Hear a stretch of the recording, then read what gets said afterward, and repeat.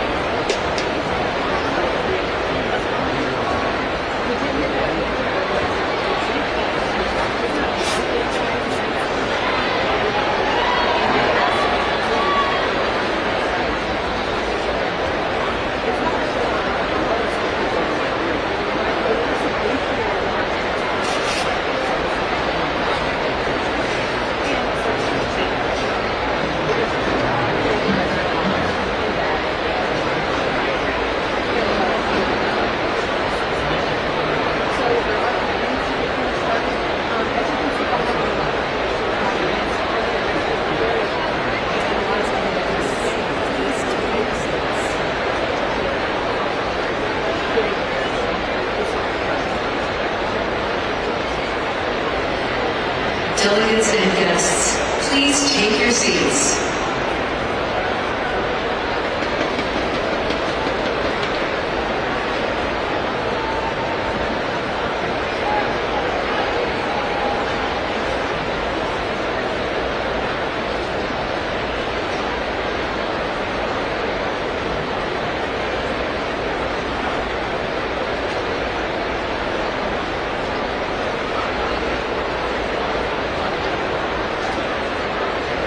It is interesting.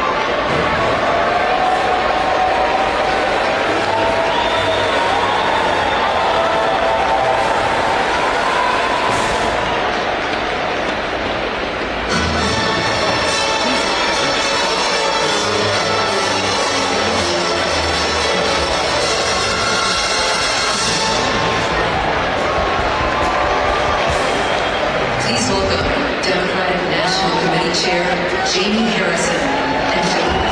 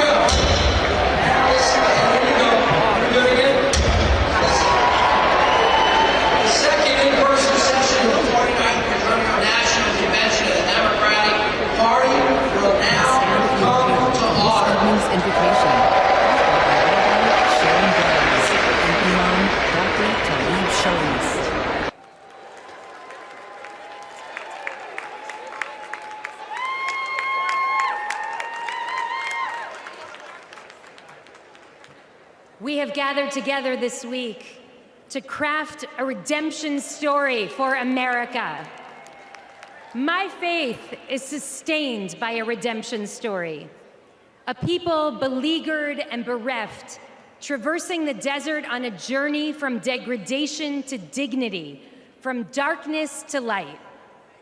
Holy One, help us write America's redemption story, a story of ceaseless striving toward a true multiracial democracy, rooted in equal justice, where every person is treated as unique, mighty, and worthy of love. In this story, politics is not a vehicle for repression, bigotry, or personal profit, but a call to service. This story counters extremism with capaciousness and compassion. It rejects the inevitability of war, affirming that every one of us, Muslim and Jew, Christian, Black, White, Latino, AAPI, queer and straight, Israeli and Palestinian, deserves to live in dignity and in peace.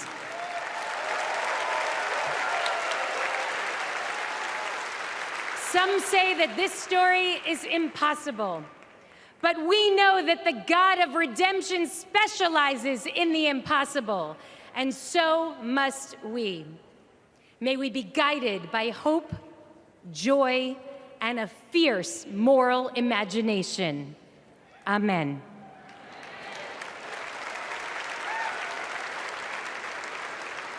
Greetings of peace.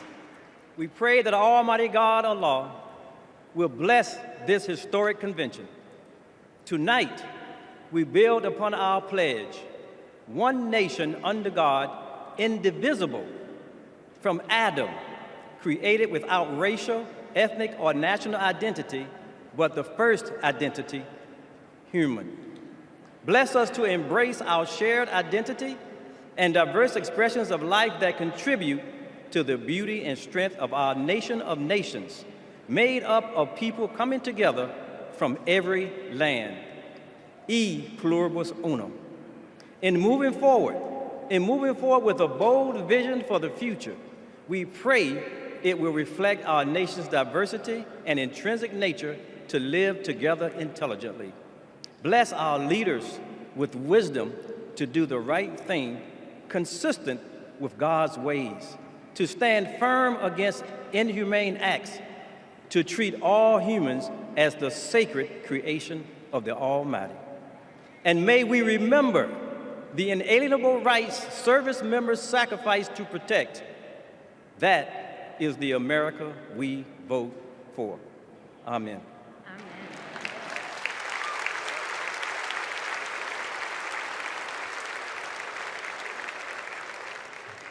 Please welcome Joshua Davis from Virginia to lead us in the Pledge of Allegiance.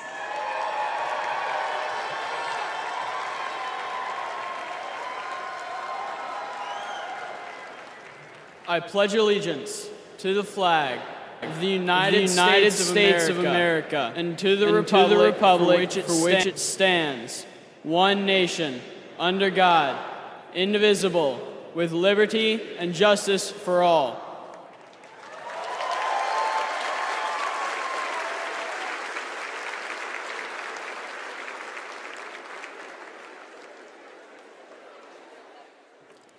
Please welcome Aristotle Garcia Byrne to sing our national anthem.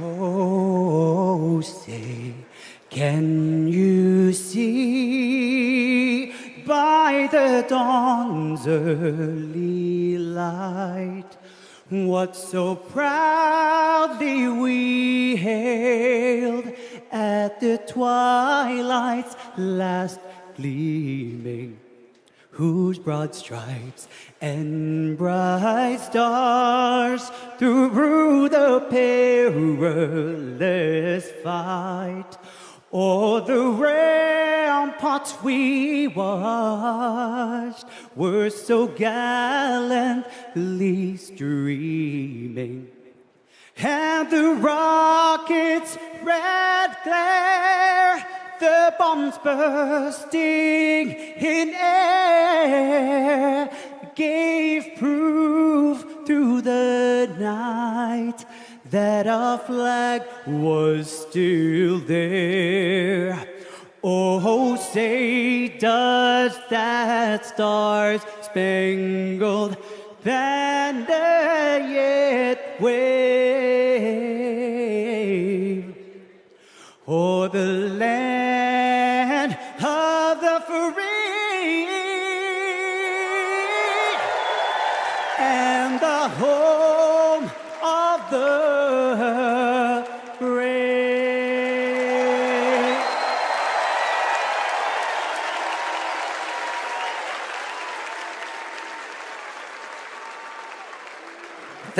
Thank you, Aris.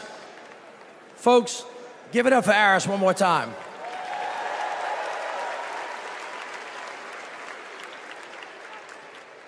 I'd like you to pause with me for a minute. 2 years ago, my dad died, the late Moon Landrieu. He was a great leader. He was a great mayor, secretary of HUD. He lived his life for others.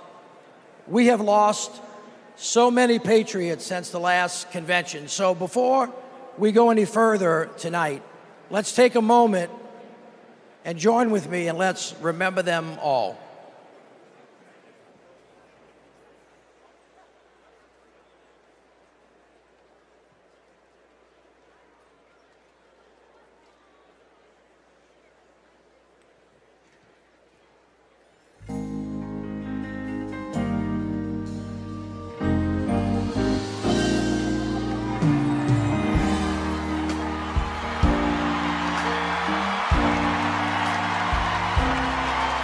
I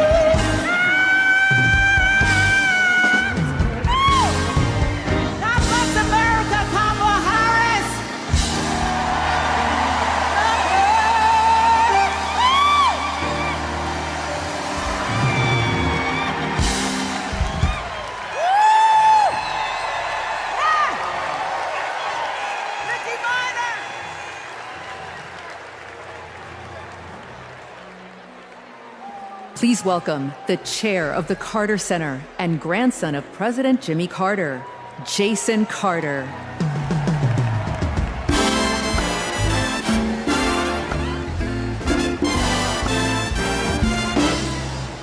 Hello, I'm Jason Carter. My grandfather, President Carter, will have his 100th birthday in October. I call him Pawpaw, and I can tell you that he wishes he could be here tonight. He and my grandmother led their lives with an unwavering faith in God, a respect for human dignity, honesty, and a commitment to loving their neighbors as themselves. Those principles guided them throughout their lives, including during their 4 years in the White House and the 4 decades since.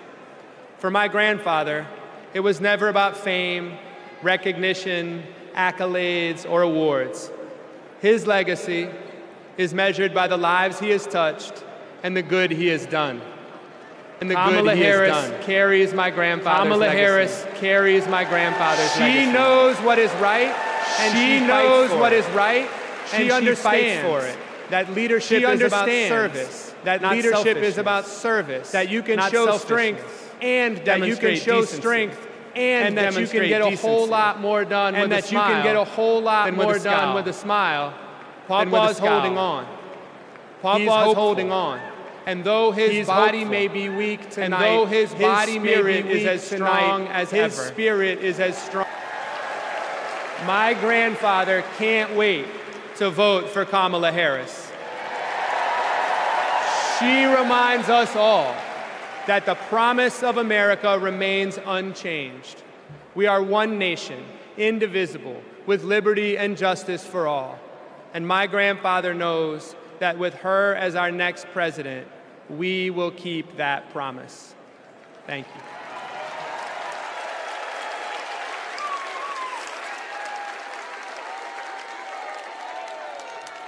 Please welcome delegate from New York and grandson of President John F. Kennedy, Jack Schlossberg.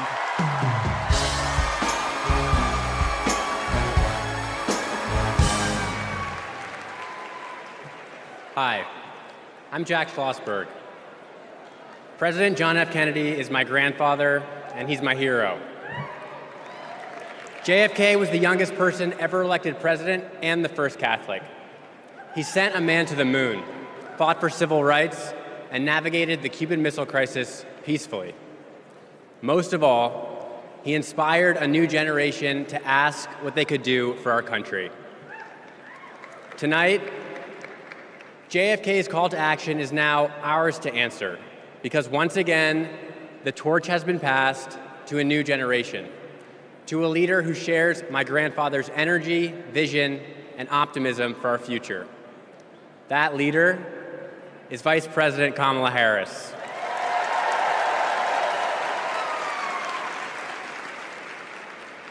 Like President Kennedy, Vice President Harris has dedicated her life to public service. She believes in America, like my grandfather did, that we do things not because they're easy, but because they are hard. As president, she will fight for working families. She will expand investments in clean energy so that my generation will have clean air and good jobs. She will defend our freedoms, the freedom for women anywhere in America to make their own healthcare choices, the freedom to be safe from gun violence, the freedom to vote easily and without fear. The choice is ours to make, and history is watching to see what we will do. Now, let's elect Kamala Harris the next President of the United States. Thank you.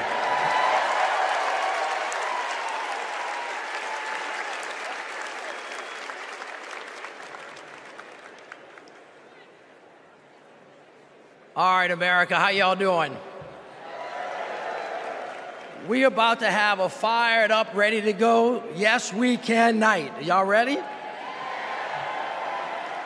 Well, as you can see, the torch has been passed to a new generation. So let's start off the night by talking about what's at the heart of the Harris-Walz agenda. Defending our freedoms, advancing opportunity, protecting our democracy. But the other guys, Donald Trump, J.D. Vance, they want to rip away our rights, crush the middle class, and destroy our democracy. Their version of freedom is the government creeping creepily closer to every part of our lives. They're coming for our books, they're coming for our marriages, they're coming for our bodies, they're even coming for women who don't have kids. But this just isn't about what we stand against. It's about what we stand for. Kamala Harris and Tim Walz have a bold vision for America's future where every American has a fair shot at the American dream. Kamala Harris and Tim Walz will build a future that belongs to all of us because we are one nation, not two. Indivisible with liberty and justice for all, not some. We are part of one nation, pledging allegiance to one flag, and that is the flag of the United States of America. Hear this. America is great because of who we are, and more importantly, who we strive to be. My friends, our best days are ahead if we stick together. My friends, say it with me. Let them hear it to the rooftops. We are not going back. So now please help me welcome. Please help me welcome from the great state of Pennsylvania, the great Representative Malcolm Kenyatta.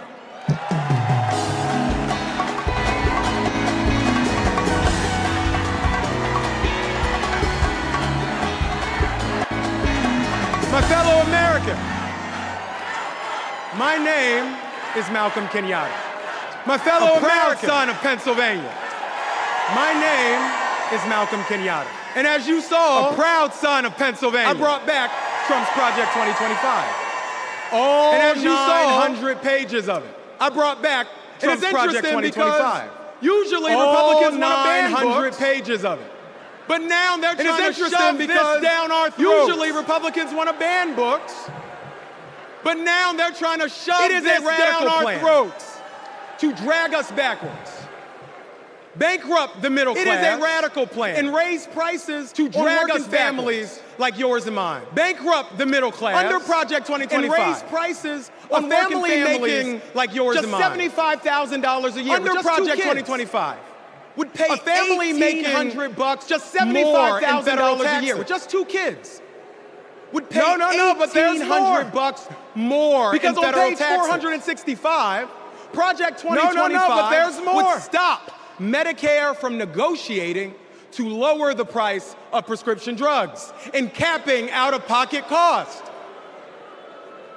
And on page 587, Project 2025 would cut overtime pay for hard-working Americans. But my friend, these bad ideas aren't new. As long as we have been fighting to make America work for working families, there have been greedy corporate interests trying to take us back. In 2019, my grandma, a civil rights warrior, called me, her voice cracking, and she said, "I'm so sorry, baby. I'm so sorry. I thought my generation had fixed this. And here you are fighting the same battles." But I want to tell you tonight, my friends, what I said to my grandma. I said, it's okay, Grandma. It's just our turn. It's just our turn to stand up for working people and to stand up for our nation's promise. It's just our turn to defend our rights and to ensure that democracy doesn't die on our watch. It's our turn to make history, my friends, by electing Kamala Harris as the next President of the United States of America. God bless you. May God protect our troops.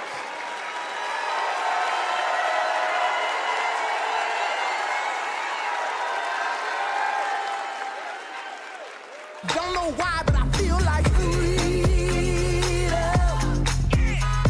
I've seen how the Biden-Harris focus on making healthcare affordable for middle-class Americans has benefited so many of my patients. I support Kamala Harris because she fights for the working family and she thinks about the future of our country. Trump tried to take our country backward. She has taken action to make sure childcare and home care are accessible and affordable. I am a type 1 diabetic since the age of 10, and having my insulin is not an option. My name is Anne from Wisconsin, and this is my daughter, Isla. Isla qualifies for a type of Medicaid based on a level of care for children with disabilities. Donald Trump attempted to cut Medicaid every single year he was in office. Kamala Harris is the only candidate on the ticket this year that will actually continue to fight to get caps on insulin, and we need her in office. I am all in for Harris 2024.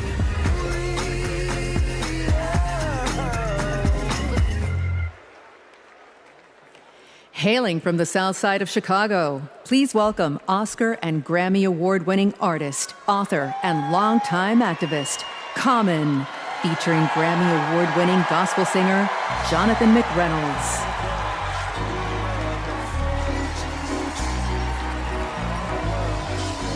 I thank God for this moment in time where Kamala Harris will change the world for the better with love, hope, and grace. We fortunate.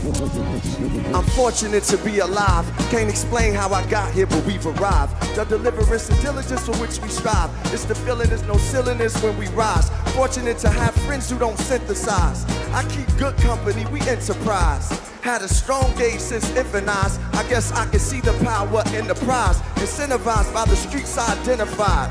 Other people's struggles I don't minimize. Fortunate to be born and raised in the shy. Salt of the earth, people with the bravest eye. They say your God is the truth, I wasn't raised to lie. Fortunate to be so que sera. Every day that I get up, I trace the sky. Draw with the most high on the place that I am. And that's fortunate, you can feel it in the air. Hey yo, it's love out there. Hey, the feeling is free.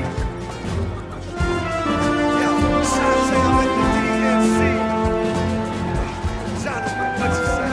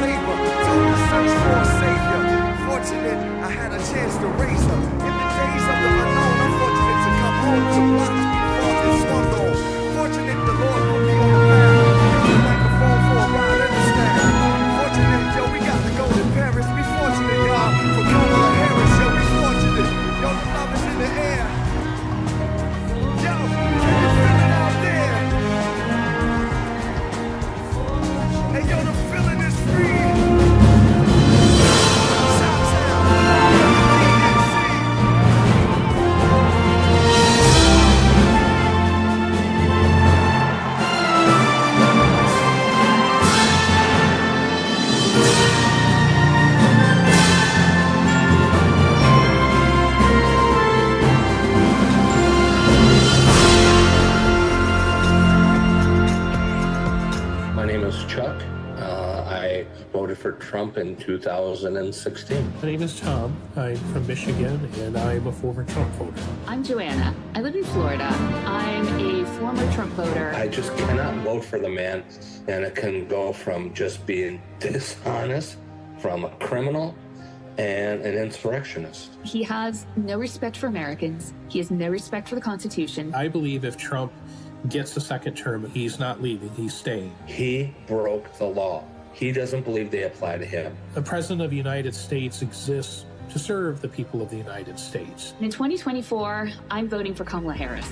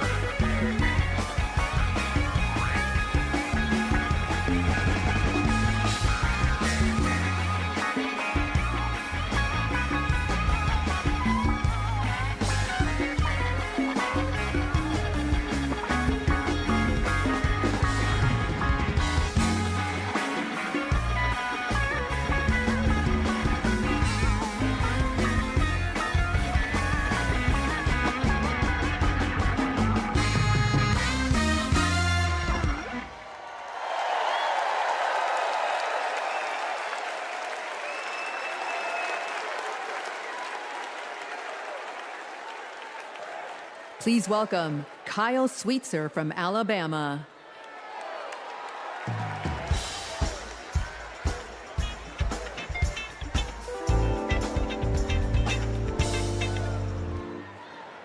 I voted for Trump not once, not twice, but 3 times. You see, I work in construction. I work with my hands. He told us he'd look out for blue-collar workers. So I made my first ever political donation to Trump. And I donated to him many times throughout his presidency. But then I started to see Trump's tariff policy in action. Costs for construction workers like me were starting to soar.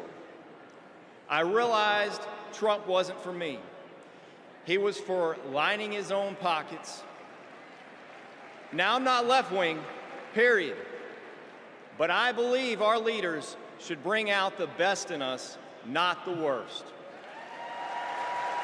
That's why I'm voting for Kamala Harris. She's tough. She's going to tackle inflation. Trump will make it worse. I'm voting for Kamala Harris because she'll make us proud to be American again.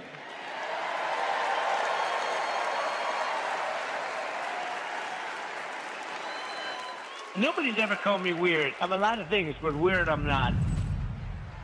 The late, great Hannibal Lecter is a wonderful man. You know what I'd do if there was a shark or you get electrocuted? I'll take electrocution every single time. Bing, bing, bing, bing, bing. She said Kamala has one big advantage. She's a very beautiful woman. I'm a better looking person than Kamala. He says, you're not going to be a dictator, are you? I said, no, no, no. Other than day one. I'd like to congratulate Vladimir Putin for having made yet another great deal. Kim Jong-un I had a good relationship with. He's a tough, smart guy. Now, if I don't get elected, it's going to be a bloodbath. Well, they're the weird ones. JD is not at all. The people who are most deranged and most psychotic are people who don't have kids at home. Let's give votes to all children in this country, but let's give control over those votes to the parents of those children. In 4 years, you don't have to vote again. We'll have it fixed so good you're not going to have to vote.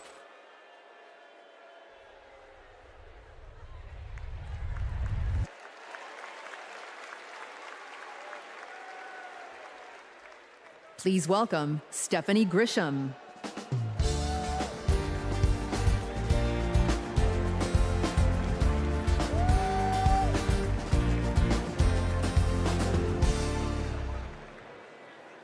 I wasn't just a Trump supporter. I was a true believer. I was one of his closest advisors. The Trump family became my family. I spent Easter, Thanksgiving, Christmas, and New Year's all at Mar-a-Lago. I saw him when the cameras were off. Behind closed doors, Trump mocks his supporters. He calls them basement dwellers. On a hospital visit one time when people were dying in the ICU, he was mad that the cameras were not watching him. He has no empathy, no morals, and no fidelity to the truth. He used to tell me, it doesn't matter what you say, Stephanie. Say it enough and people will believe you. But it does matter. What you says matter, and what you don't say matters. On January 6th, I asked Melania if we could at least tweet that while peaceful protest is the right of every American, there's no place for lawlessness or violence. She replied with one word, no. I became the first senior staffer to resign that day. I couldn't be part of the insanity any longer. When I was press secretary, I got skewered for never holding a White House briefing. It's because, unlike my boss, I never wanted to stand at that podium and lie. Now here I am, behind a podium, advocating for a Democrat. And that's because I love my country more than my party. Kamala Harris tells the truth. She respects the American people, and she has my vote. Thank you.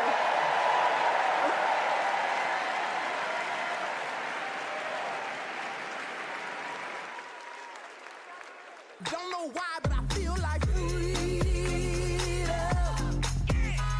At our 12-week ultrasound, our worst nightmares came true. The baby had stopped growing, but my body had not let go. I was told I was not eligible for any treatment at that point. The Dobbs decision was official and abortion was banned. In 2021, I needed an abortion. After an ectopic pregnancy, I was able to access life-saving medical care when I needed it, and now I'm turning to IVF to build my family. I'm supporting Kamala Harris because I'm an IVF mom. It's not just the headline-making stories that these bans impact. It impacts people trying to build families, just like me. All Americans deserve the right to build their families in the way they know is best for them. We need to band together and elect Kamala Harris as the next president of the United States.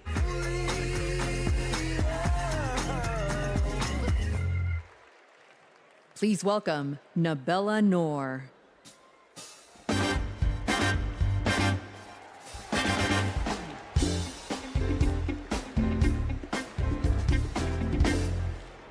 What calls me here tonight is hope.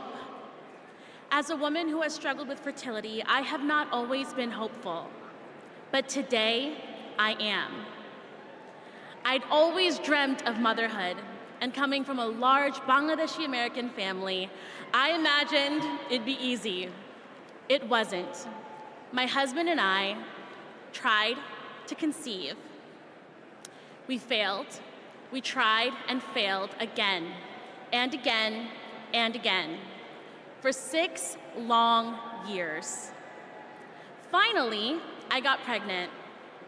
We were overjoyed, but then I miscarried. I was devastated. It was only after sharing my story online and hearing from women about their experiences with IVF that I felt a tiny glimmer of hope. So I started the IVF process. But just a few weeks before my egg retrieval, I learned I was pregnant. Today, we have 2 beautiful daughters. But this is not everyone's ending. For many women, IVF is the only choice. That choice and more is at stake in November. The freedom to plan your family, the hope of having a family at all. I'm here to stand with everyone fighting for our reproductive freedoms, because my daughters and yours deserve every option, every hope, every possible future. To anyone listening who is struggling to start a family, you are not alone. We will not let you lose hope. Because when we come together to raise our voices with love, we win. Thank you.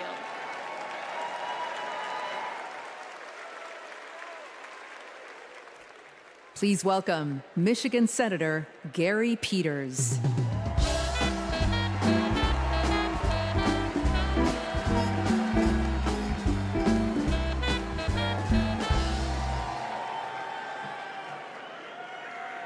In Michigan, we believe we have to build an economy that grows the middle class. And we know that when unions succeed, all workers win. I was raised in a union household. My father was a teacher, and my mother a nurse's aide. And they gave me and my sisters what every parent wants to provide for their children, an opportunity to pursue their dreams. I went to public school, I worked odd jobs, became an Eagle Scout. And Kamala Harris and Tim Walz grew up just like me. And I know they will fight for all of us. They will make it easier to raise our families and to retire with dignity. Just look at the record. As Vice President, Kamala Harris helped pass legislation that finally allowed Medicare to negotiate and lower the cost of prescription drugs. She brought manufacturing jobs back to the United States of America. And as governor, Tim Walz signed the largest infrastructure investment in Minnesota history.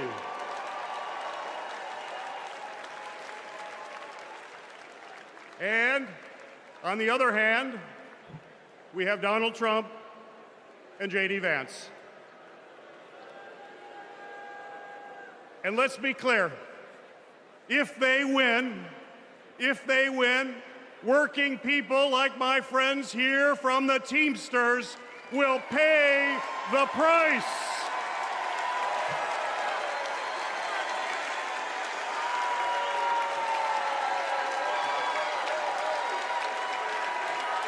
Their Project 2025 agenda is the same old, gut overtime pay, cut healthcare programs, and give billions in tax breaks to billionaires.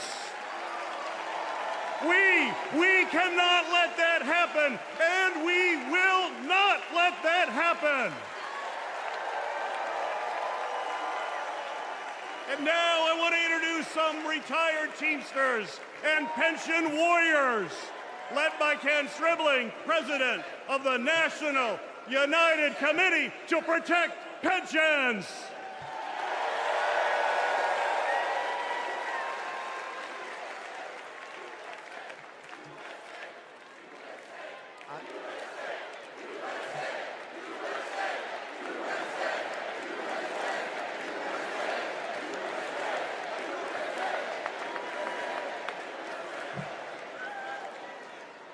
I am Kenneth Stribling, a proud retired Teamster from Local 200 in Milwaukee, Wisconsin.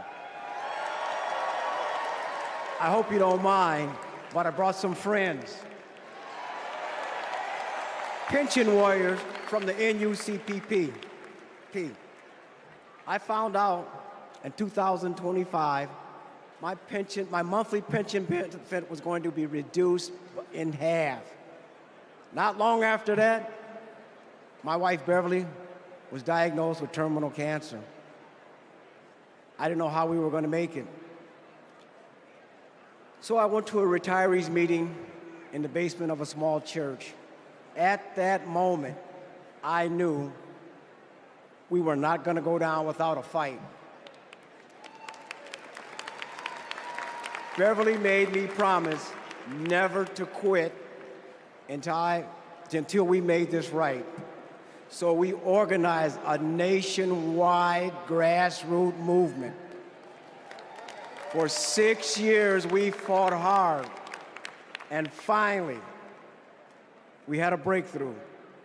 After 50 days in office, the Biden-Harris administration passed the American Rescue Plan, including the Butch-Lewis Act, to save our pensions and secure our retirement. They got it done without one single Republican vote in Congress. They saved over 1 million pensions, including 33,000 from my state, Wisconsin, 52,000 from Pennsylvania, 61,000 from Michigan. As president, I know Kamala Harris will have our backs. She will fight for our retirement, Social Security, and Medicare. Beverly passed away in 2019, but I kept my promise, because a promise is a promise is a promise. Thank you.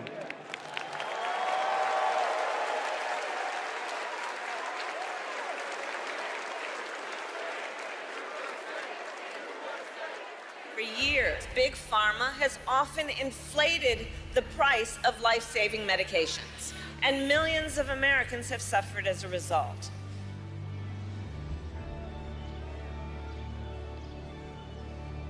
Those costs got passed on to our seniors, but not anymore.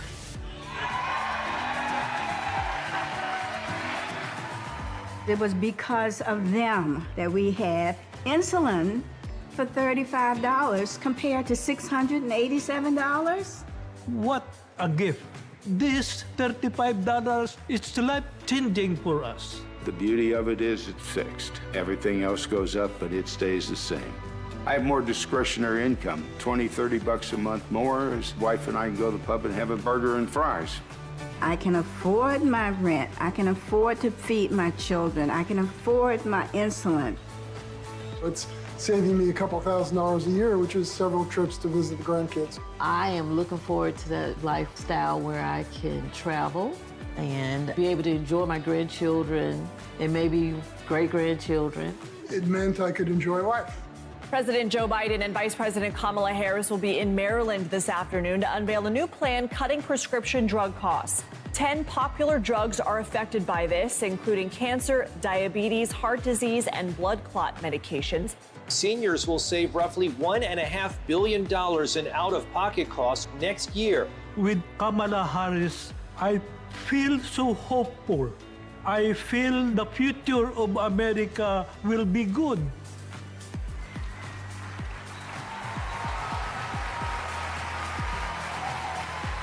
As president, I'll lower the cost of insulin and prescription drugs for everyone. I am so excited. I can't hardly stand it. We're going to only go forward. We can't go back.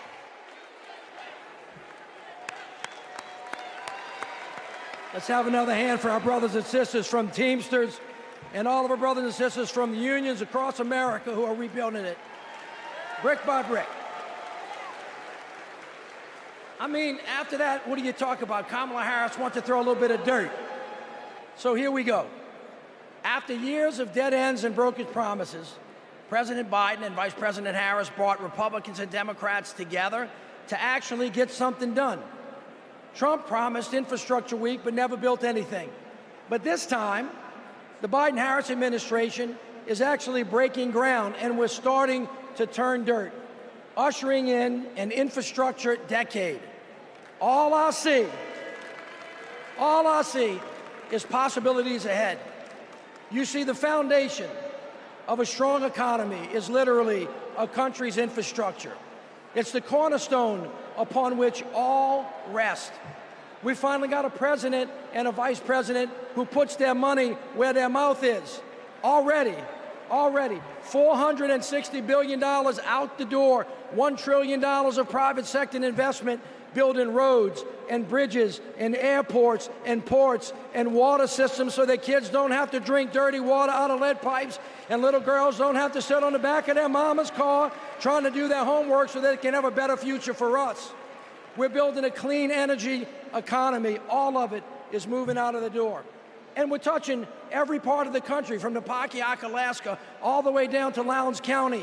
We have over, hear me now, 60,000 projects all across this country with funding already underway. We're hitting the ground running, and it's right in everybody's backyards.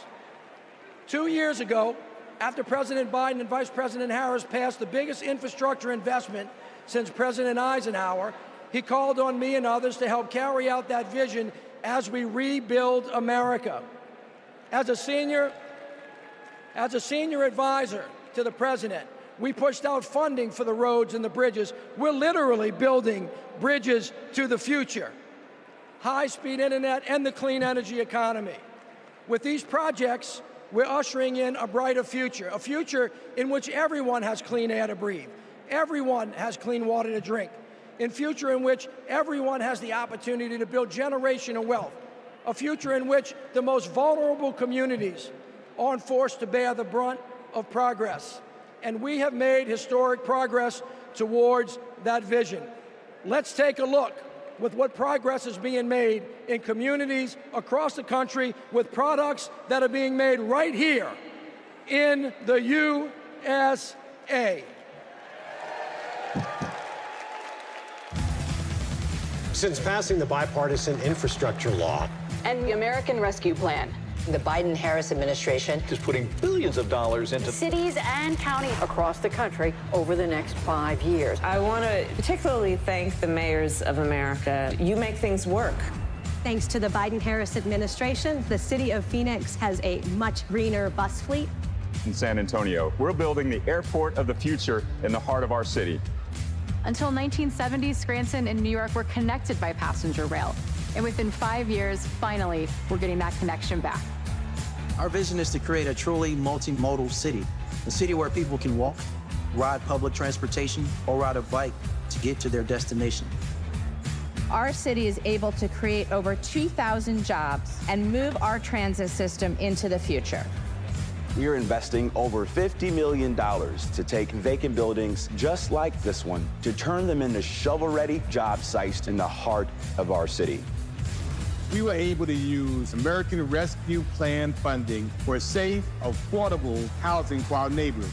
When a dilapidated apartment complex was condemned, we were able to swiftly relocate these tenants. In Tucson, we have planted or distributed over 100,000 drought-tolerant trees to combat extreme heat. In the great city of Baltimore, Maryland, we're opening brand new rec centers that are closing in our city, and many, many, many more investments thanks to President Biden and Vice President Harris.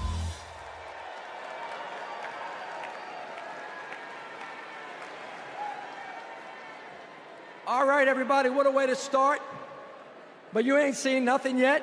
We got a great night planned, and it all starts off, all of you get to participate in this, in the roll call. It starts off with something unlike anything you've ever seen. So look, stick around. We're gonna be right back at you.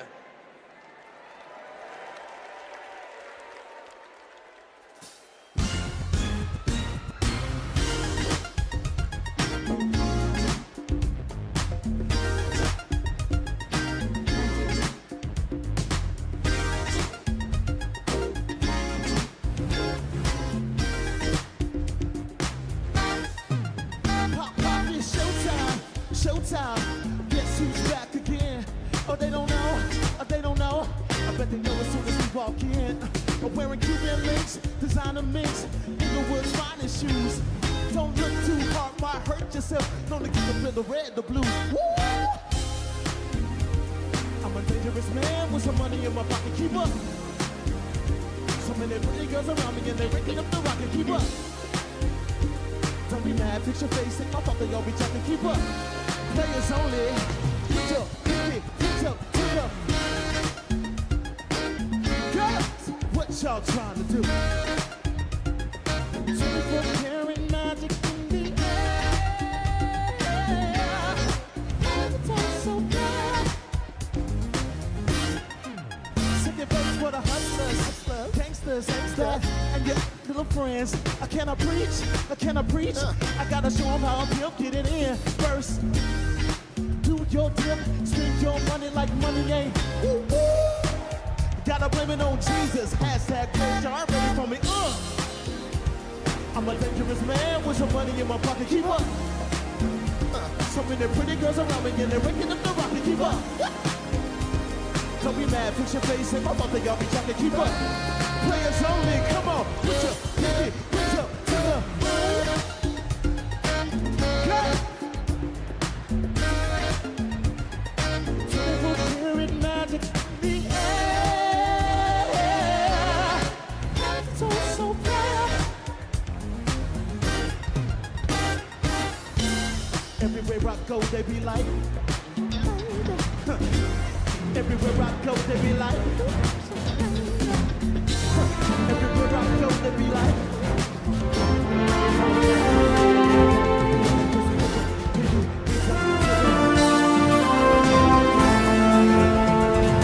What's that sound?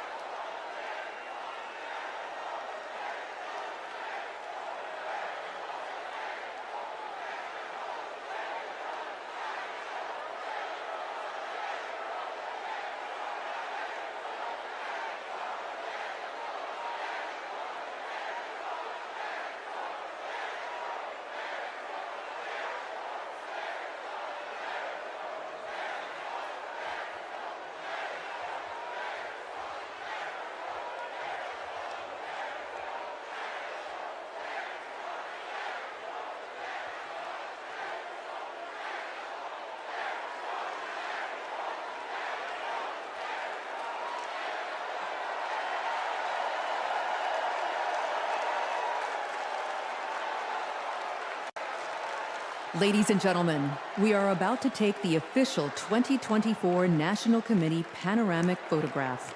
At this time, we would ask all of the delegates and guests to take their seats and get ready for this historic photo. During the photo, there should not be any movement in the hall. If anyone moves, anyone behind them will be blurred. There will be one digital rotation. There will be one photo taken with a 110-year-old film camera by Abbas Shir Mohammadi, fourth-generation photographer who has captured all of the past Democratic and past 10 swearing ceremonies. The camera is ready. Please listen to Abbas, who is located in the center blue press stand in the center of the hall.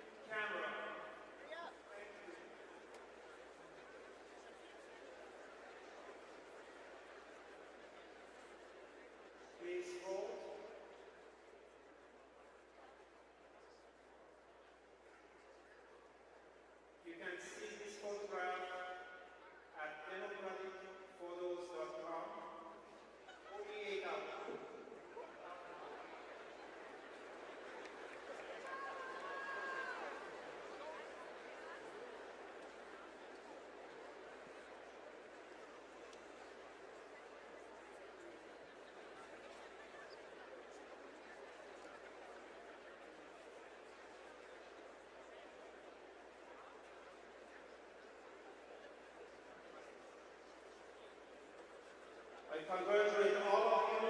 Thank you for your attention.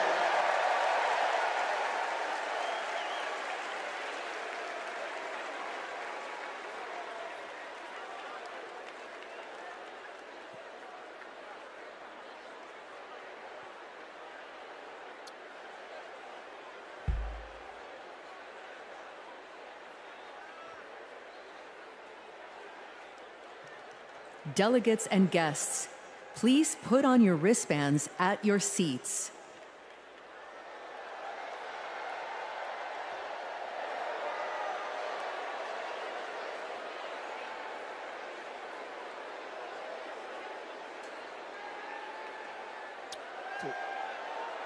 I'm gonna just count y'all off.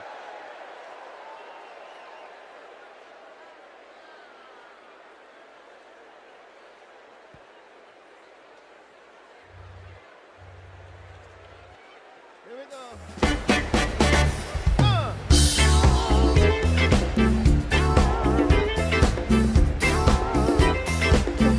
Knock it out.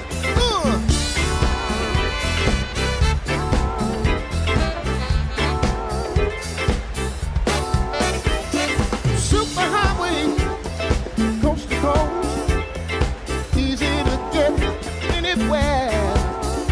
On the transcontinental overload.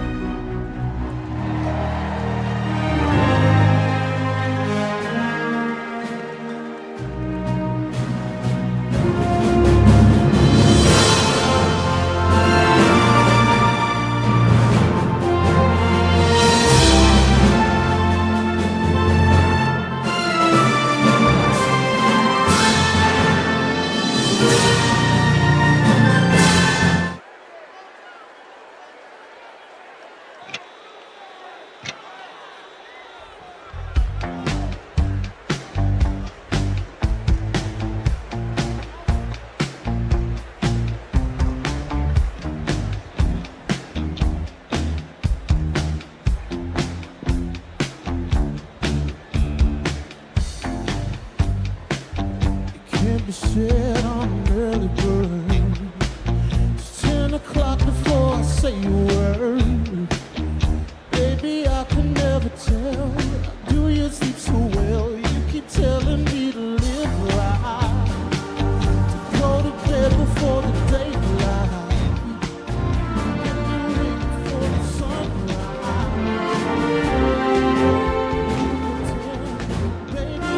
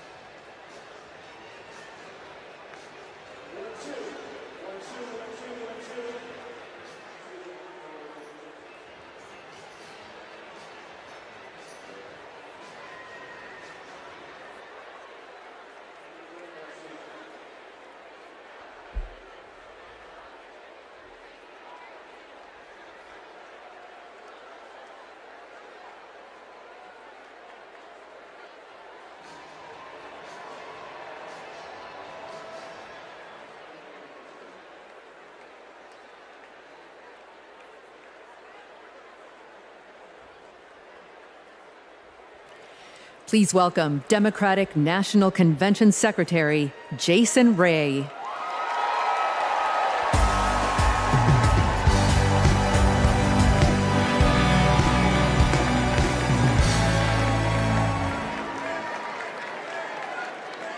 Well, good evening, delegates. My name is Jason Ray, and I'm honored to serve as the secretary of both the Democratic National Committee and the Democratic National Convention. I remember watching my very first convention on television when I was just 10 years old. It was the 1996 convention right here at the United Center.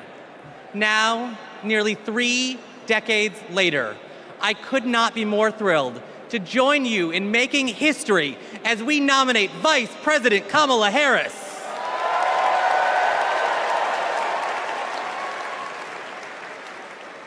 Pursuant to our convention rules, we will now proceed with the celebratory roll call vote for the Democratic Party's candidate for the 47th President of the United States of America.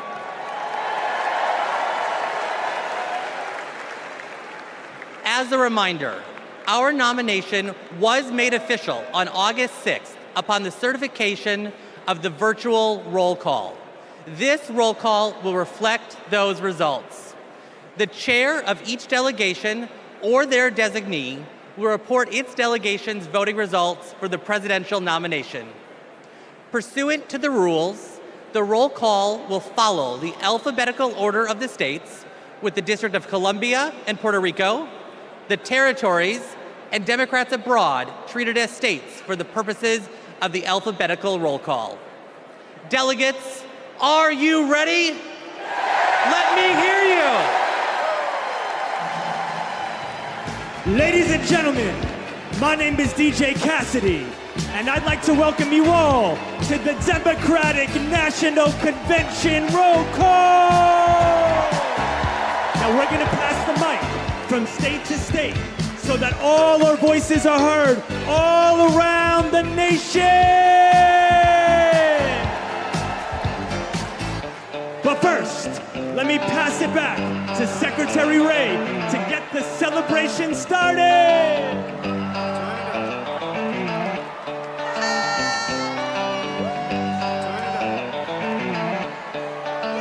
Alabama, how do you cast your votes?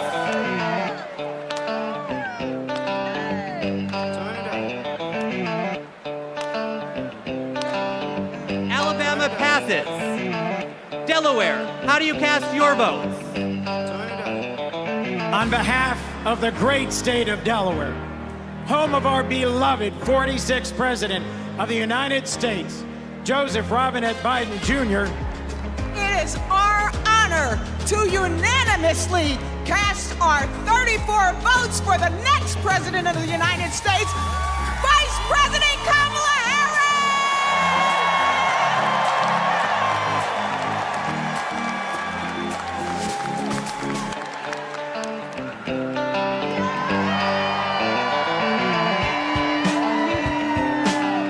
Thank you, Delaware. Alabama, how do you cast your votes?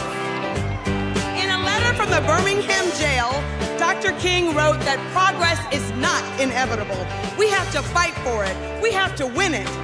Kamala Harris will protect the legacy and the progress that we've made by our forefathers and our foremothers, and she will advance it. She will safeguard our freedom to vote by passing the John Robert Lewis Voting Rights Advancement Act. She will fight for freedom and opportunity and build an economy that works for everyone. So, from Huntsville to Mobile, from the Black Belt to the Wiregrass, from the historic civil rights cities of Birmingham, Montgomery, and my hometown of Selma, from the people who brought us the Voting Rights Act and the Civil Rights Act, the proud, great state of Alabama proudly cast 56 votes for the first Black woman President of the United States of America, Kamala Harris, and the next Vice President, Tim Walz.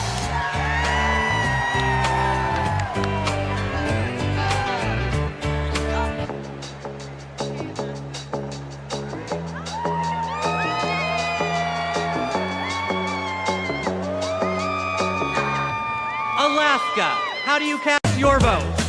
Alaska's motto is North to the future. And that's exactly where Kamala Harris and Tim Walz are going to take us. A future full of opportunity for everyone. As a teacher, a union member, and a proud Black woman, it is my honor to cast Alaska's 19 delegates for the next president of these United States, Kamala Harris.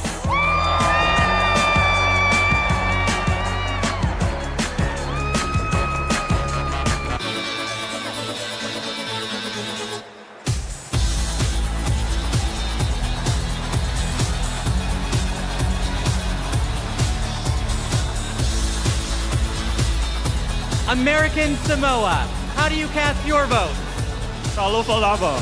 Here in American Samoa, faith, service, and community are everything. That's why we cast 10 votes for our next president, Kamala Harris.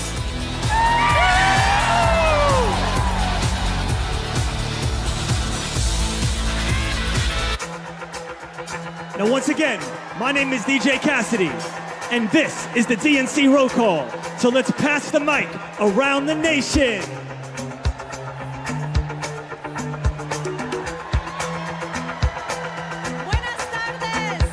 Arizona, how do you cast your vote?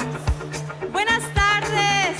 From the Grand Canyon state of Arizona, the future of the Democratic Party, where we've been bringing the heat since 2020, electing Democrats up and down the ballot. Our diverse coalition is proud to cast our 85 votes for Kamala Harris.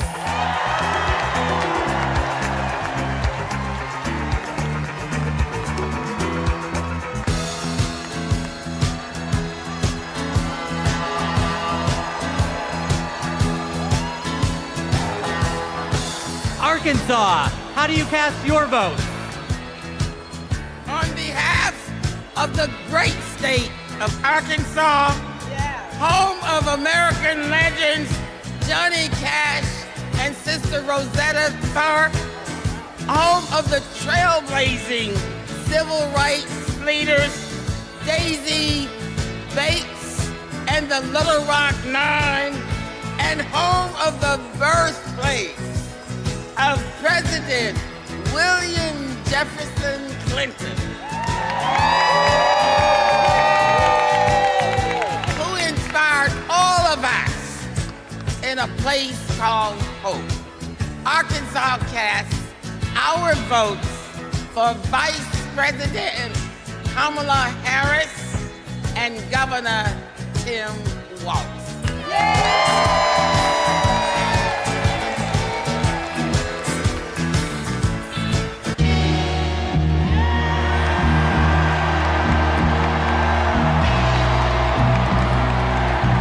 California, how do you cast your vote?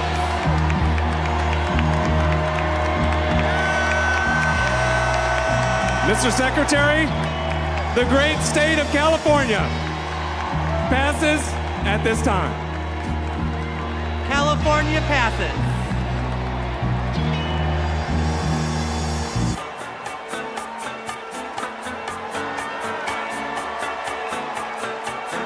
Colorado, how do you cast your vote? Mr. Secretary, in Colorado, we know how to climb mountains, and we're going to make sure Kamala Harris and Tim Walz reach the summit and win this election. Colorado proudly casts its votes for Kamala Harris. Get it go!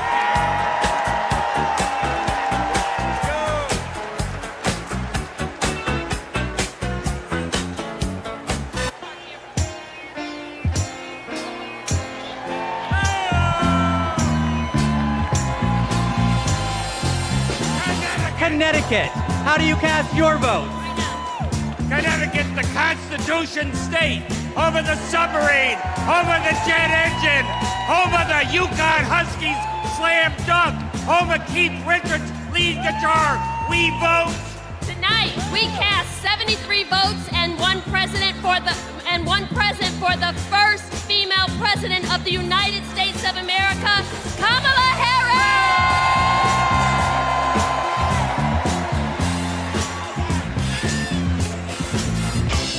Now we're passing the mic all around the world tonight. So let's join together. Here we go, here we go, here we go, let's go!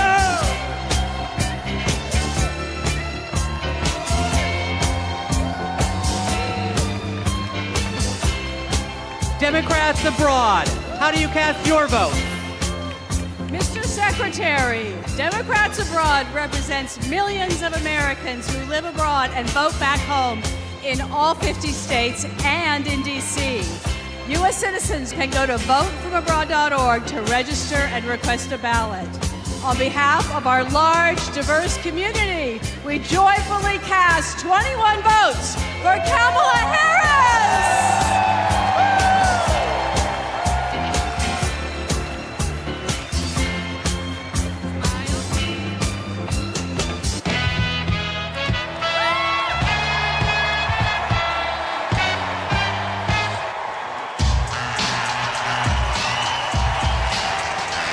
The District of Columbia, how do you cast your vote?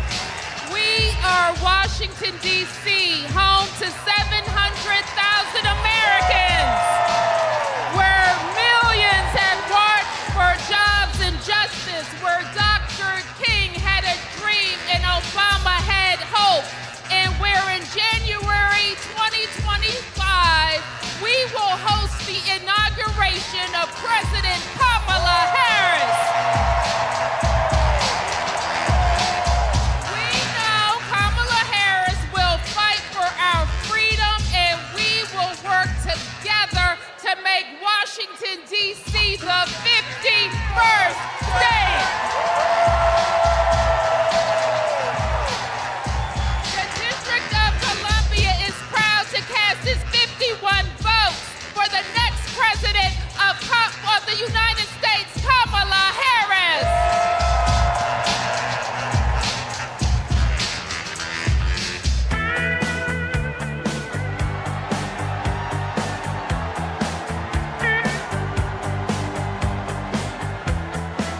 Florida, how do you cast your vote?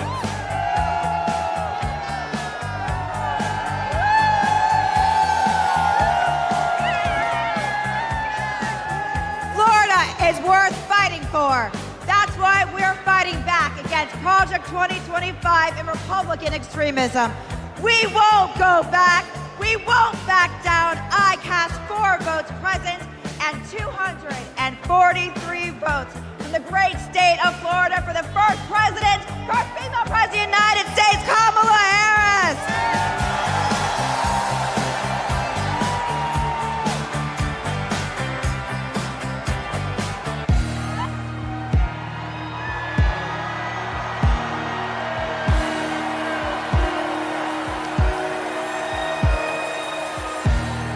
Georgia, how do you cast your vote?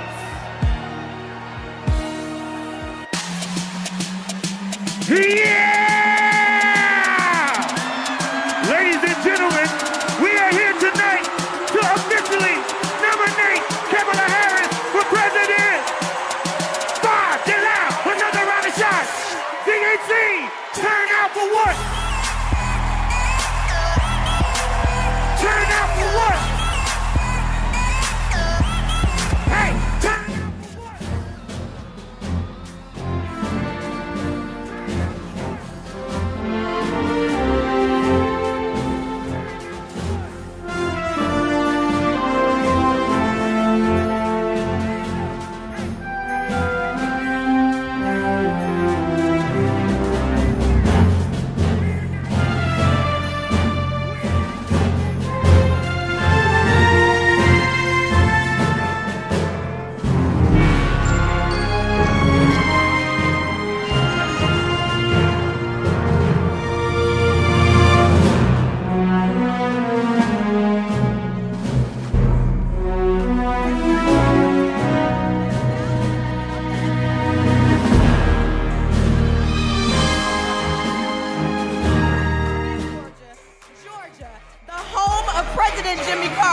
the cradle of the civil rights movement, where we fight for our freedom.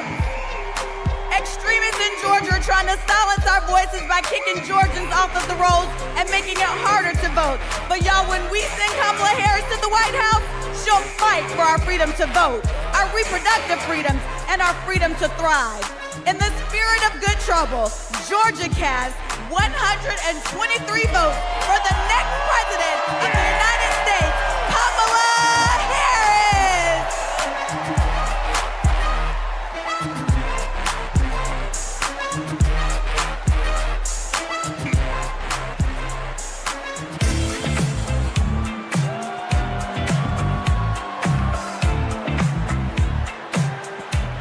Guam, how do you cast your vote? Hafide Todo Centro. I am Governor Noom Young Guerrero, the first female governor of our beautiful island of Guam. The home of the indigenous Chamorro people.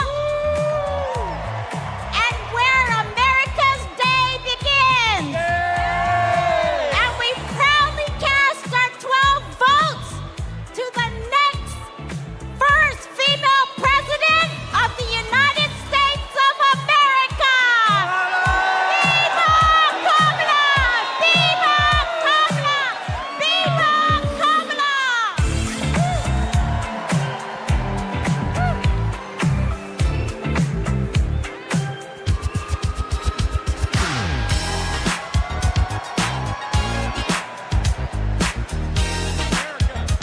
Aloha, Hawaii, how do you cast your vote?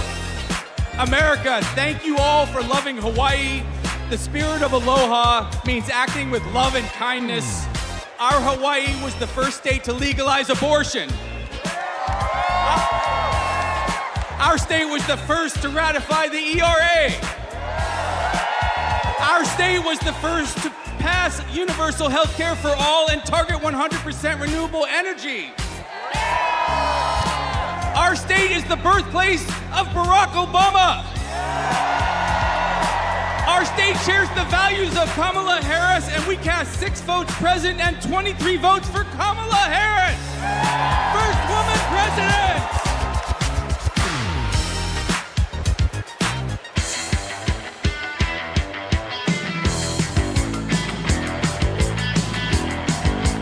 Idaho, how do you cast your vote?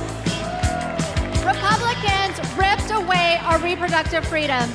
The Idaho Democrats are mounting our comeback. For the first time in decades, we're running in every legislative district. We are not going back. Idaho cast 27 votes for Kamala Harris.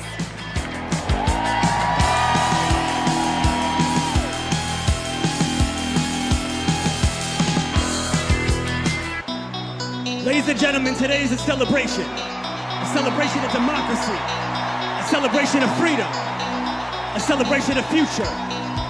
Chicago, are you ready?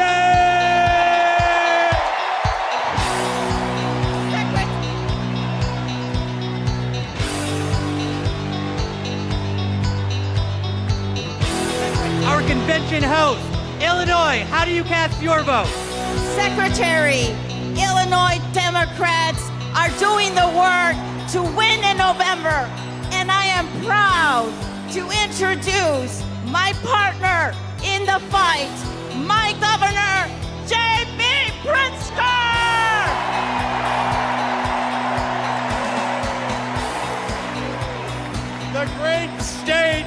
The great state of Illinois, the prairie state, home of 4 presidents, including President Barack Obama. The birthplace of skyscrapers and the adopted home of Superman. The cornerstone of the Midwest Blue Wall. The first state to ratify the 13th Amendment ending slavery. And the 19th Amendment granting women the right to vote. Illinois casts 1 vote present and 176 votes for the next president of the United States, future Madam President Kamala Harris.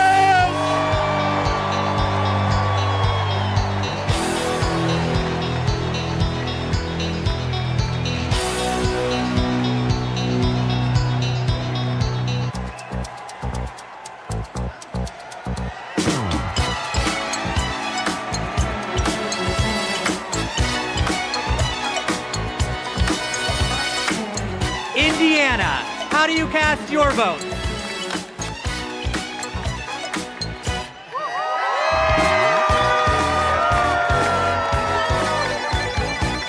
Indiana welcomed me into its heart.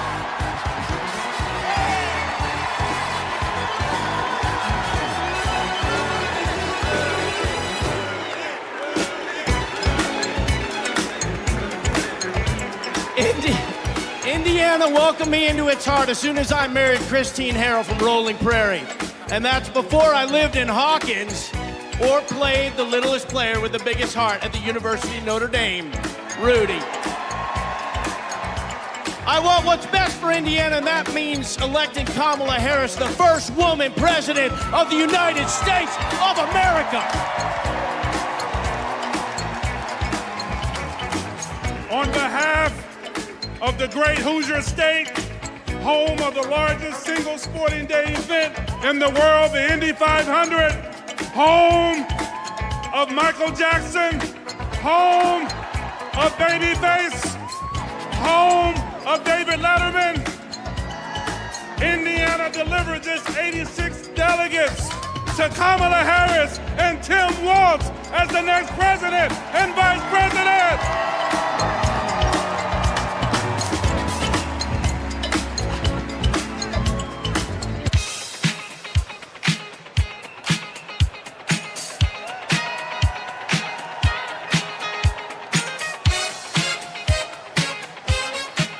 Iowa, how do you cast your vote? Thank you, Mr. Secretary. The tall corn state of Iowa, the state that launched Barack Obama on his way to the presidency, the state that put education on its state quarter, and the state that feeds and fuels the world, casts one vote absent and 45 votes for the next president of the United States of America, Kamala Harris.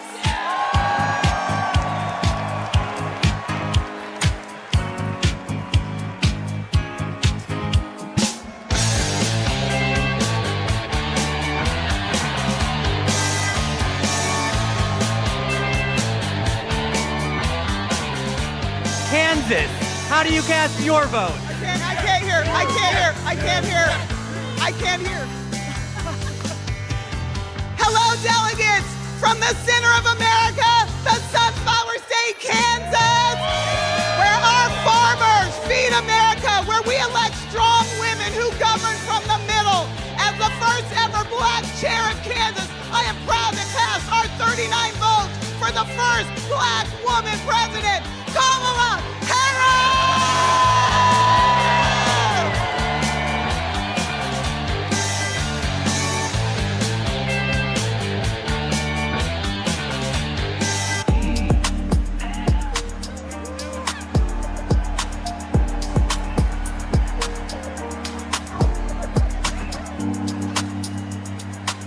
The Commonwealth of Kentucky, how do you cast your vote? Since 2021, the Biden-Harris administration has shown up for the Commonwealth of Kentucky, and today we're showing up for Vice President Harris. With this administration, we've broken every record for private sector investment, exports, tourism, wages, and new jobs. Together, we're building the 2 largest battery plants on planet Earth, and we opened the cleanest, greenest recycled paper mill the world has ever seen. We are proud to cast 56 votes for the next president of the United States, Kamala Harris.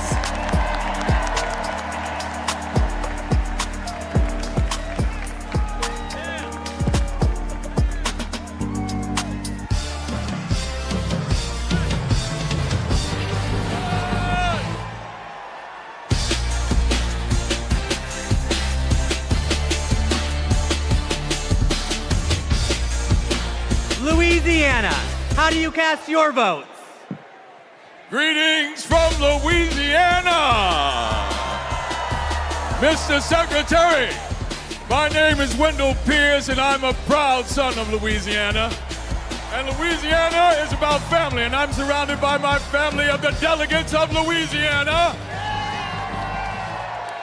And our great Congressman, Troy Carter. Louisiana casts its votes in support of our democracy, and we stand in line for a more perfect union. And born out of that democracy from the Big Easy, the northernmost Caribbean city, the last Bohemia was jazz. And nothing can be more emblematic of jazz and democracy than what we swing with in the Big Easy. And it's because of that that I am here to cast my personal vote for the next President of the United States, Kamala Harris. And now, the leader of our party, Mr. Randall Gaines. The great state of Louisiana, a state that embodies the principles and spirit of hope and resilience, and so does Kamala Harris. The great state of Louisiana cast its one vote present, and our 47 votes for the next President of the United States, Kamala Harris.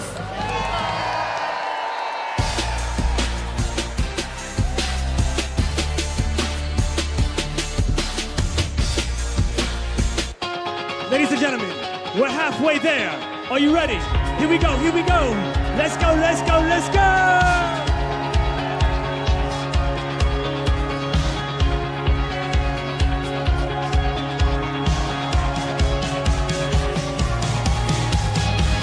Next up is Maine. Maine, how do you cast your vote? Mr. Chair, great state of Maine, home of environmental climate activists and champions like Edmund S. Muskie and George Mitchell. Happy birthday today, George. The state where the sun rises first on the nation over our bold and rocky coast, bringing with it today a new day for the brave and open-hearted people of this country. We have improved lives, restored rights, and preserved our environment in Maine for future generations. Maine leads, and as Maine goes, so will go the nation.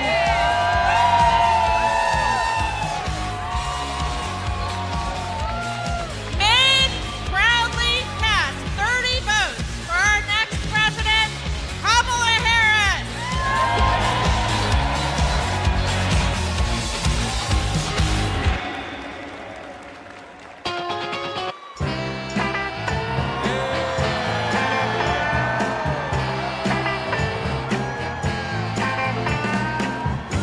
Maryland, how do you cast your vote? We are Maryland!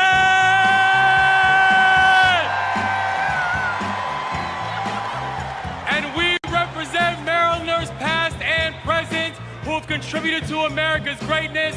We are the birthplace of Harriet Tubman. We are the birthplace of Thurgood Marshall. We are the birthplace of Frederick Douglass. We are the place where soldiers defended our freedoms in Baltimore and also in Antietam, and the home of thousands of veterans who call Maryland home. And this community of patriots is proud to cast our votes for the next President of the United States, Kamala Harris!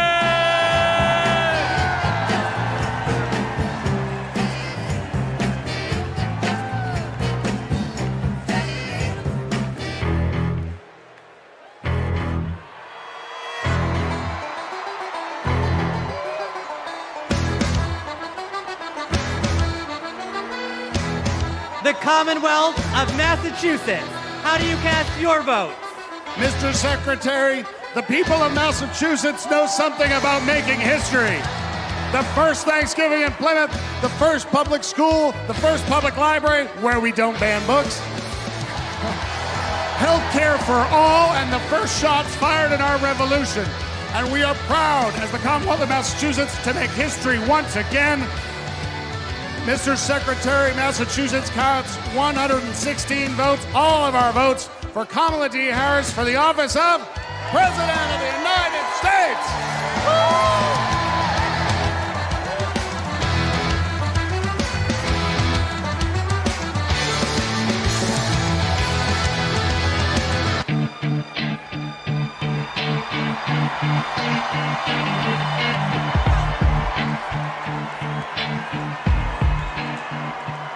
Michigan, how do you cast your votes? Good evening from the Great Lakes State. I'm Michigan Democratic Party Chair Lavora Barnes. Michigan has an incredible story. We put the world on wheels and we built the middle class. We are getting things done in Michigan in 2022. We flipped our state House of Representatives for the first time in 40 years. We're getting it done in Michigan. And I'm Governor Gretchen Whitmer. We cut taxes. We protected freedoms. We brought manufacturing home, and we know how to win. This November, we're marching together. Michigan cast three president 125 votes for our next president, Kamala Harris.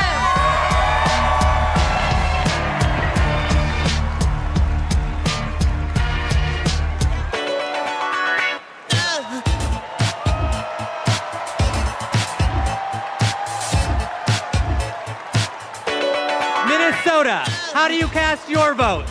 Mr. Secretary, the great state of Minnesota, home of Vice President Hubert Humphrey, Vice President Walter Mondale, and the next Vice President of the United States, Tim Walz. We pass. Minnesota passes.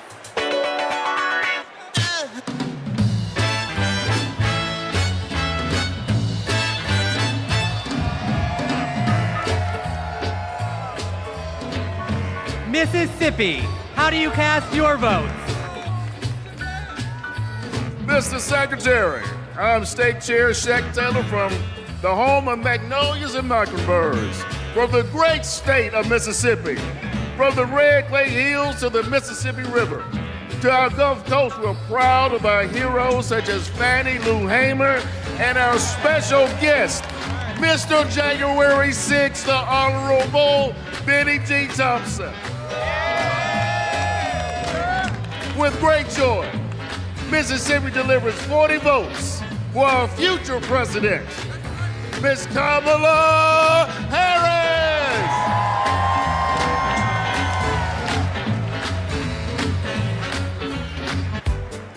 Now tonight is a celebration of love, a celebration of life. So let the celebration continue.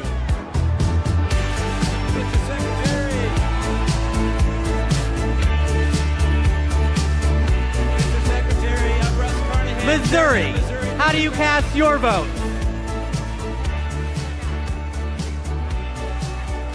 Mr. Secretary, I'm Russ Carnahan, Chairman of Missouri Democrats. We're home to Super Bowl champion Kansas City Chiefs. We are home to common sense leaders like President Truman, Senators Eagleton, Carnahan, McCaskill, and we will fire Josh Hawley and hire Marine veteran Lucas Coons. Our voters will reclaim reproductive freedom. Kamala Harris has sent a lightning bolt of energy and hope across this country, and we proudly cast 2 votes present and 68 votes for Kamala Harris and our Midwestern friend, Tim Walz.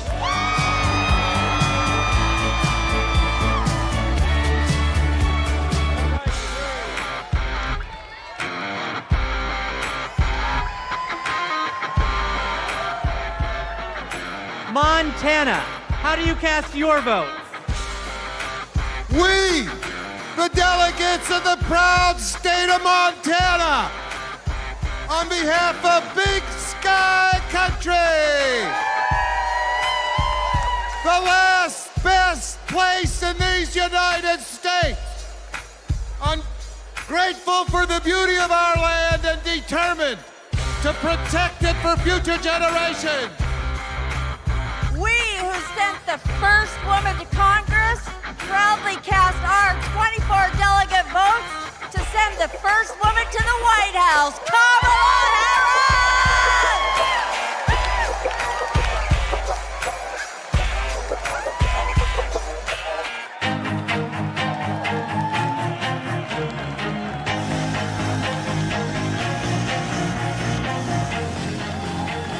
Nebraska. How do you cast your vote?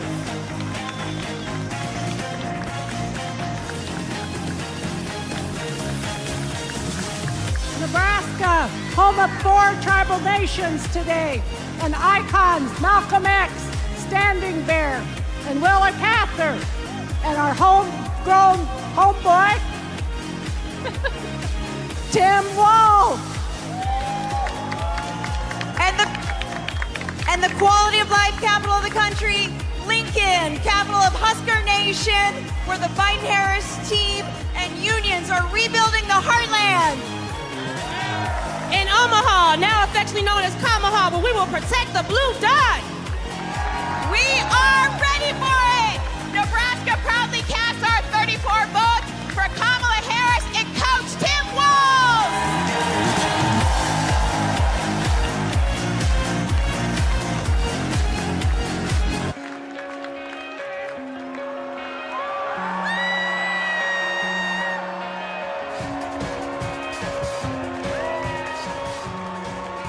Nevada, how do you cast your vote?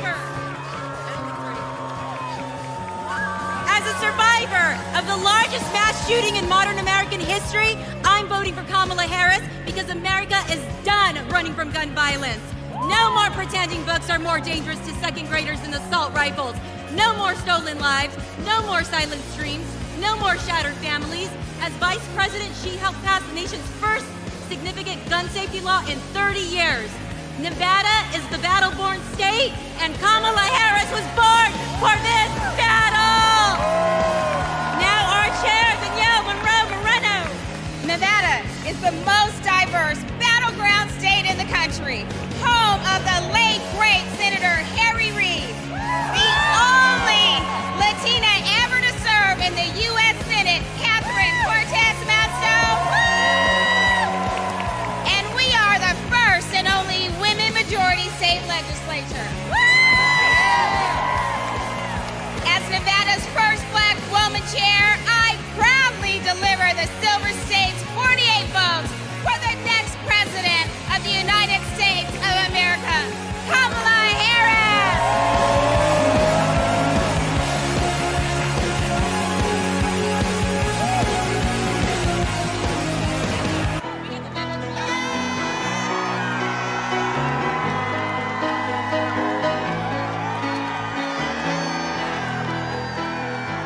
New Hampshire, how do you cast your vote? Good evening. My name is Joanne Dowdell from the great state home of the nation's first primary, New Hampshire, where we stand granite strong.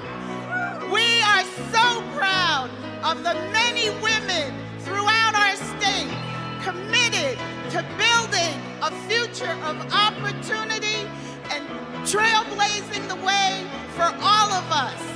And now it is my pleasure to introduce our youngest delegate, Aliana Hope Manzour.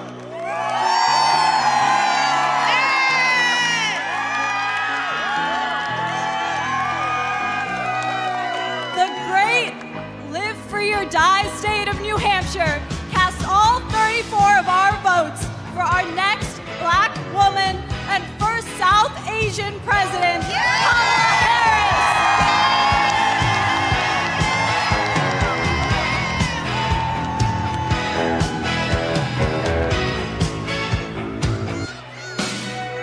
Today we come together as one nation, under one groove. Nothing can stop us now. So no matter who you are, no matter where you are, represent your state with pride as we unite for the future.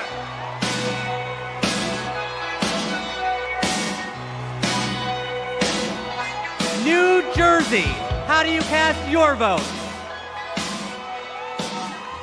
Everybody, I'm Governor Phil Murphy. We're from Jersey, baby, and you're not. In the Great Garden State, we care about protecting women's rights and lifting up vulnerable communities. That's what we mean when we say the Great Garden State. My name is Dr. Joey Perella, pronouns she, her, hers. I'm a proud resident of the Garden State. I'm proud to stand with Kamala Harris and Tim Walz because they stand with the LGBTQ community.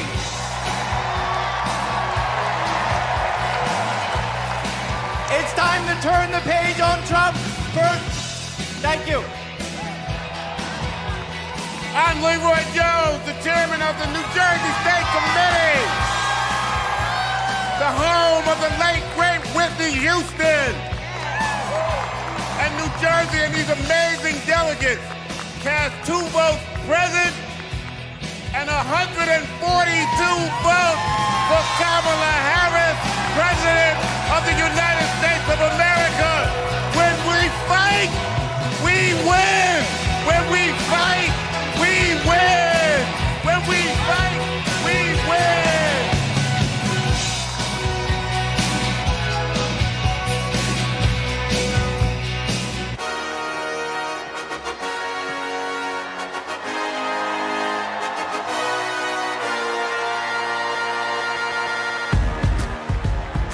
New Mexico, how do you cast your vote? Buenas noches! Chair Jessica Velasquez here with our delegates from the land of enchantment, the great state of New Mexico, where we live our family values, respect women, love our land, our water, our blue skies, our green chili, and our sunsets. We are proud to cast 45 votes for Kamala Harris and Tim Walz.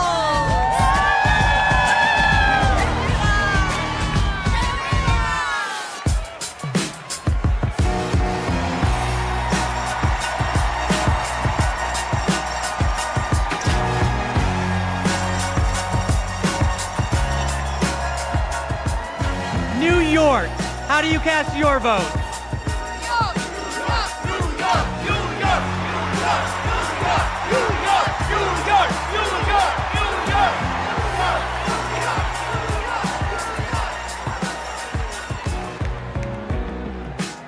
Mr. Secretary, my name is Henry Garrido.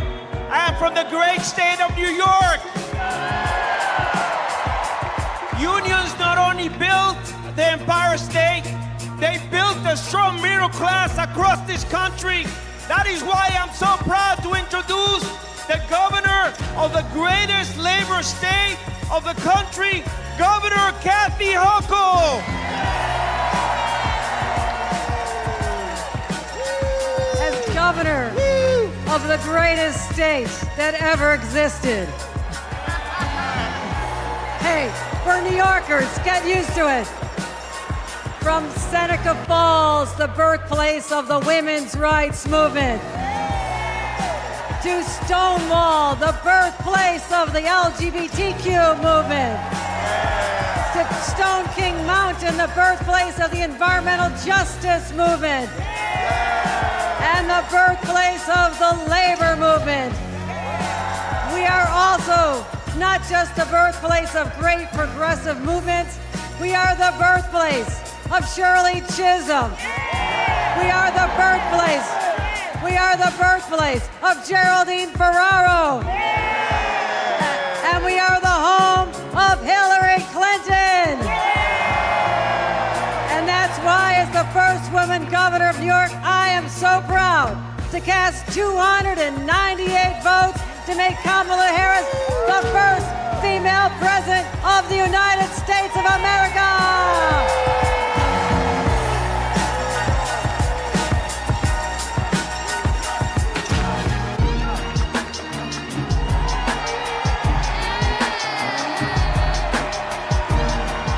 North Carolina, how do you cast your vote? My name is Anderson Clayton. I have the honor of serving as the youngest state party chair in this country. And North Carolina is the home of folks like Anthony Hamilton. Yeah, Governor Jim Hunt, Dr. Reverend William Barber, Nina Simone. We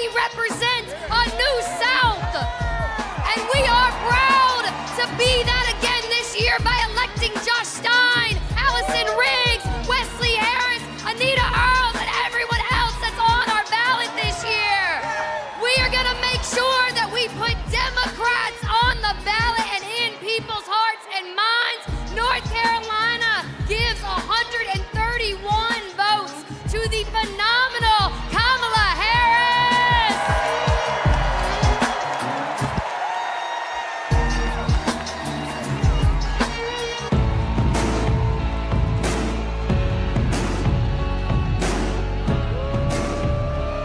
North Dakota, how do you cast your vote? Mr. Secretary, the Democrats of North Dakota, the Peace Garden State, are proud to cast our 17 votes for Vice President Kamala Harris and the best neighbor you could ever hope to have, Governor Tim Walz, for President and Vice President of the United States of America. Let's go!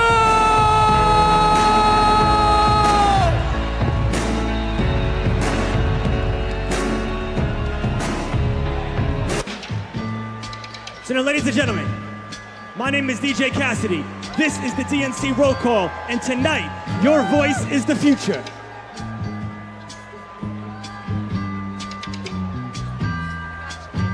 Northern Mariana Islands, how do you cast your votes? Hafaday, Tiro, and hello, everyone. We are the Northern Mariana Islands, where our customs, our culture, our land, and our oceans breathe life into our people. The earth is not red or blue. The earth is sick, and we must protect it.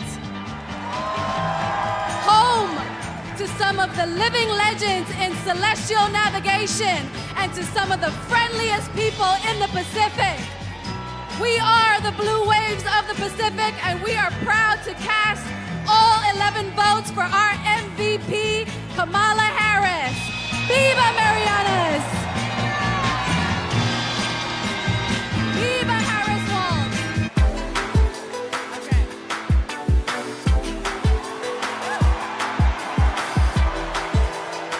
Ohio, how do you cast your vote?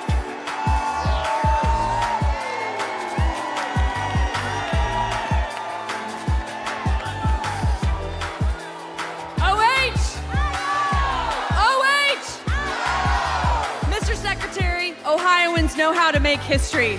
We put a man on the moon, and we are the founding home of the AFL-CIO.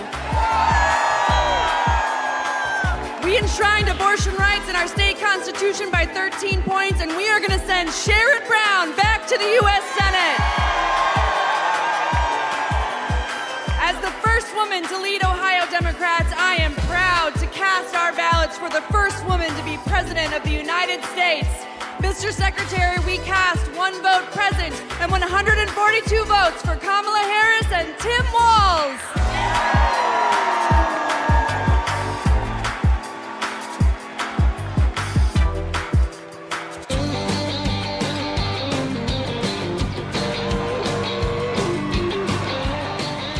Oklahoma, how do you cast your vote? Hello from Oklahoma, where we fight for the future for all Oklahomans can be proud of. The future where working families thrive, our diversity is our strength, and our values like freedom, equality, and opportunity puts us ahead and makes Oklahoma proud. We cast our 36 votes for Kamala Harris and Tim Walz.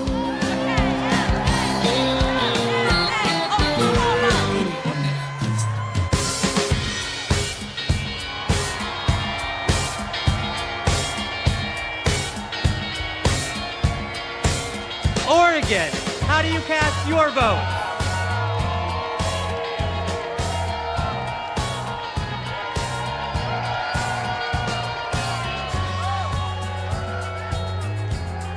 From the first state in the nation to hold a presidential election with all mail-in voting, Oregon is proud to protect voting rights in America. And hailing from the heart of the beautiful Pacific Northwest, Oregon protects our planet and fights for LGBTQ equality.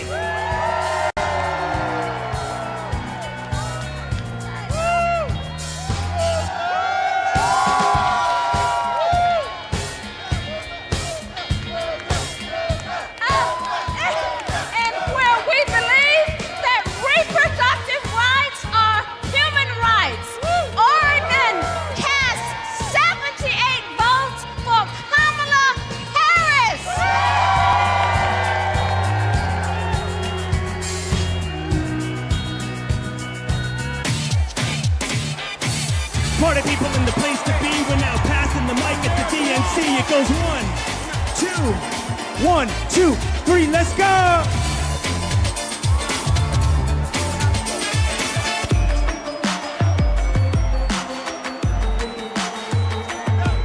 The Commonwealth of Pennsylvania. How do you cast your vote? Let's go, Pennsylvania, let's go! My name is Mayor DeJuan Walker from the great city of Aliquippa, Beaver County. My city is the city of legends, the only high school in America with 3 Hall of Famers. I took this seat in 2009 when my sister was murdered. I wanted to do better. 15 years she's been gone. 12 years this city has been under my watch. I'm grateful for the opportunity to lead my city. I'm grateful for the state of Pennsylvania. God bless everyone in this room. I love this state, thank you. I'm Governor Josh Shapiro. The proud governor of the Commonwealth of Pennsylvania, the birthplace of democracy, the birthplace of freedom, the greatest Commonwealth of all. And together, Pennsylvania cast 178 votes for the next Madam President of the United States, Kamala Harris, and Vice President Tim Walz.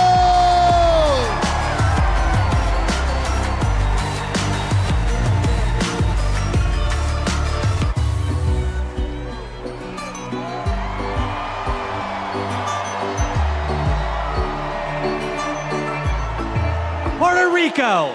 How do you cast your vote? Buenas noches. Puerto Rico, a U.S. territory known as the Commonwealth of Puerto Rico, and the next state of the... It's 60 votes para la primera mujer afroamericana de ascendencia asiática y caribeña que será presidenta de los Estados Unidos, Kamala Harris. ¡Viva Kamala!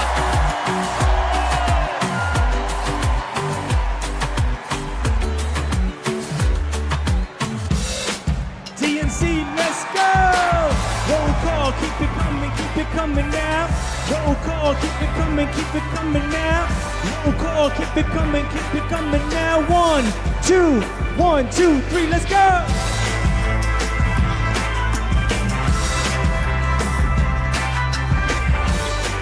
Rhode Island. How do you cast your vote? I am Joe Shekarchi, Speaker of the Rhode Island House. We are the smallest state, but we have the biggest ideas. Home to the nation's first wind farm and a historic act on climate, we continue leading the way on sustainability and housing. The deep blue ocean state is proud to cast 1 vote present and 34 ballots for the next President of the United States, Kamala Harris.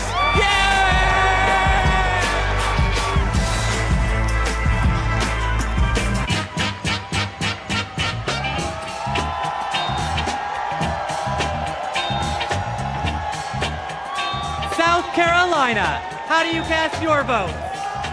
I'm Crystal Spain. I'm Crystal Spain, Chair of the South Carolina Democratic Party. Hello from the great state of South Carolina, where we pick presidents. The home of the DNC Chair, Jamie Harrison. The home of the first Black Panther, Chadwick Boseman. The home of the national basketball champions, the mighty Lady Gamecocks. I Bright Matthews, one of the sister senators, and John F. Kennedy Profiles in Courage Award winner. We stopped the total abortion ban in South Carolina. Like us, Kamala has proven that she has the courage to fight and will fight for all Americans. South Carolina is not going back.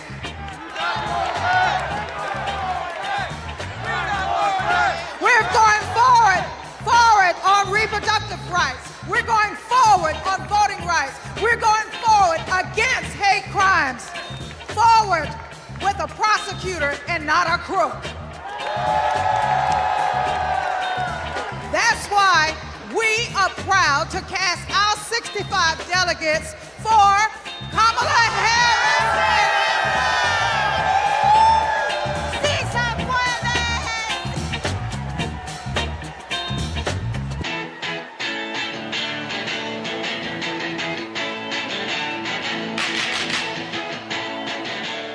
South Dakota, how do you cast your votes? How mitakiapi, chante washte na bechuzapalo. In my beautiful Lakota language, that means hello, my relatives. I shake your hand with a happy heart. That is the spirit of my beloved South Dakota. My name is Chante Redis, and I want to say that my people, the Ocheti Shakoan, are still here. The 7 council fires are still here. Let me tell you what a Kamala Harris presidency will mean for me, my friends, and my community. More importantly, more opportunities, more good-paying jobs, better access to health care, and a quality education. That is the future we deserve, and it is the future we will win on November 5th when we elect Kamala Harris. Thank you, Mr. Secretary. The state of South Dakota is proud to be part of such a historic moment in our country's history. We are a land that is proud of our hardworking farmers and ranchers, that celebrates 9 tribal nations and their incredible cultures, where natural beauty can be seen from the Big Sioux River to Mount Rushmore. South Dakota is honored to cast all 20 of our votes for Vice President Kamala Harris, who will soon be known as Madam President.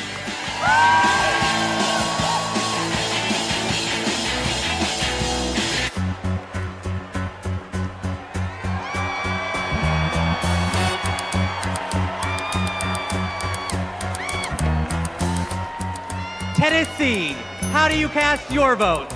Mr. Secretary, the great state of Tennessee, birthplace of rock and roll, hometown to the blues, the home of 7 HBCUs, and the state that gave women the right to vote. From the bluffs of Memphis to the peaks of Mountain City, the movement for justice rooted in love in Tennessee is still strong. It is a movement where kids are free from gun violence, a movement where women have the right to choose, a movement where working people get access to economic opportunity, a movement where those who have been pushed to the periphery are brought to the center, a movement where those who have been pushed down are lifted up. It is alive in Tennessee because we believe that justice will roll down like waters and righteousness like an ever-flowing stream, which is why we are so proud to have been the first state in the union to have pledged all of our delegates to Kamala D. Harris. We cast 72 votes for the first woman and next president of the United States, Kamala D. Harris.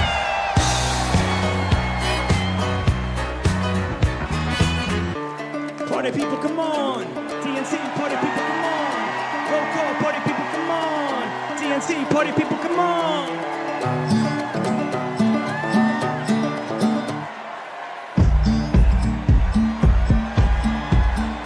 Texas, how do you cast your votes?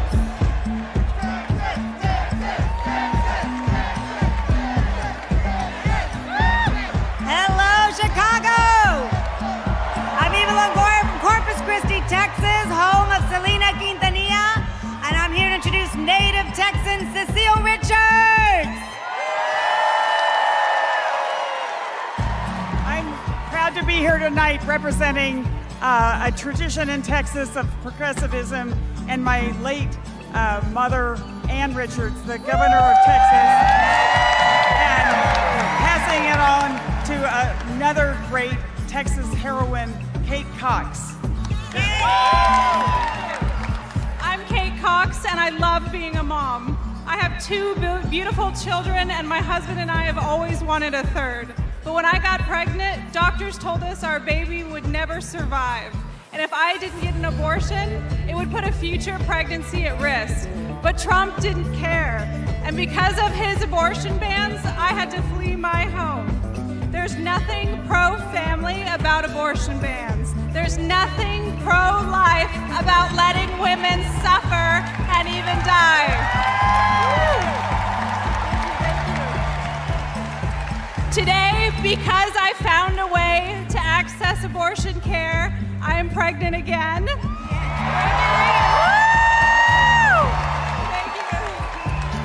And my baby is due in January, just in time to see Kamala Harris sworn in as President of the United States. Mr. Secretary, my name is Gilberto Hinojosa, chair of the Texas Democratic Party, and as the nation's biggest battleground state with 40 electoral votes on behalf of 30 million Americans. Texas cast 3 votes present and 263 votes for freedom, for the future, for the first woman to serve as the next president of the United States, Kamala Harris.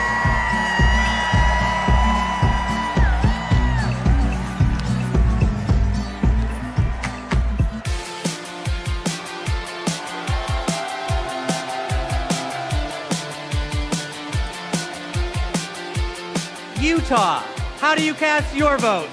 Utah, home of 8 tribal nations, the crossroads of the West, the Beehive State, the host of the 2034 Winter Olympics, the youngest and fastest growing state in the nation, and the next battleground state.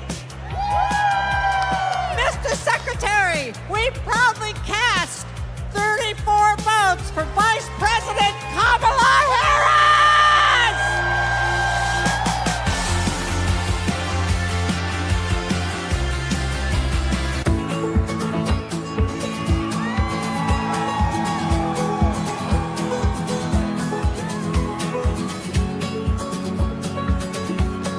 Vermont, how do you cast your vote? Vermont knows the value of public education. We even have a teacher as our congresswoman. And in 1777, we were the first state to place public education in our Constitution. As someone with significant learning disabilities, I know the value of investing in every single child. We are proud to call Vermont home, and we are proud to cast our 24 votes for Kamala Harris because we are not going back.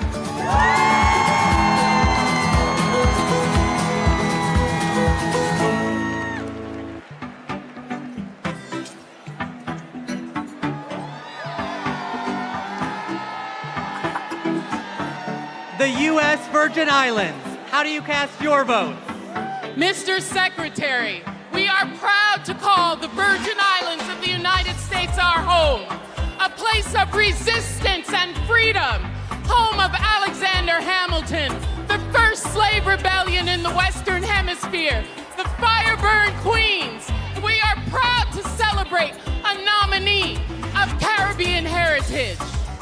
From America's Caribbean, the place where the sun rises first in America, from the place of great liberty and the vacation home of President Joe Biden, the Virgin Islanders are strong, resilient, and committed and passionate to vote for the next President of the United States. All 13 votes to Kamala Harris!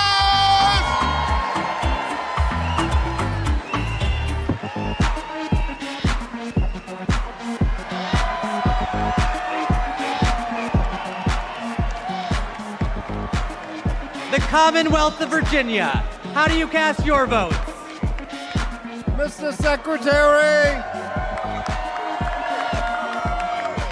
Secretary, the Commonwealth of Virginia is proudly represented by Senator Mark Warner and Senator Tim Kaine, majorities in the House of Representatives, with 6 hardworking Congress members and majorities in the General Assembly. We also are proud to be represented by 25,000 hardworking, mostly union workers who build freedom by building aircraft carriers and submarines. Senator Warner. Virginia, where this year we're going to return Tim Kaine to the United States Senate. Our Commonwealth of Virginia is proud to cast all 119 votes for the next President, Kamala Harris.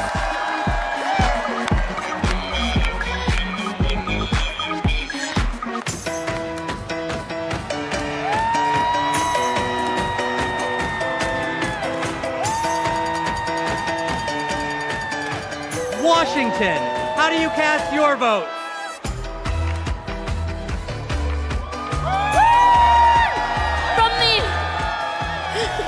From the amber waves of grain and verdant origins of eastern Washington to the iconic waters of the Salish Sea, Washington stands proud as a part of the Blue Walls.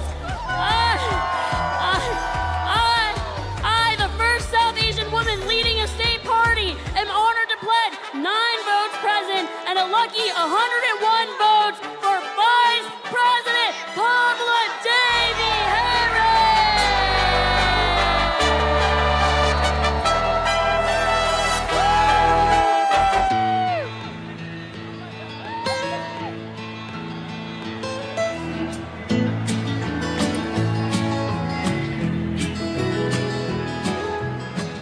West Virginia, how do you cast your votes? My name is Jean Evansmore, and I'm 83 years old. And as such, I am the oldest of the delegates in West Virginia. Most 83-year-olds that I know are spending time with their grandchildren or traveling. But I'm here, suited up and ready to battle. Because I will not, I repeat, I will not let everything I've fought for be taken away by Donald Trump.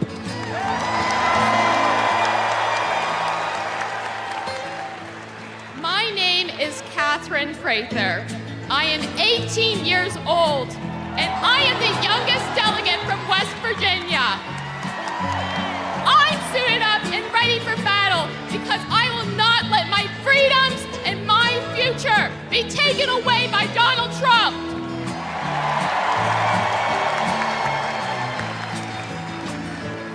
That's why we're proud to cast West Virginia's 24 delegates for the next President of the United States, Kamala Harris!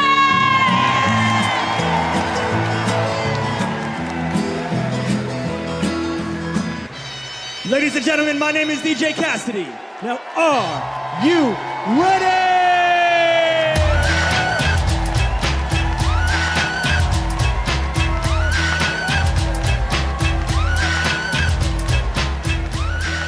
My home state of Wisconsin, how do you cast your vote?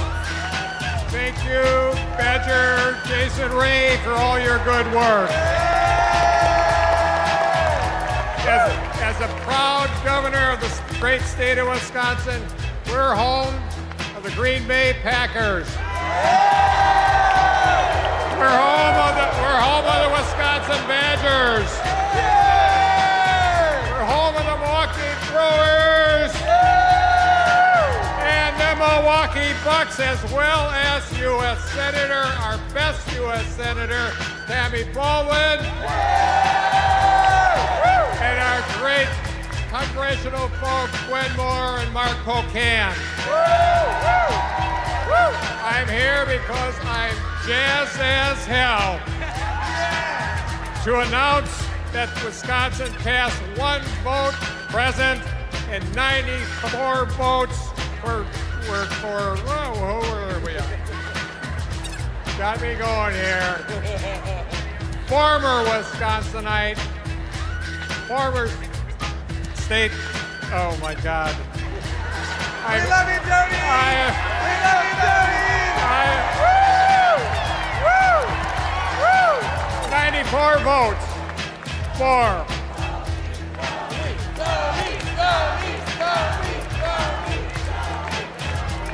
I'll get there, Jason, I'll get there.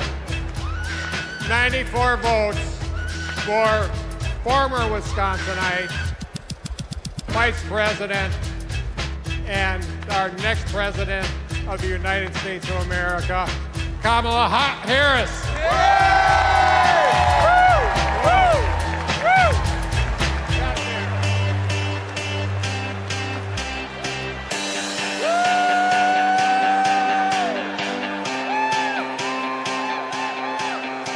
Wyoming, how do you cast your vote? Mr. Secretary, delegates, my name's Joe Barbudo, and these folks around me, we are honored to be representing the great state of Wyoming. Both the first state and territory in this nation to recognize a woman's right to vote, and the state that 100 years ago elected Democrat Nellie Taylor Ross, our nation's first female governor. With that legacy in mind and heart, the Equality State cast all of our votes for the woman who will be the first woman president of the United States. Say it with me now, Kamala Harris!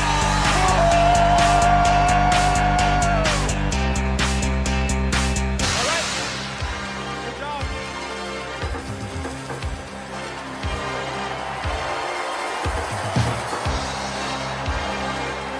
The great state of Minnesota, how do you cast your vote?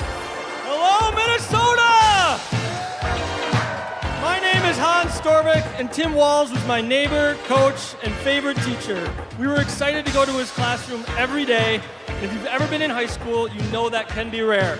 He opened our eyes to the world. He taught us how to talk about global issues with respect, curiosity, and kindness, even and especially when we disagreed. But he wasn't just a great teacher. He was also a great neighbor and friend. In fact, when he was in the midst of a budget battle as governor of our state, he still found time to attend my brother's funeral. Mr. Walz means the world to my family. He's always been there for us, and that's how I know he'll always be there for you as vice president.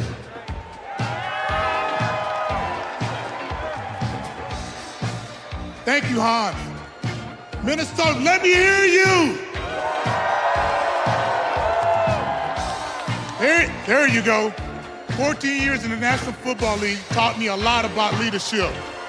A good leader cannot be selfish. He has to look out for his team. Coach Walsh is unselfish as they come. He has led Minnesota with honesty and integrity. And in November, Minnesota is going to send Tim Walz and Kamala Harris to the White House. Let's go! I'm Amy Klobuchar, the senator from the great state of Minnesota, where nearly everyone votes and purple reigns. And I'm Tina Smith from the great state of Minnesota, the home of the next Vice President of the United States, Tim Walz.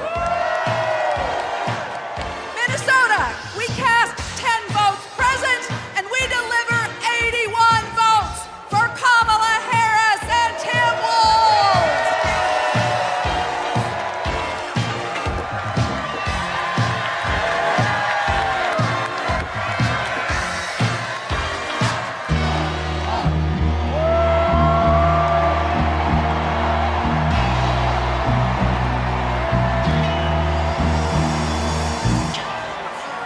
The great state of California, how do you cast your vote?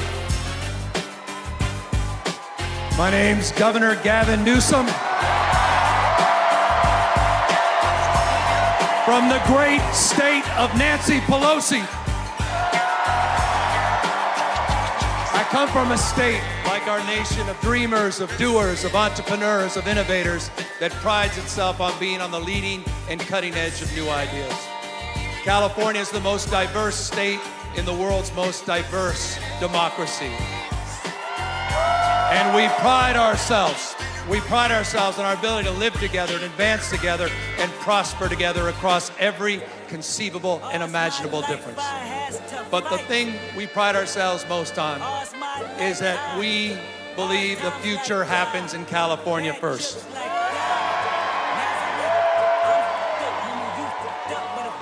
And Democrats, I've had the privilege for over 20 years to see that future taking shape with a star in Alameda courtroom by the name of Kamala Harris. I saw that star fighting for criminal justice, racial justice, economic justice, social justice. I saw that star get even brighter as Attorney General of California, as a United States Senator, and as Vice President of the United States of America. Kamala Harris has always done the right thing. A champion for voting rights, civil rights, LGBTQ rights, the rights for women and girls. So Democrats and independents, it's time for us to do the right thing, and that is to elect Kamala Harris as the next president of the United States of America.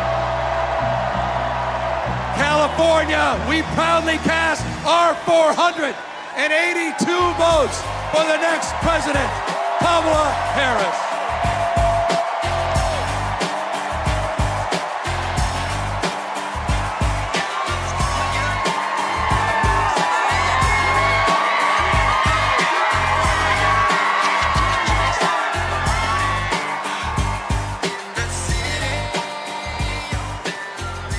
Thank you to everyone who participated in our celebratory roll call.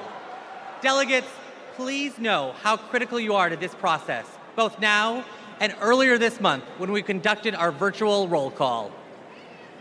I am thrilled to reaffirm Kamala Harris as the Democratic nominee for President of the United States.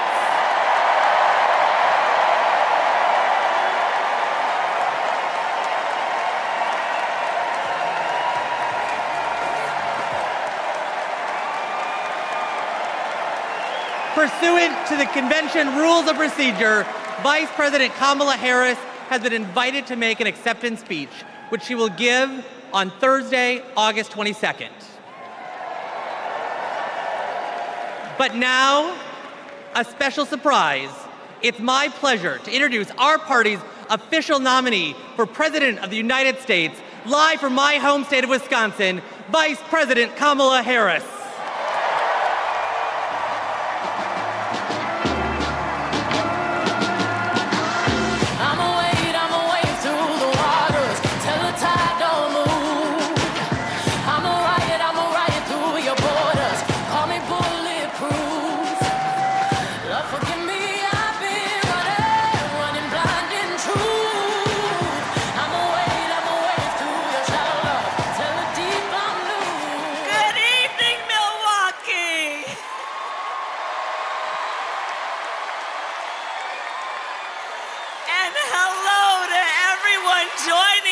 From exciting Chicago. The delegates at the Democratic National Convention, well, they just completed their roll call. And they have nominated Coach Walz and me to be the next Vice President and President of the United States of America.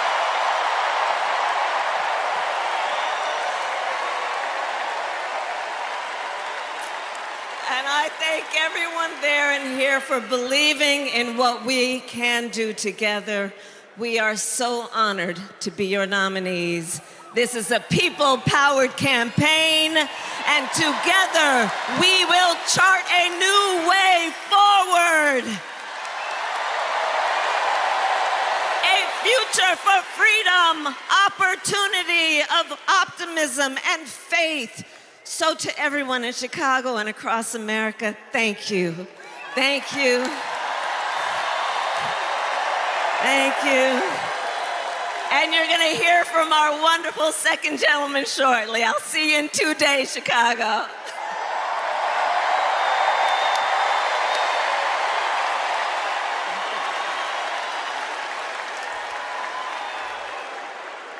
Please welcome TV personality, loud and proud Latina, Ana Navarro.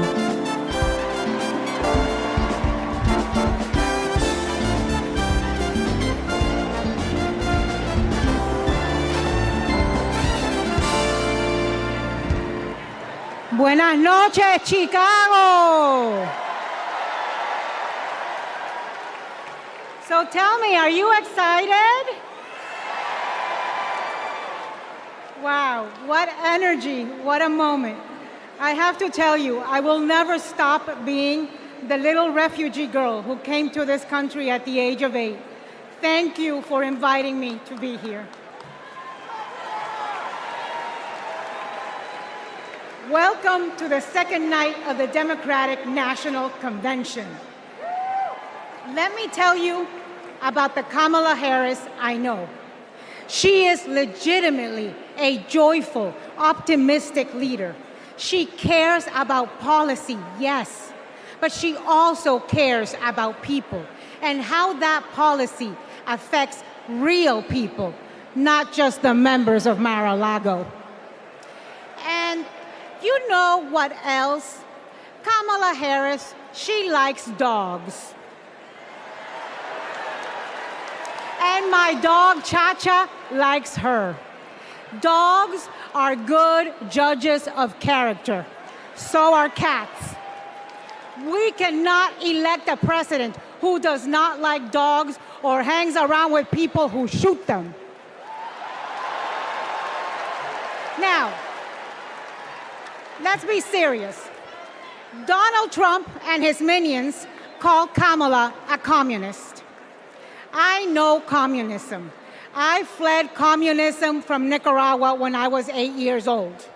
I don't take it lightly. And let me tell you what communist dictators do. And it's never just for one day. They attack the free press. They call them the enemy of the people, like Ortega does in Nicaragua. They put their unqualified relatives in cushy government jobs so they can get rich of their positions, like the Castros do in Cuba. And they refuse to accept legitimate elections when they lose and call for violence to stay in power, like Maduro is doing right now in Venezuela. Now, you tell me something. Do any of those things sound familiar? Is there anybody running for president who reminds you of that? And I know one thing, it's not Kamala Harris. That is not the America we love. It's not the land of freedom we treasure.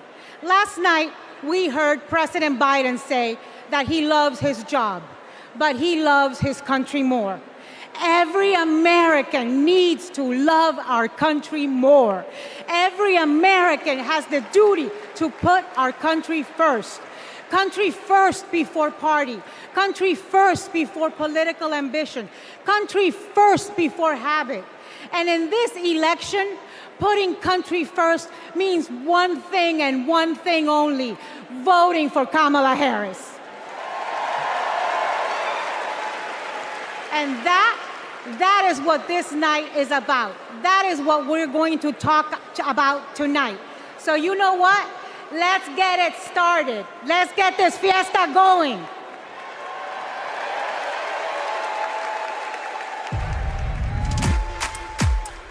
The ayes are 50, the nays are 50. The Senate being equally divided, the Vice President votes in the affirmative, and the nomination is confirmed.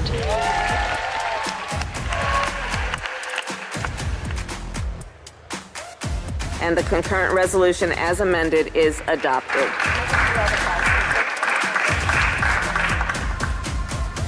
The Vice President votes in the affirmative, and the motion to proceed is agreed to.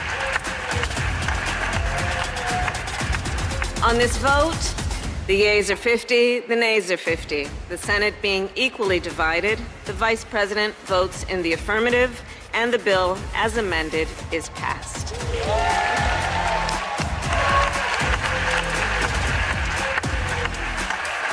It is my honor to present the Golden Gavel to Vice President Harris, 32 tie-breaking votes.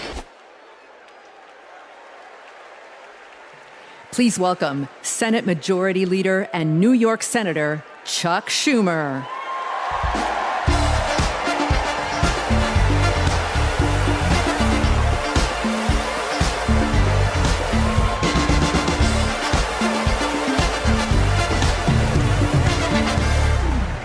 Everybody, wasn't that a great roll call?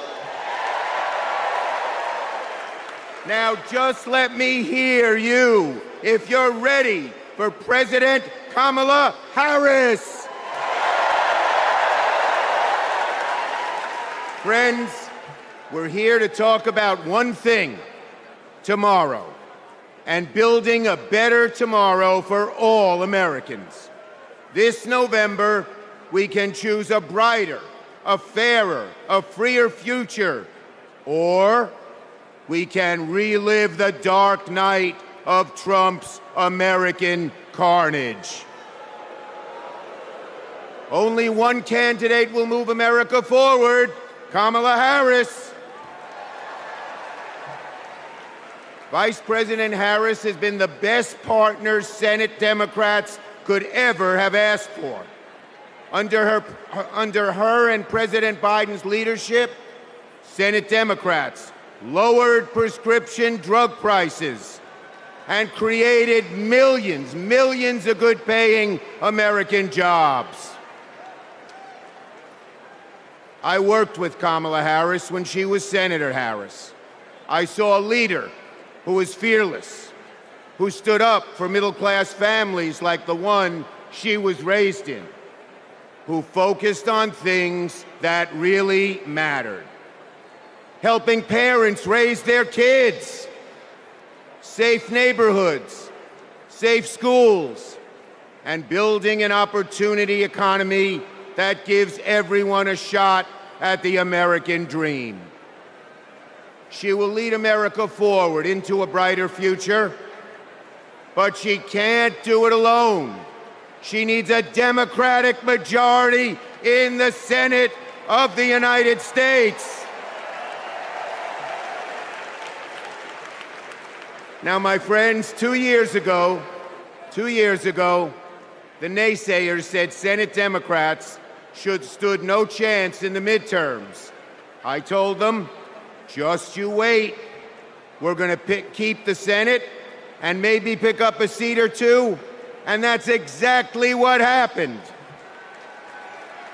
Well, ladies and gentlemen, my good friends at this convention, I am telling all of you now, we're going to hold the Senate again, and we're poised to pick up seats.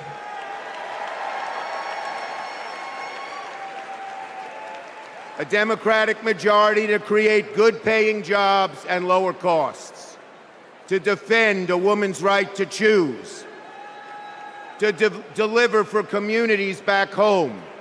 Our senators are doing it, like Jackie Rosen, delivering high-speed rail for Nevada. John Tester, bringing high-tech jobs to Montana. And Bobby Casey and Sherrod Brown and Tammy Baldwin and Martin Heinrich fixing bridges in Pennsylvania and Ohio and Wisconsin and New Mexico. We also have amazing candidates. Ruben Gallego, Angela Also-Brooks, Andy Kim, Alyssa Slotkin, Lisa Blunt, Rochester, Colin Allred, Debbie Mucarsel-Powell.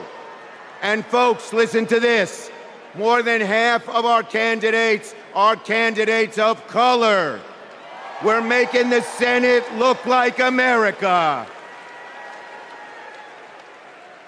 Now let's compare that with Senate Republicans. Senate Republicans pretend to care about middle-class families, but they voted no on expanding the child tax credit, and J.D. Vance didn't even show up to vote. Senate Republicans pretend to care about the border, but they voted no on the strongest border bill in a decade. Republicans tend to care about freedom, but they voted no on a woman's right to choose. No to safeguard IVF. No to birth control. That is just a taste of their extreme agenda. Is that what we want for America? Do we want a Republican Senate that assaults reproductive freedoms? Do we want a Republican Senate that cuts taxes for the rich, rigs the game for big oil and big pharma? Well, folks, the choice is ours. Now, let me close on a personal note. As the highest-ranking Jewish elected official in American history, I want my grandkids and all grandkids to never, never face discrimination because of who they are. But Donald Trump, this is a guy who peddles anti-Semitic stereotypes. He even invited a white supremacist to Mar-a-Lago. And unfortunately, his prejudice goes in all directions. He fuels Islamophobia and issued a Muslim ban as president. Tonight, folks, I am wearing this blue square to stand up to anti-Semitism, to stand up to all hate. Our children, our grandchildren, no matter their race, no matter their creed, their gender or family, deserve better than Donald Trump's American carnage. So, are you ready to make sure Donald Trump never, ever gets near the White House again? So let's elect Kamala Harris, Tim Walz, and a Democratic majority in the Senate and keep the torch of freedom burning bright for generations to come. On to victory in November.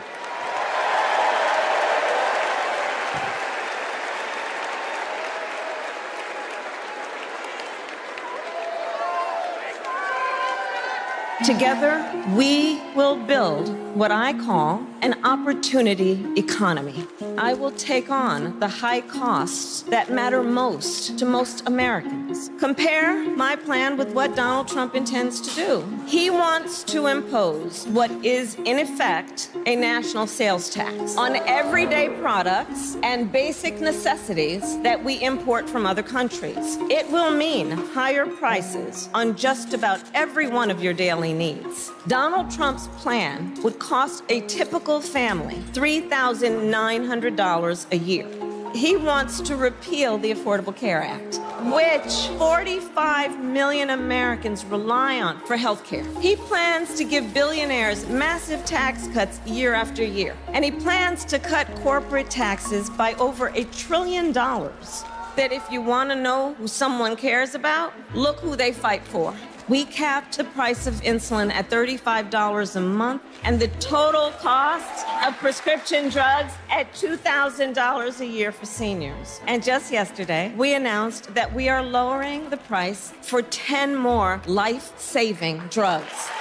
As president, I will work to build the housing we need, and by the end of my first term, we will end America's housing shortage by building 3 million new homes and rentals that are affordable for the middle class. More than 100 million Americans will get a tax cut by restoring the Earned Income Tax Credit and the Child Tax Credit, through which millions Millions of Americans with children got to keep more of their hard-earned income. We will provide $6,000 in tax relief to families during the first year of a child's life. Now is the time to chart a new way forward. I will fight to give money back to working and middle-class Americans. Increase the security and stability financially of your family and expand opportunity for working and middle-class Americans.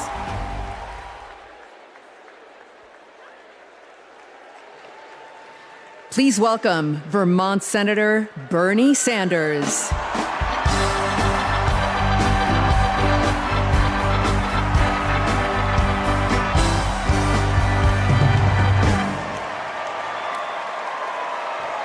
Thank you. Thank you. My fellow Americans, it is an honor. It is an honor to be with you tonight because we're laying the groundwork for Kamala Harris to become our next president. And let me tell you why that is so important. I want you all to remember where we were 3.5 years ago. We were in the midst of the worst public health crisis in 100 years and the worst economic downturn since the Great Depression. 3,000 Americans were dying every day, and our hospitals were overwhelmed with COVID patients. All across the country, businesses were shutting down. Unemployment was soaring. Workers were losing their health insurance. Schools were closing. State and city budgets were running out of money. People were being evicted from their homes. Children in America were going hungry. That was the reality the Biden-Harris administration faced as they entered the Oval Office. A nation suffering, a nation frightened, and people looking to their government for support. And within 2 months of taking office, our government did respond.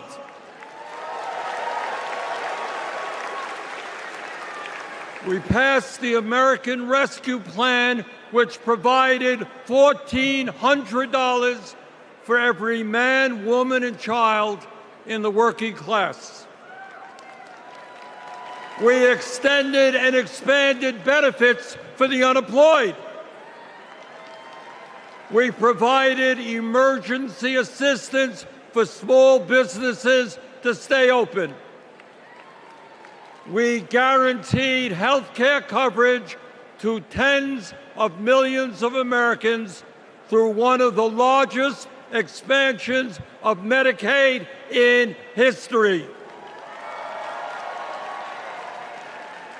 We provided rent relief and mortgage assistance, which prevented tenants and homeowners from being evicted. We established emergency food programs for hungry children and the elderly, and protected the pensions of millions of union workers and retirees from being slashed by up to 65%. Oh, and by the way, we cut childhood poverty by over 40% through an expanded child tax credit.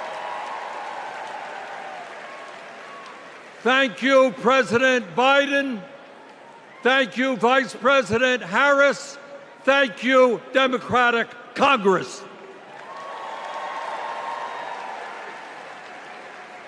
Now, I say all of this not to relive that difficult moment, but to make one simple point. When the political will is there, government can effectively deliver for the people of our country. And now we need to summon that will again, because too many of our fellow Americans are struggling every day to just get by, to put food on the table, to pay the rent, and to get the health care they need. Brothers and sisters, bottom line, we need an economy that works for all of us, not just the billionaire class.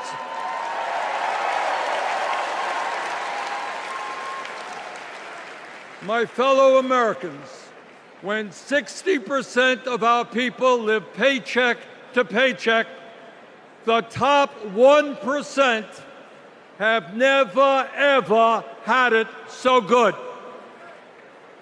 And these oligarchs tell us we shouldn't tax the rich. The oligarchs tell us we shouldn't take on price gouging. We shouldn't expand Medicare to cover dental, hearing, and vision. And we shouldn't increase Social Security benefits for struggling seniors. Well, I've got some bad news for them.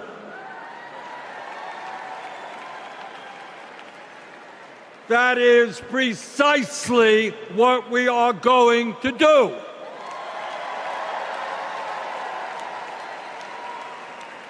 And we're going to win this struggle because this is precisely what the American people want from their government. And my friends, at the very top of that to-do list is the need to get big money out of our political process.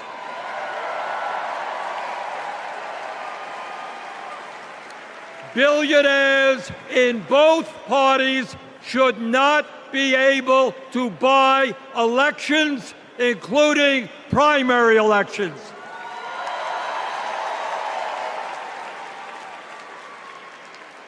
For the sake of our democracy, we must overturn the disastrous Citizens United Supreme Court decision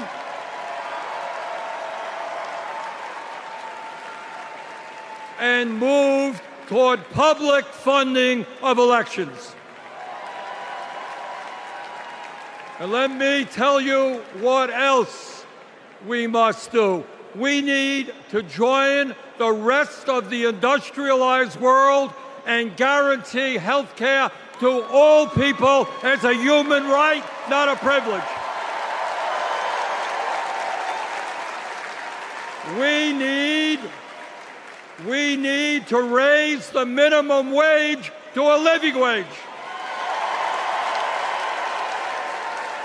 We need to pass the PRO Act so that workers can organize in unions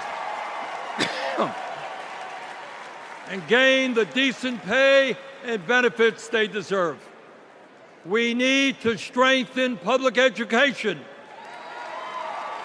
raise teachers' salaries, and make sure that every American, regardless of income, receives the higher education he or she needs. We need to take on Big Pharma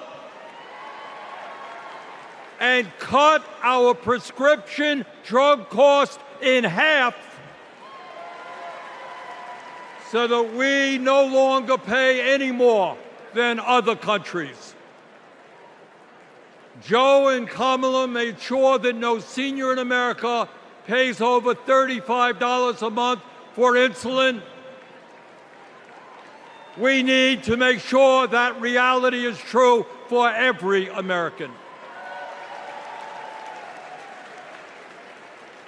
I look forward to working with Kamala and Tim to pass this agenda. And let us be very clear. This is not a radical agenda. But let me tell you what a radical agenda is. And that is Trump's Project 2025. At a time of massive income and wealth inequality, giving more tax breaks to billionaires is radical. Putting forth budgets to cut Social Security, Medicare, and Medicaid is radical. Letting polluters destroy our planet is radical. And my friends, we won't let that happen.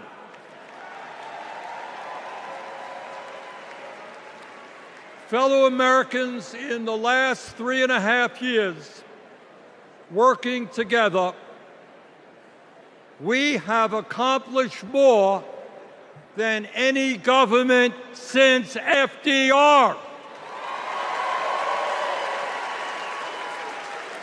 But much, much more remains to be done. We must summon the courage to stand up to wealth and power and deliver justice for people at home and abroad. Abroad, we must end this horrific war in Gaza.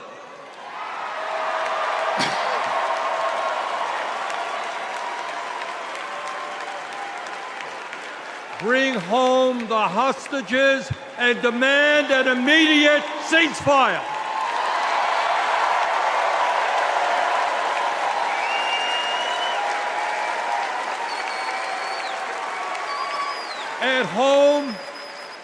At home right here, we must take on big pharma, big oil, big ag, big tech, and all the other corporate monopolists whose greed is denying progress for working people. On November 5th, let us elect Kamala Harris as our president, and let us go forward to create the nation we know we can become. Thank you all very much.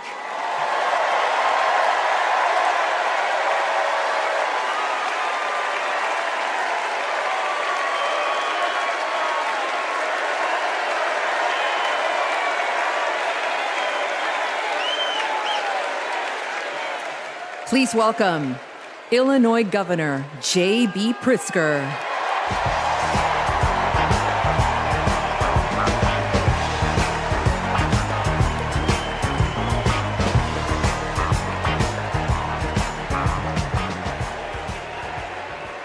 Fellow Democrats, welcome to Chicago. Great American city in a proud blue state. Our patriotism was formed in frost and in fire, and in the steel we forged to survive both. Our love of country has been a tapestry of faith that weaves from Abraham Lincoln reuniting a house divided to Barack Obama declaring blue states and red states make one United States.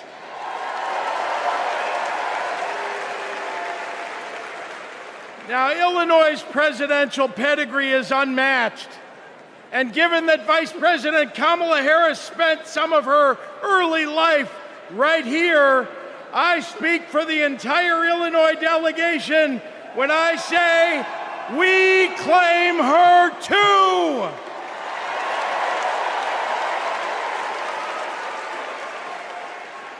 Now, one president we will never claim is the con artist the Republicans nominated in Milwaukee last month. Donald Trump once called Chicago embarrassing. To quote a great Chicagoan who won 6 world championships on these very grounds, we take that personally.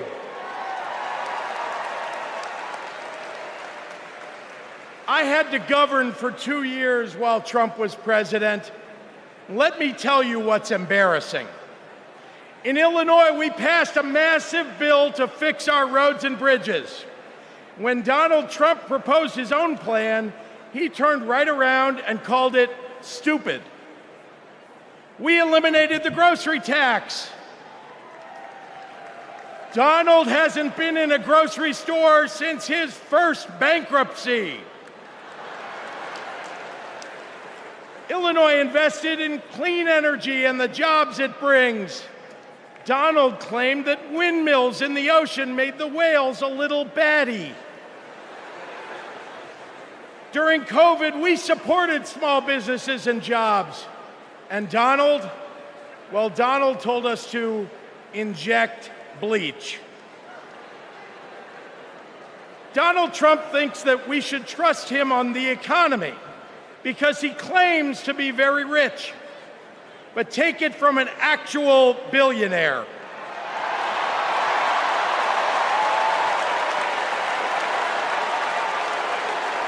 Trump is rich in only one thing: stupidity.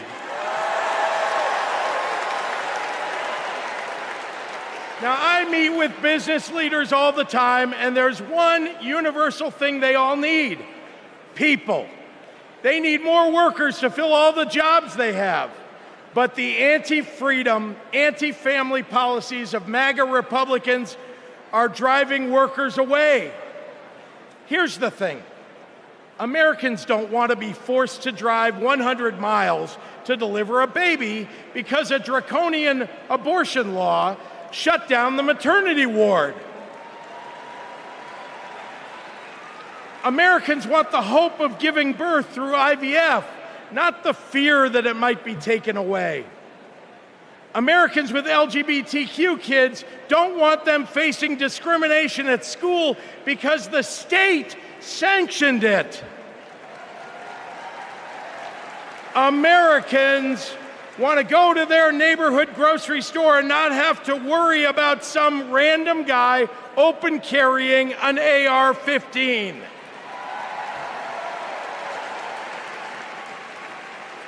Americans don't want their kids to be taught in history class that slavery was a jobs program. And if Americans are black or brown, they want to get promoted at work without being derided as a DEI hire for the sin of being successful while not white.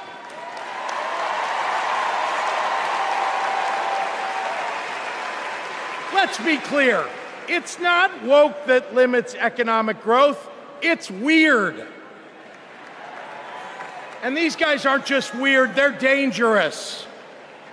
Democrats are for lower taxes and higher wages, less inflation and more business growth. We just think it's wrong to craft those policies for Elon Musk and not for everyday working people.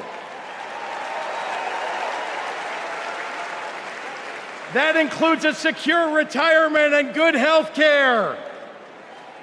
We think the government should help you prosper, not police who you're sleeping with. More than anything, Democrats want economic policies that are kind, not cruel. But Trump chooses cruelty every time.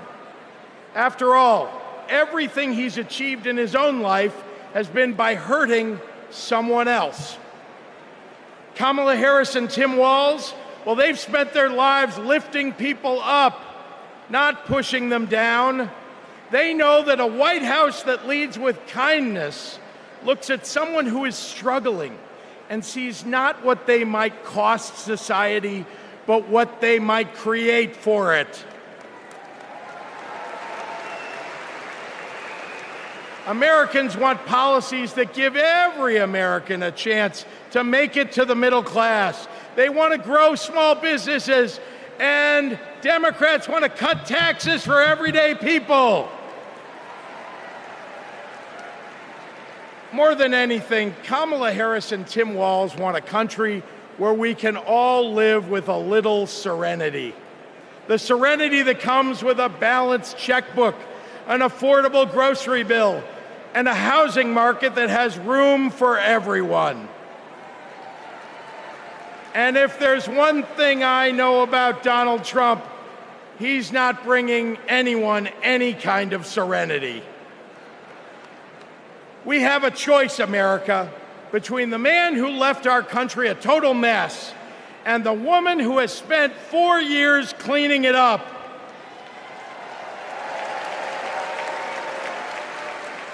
And I think it's time we stop expecting women to clean up messes without the authority and the title to match the job.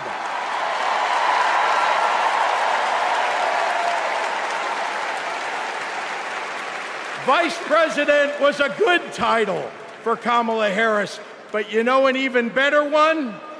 President of the United States of America. Let's go get 'em!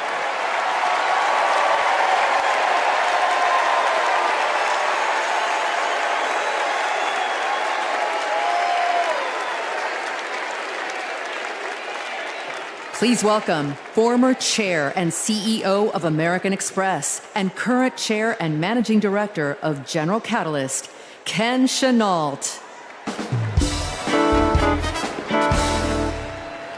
My fellow Americans, for 17 years, I ran American Express, one of the greatest companies in this country.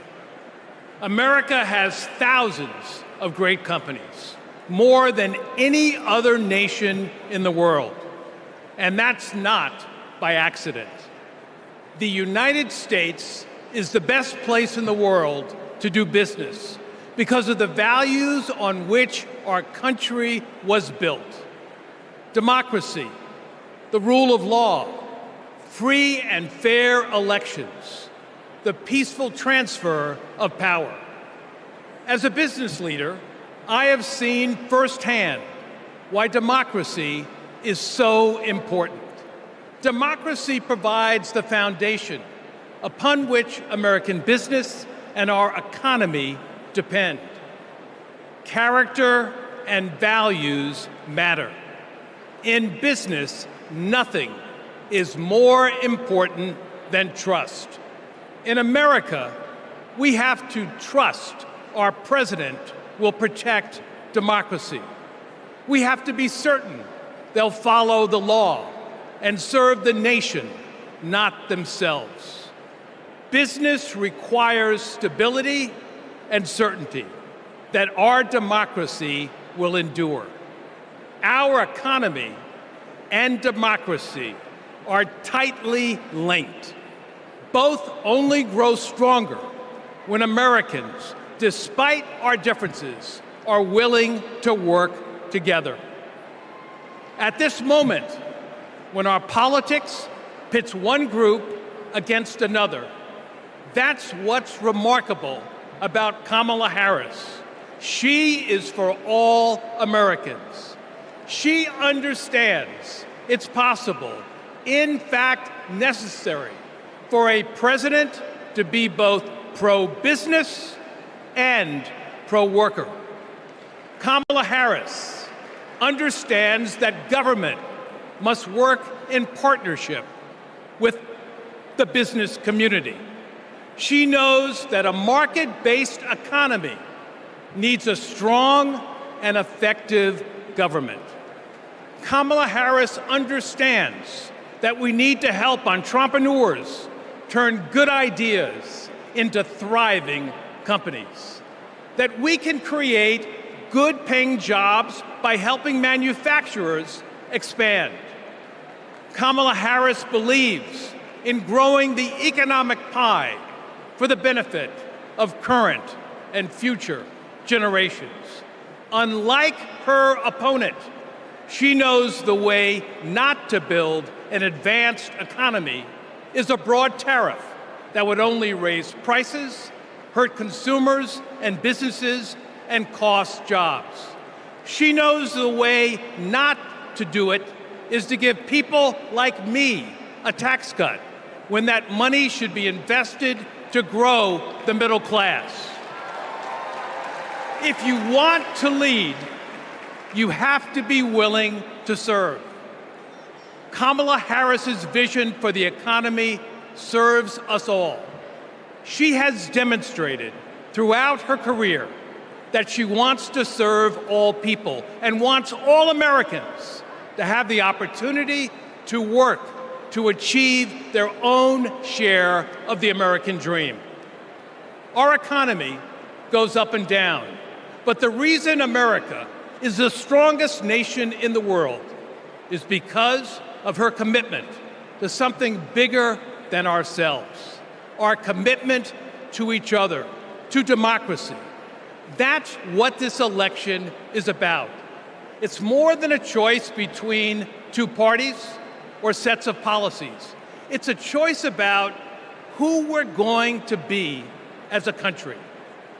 In his words and actions, Kamala Harris's opponent has shown us that he does not believe in our democratic values, and he will seek only to serve himself and his desire for vindication and vengeance. Kamala Harris will face the facts. She will navigate this country, the greatest country in the world, through the inevitable challenges, while also leading with the hope and values that America was founded on. Kamala Harris understands that the role of a leader is to instill hope, to repudiate the merchants of fear, and focus on ensuring that the best days are ahead of us. She believes in America, its principles, the hopes and dreams of our people, and the promise of our future. That is why I believe Kamala Harris should be the next president of the United States of America. God bless America.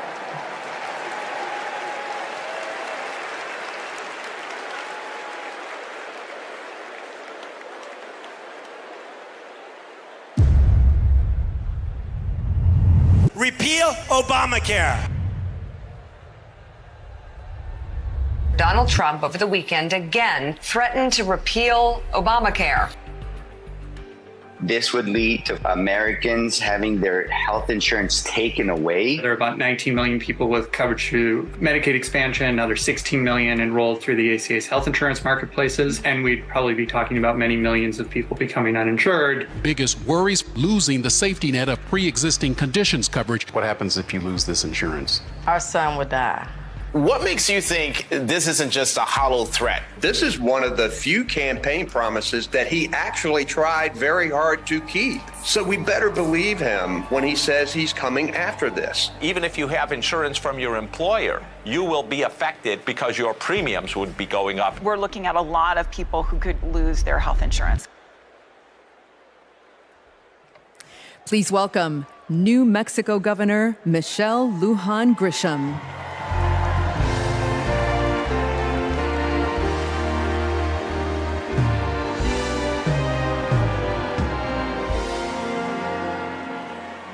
Good evening, America. I'm Michelle Lujan Grisham, governor of the great state of New Mexico. And in my state, we like things spicy, a little chili on everything, a little kick in our campaigns. And let me tell you, we are feeling en fuego right now. We are fired up to elect Kamala Harris President of the United States. This election is about protecting our democracy and securing our freedoms, including the right to affordable, quality health care. Now, this issue is personal to Vice President Harris, whose mom passed away after a battle with colon cancer. And it's personal to me. At 2 years old, my sister was diagnosed with a tumor that was incurable and made her uninsurable by the time she was 3. And it's personal to Americans across the country who know what it's like when someone they love gets sick. Donald Trump and J.D. Vance want to dismantle our healthcare system, repeal the Affordable Care Act, and eliminate protections for pre-existing conditions. Either these guys don't get it or they just don't care. You know who gets it? Kamala Harris gets it, and she cares.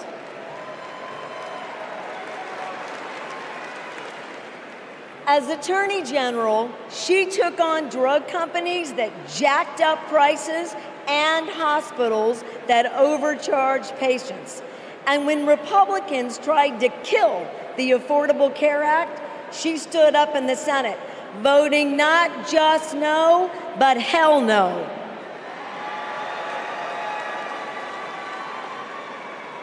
And Kamala Harris hasn't just stopped Republicans from making our healthcare system worse. She fights every day to make it better. And I know, I spent 20 years working to get Medicare the ability to negotiate lower drug prices. As Vice President, Kamala Harris delivered it. You know what Donald Trump delivered?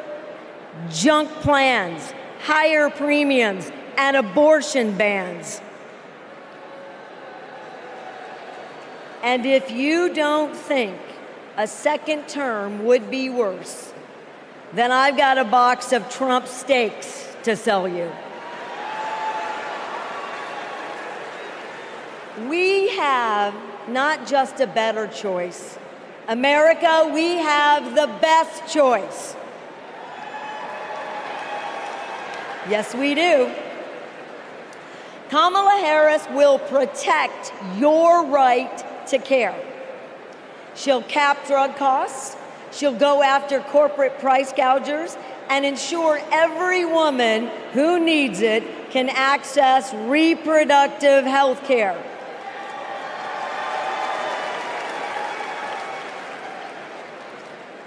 That's the president I want. And that's the president America needs. And with your help, that's the next president of the United States.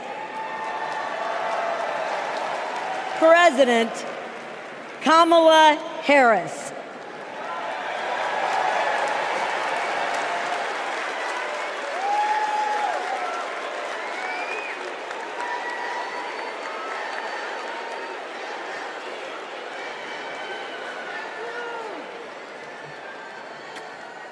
I love you too. Y en español, los quiero. So, my mom, like Kamala's mom, got sick. When my mom died in 2021, Kamala called me. She had lost her mother to cancer in 2009. Kamala helped me navigate my grief. She said that heartbreak and loss are the price for having loved and having been loved. How I wish our mothers could be here to see this moment.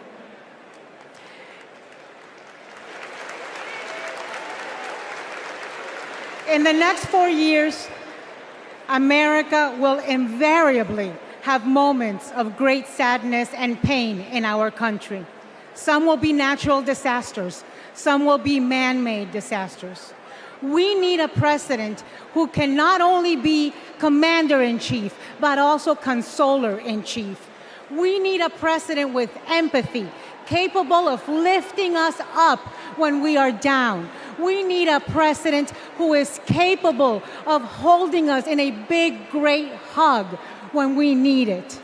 That is Kamala Harris. Donald Trump is only capable of holding two things, a grudge and a golf club.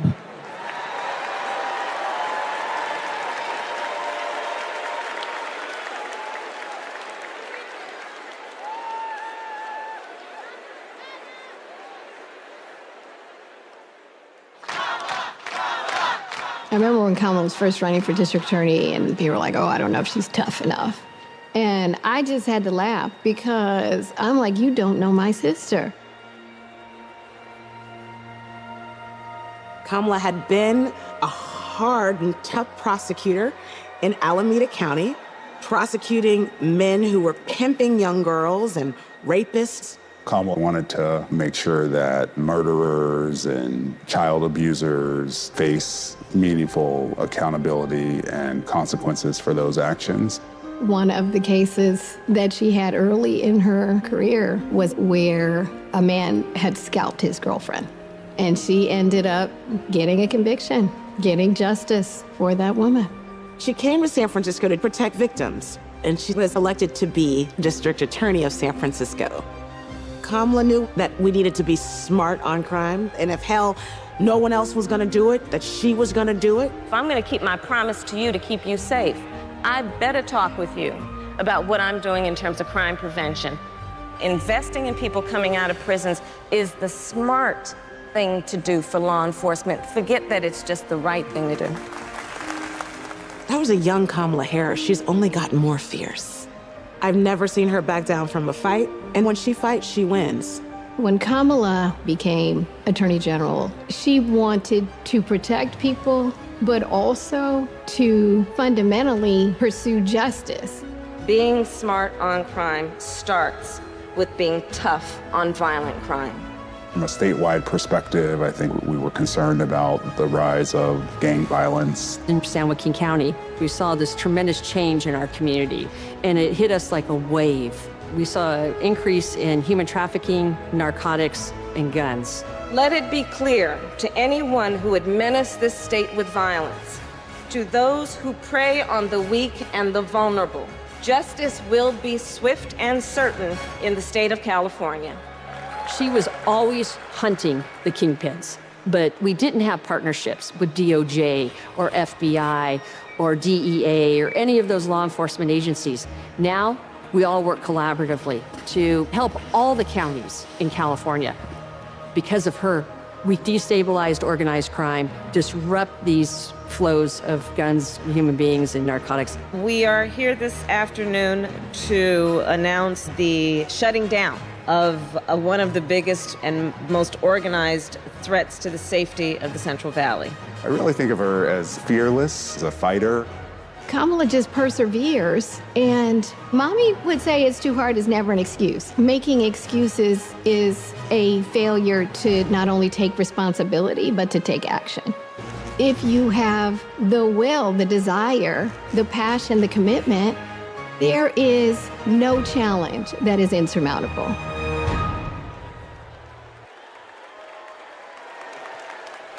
Please welcome the Democratic nominee for Senate in Maryland, Angela Alsobrooks.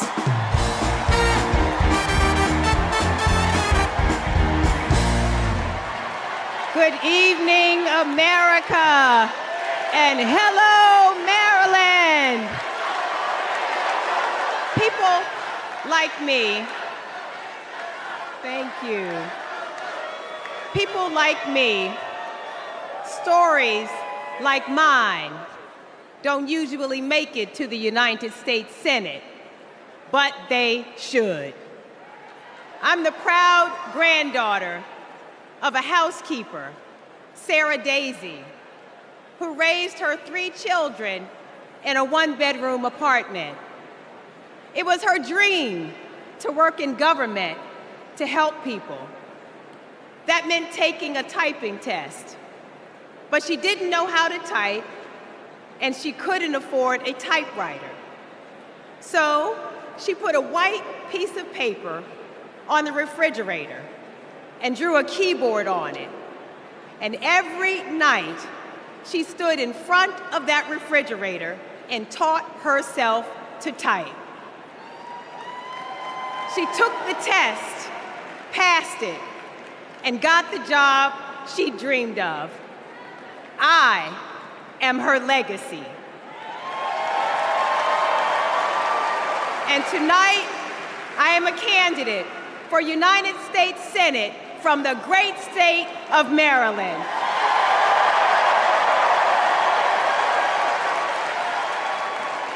I've always been inspired by women like my grandmother, women who imagine a better future and then have the grit to make it a reality. One of those women is a friend, a mentor, and a role model. That woman is Kamala Harris. Let me tell you about the Kamala I've known for 14 years.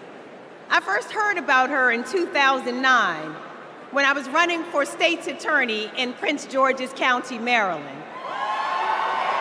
I read a story in Essence magazine about a district attorney in San Francisco using new ideas to keep her community safe. Few had a better record prosecuting violent crime. She put rapists, child molesters, and murderers behind bars. But what she knew was that violent crime accounts for about 30% of all crimes. For the 70% that are nonviolent, she created a first-of-its-kind program called Back on Track. After serving time and pleading guilty, these low-level offenders would get the job training, GED help, and apprenticeships they needed to find a job. The result? The recidivism rate plummeted. Now, after reading about this super bad district attorney, I talked nonstop about her on the campaign trail. 2 days after I won the election, my phone rings. It's Kamala Harris calling to congratulate me and ask how she could help. She helped me bring Back on Track to Maryland. And wouldn't you know it, crime went down and economic growth went up. Back on Track is now a national model. Now, Donald Trump says if Kamala Harris is elected, tough guys will treat her like a play toy. Do you know who else thought that? The drug cartels she busted, the big oil companies she made pay for polluting, the big banks that she made pay $20 billion to homeowners they ripped off. Getting justice for others isn't a power trip for her. It's a sacred calling. And hear me, Kamala Harris knows how to keep criminals off the streets. And come November, with your help, she'll keep one out of the Oval Office.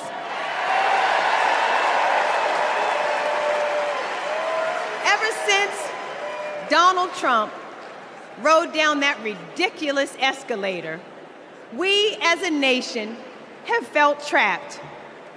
Every national decision has been made in reaction to this one man and his extremist MAGA movement. We are still frozen by the fear that Donald Trump might once again come to power. And it's not just our politics that have been trapped, it's our imagination. And then Kamala came along. Kamala has reminded us that we don't need to fear anything, not the future, and certainly not that man. This is our moment to leave Donald Trump where he belongs, in America's past. We stand with Kamala Harris because we as a country are not going back. For the ancestors who sat at lunch counters and made sure that we all had the right to vote, we are not going back. For the mamas and grandmamas who marched to make sure that women could control our own bodies, we are not going back. For the parents who work from can't see in the morning until can't see at night, not so that they will have a better future, but so that their children will have a better life. We are not going back. When facing an obstacle, my father has often said to me, your faith is stronger than your fears. Tonight, our faith is stronger than our fears. Faith in the promise of America. Faith in the American idea, in the American values that we share. Faith that we, the people, can choose a new leader, a better future for the people.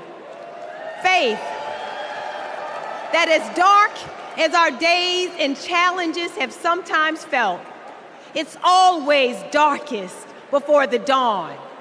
We know that we can endure for a night because joy cometh in the morning. Morning is coming. Morning is coming. And that joy will be led by Kamala Harris. Thank you so much.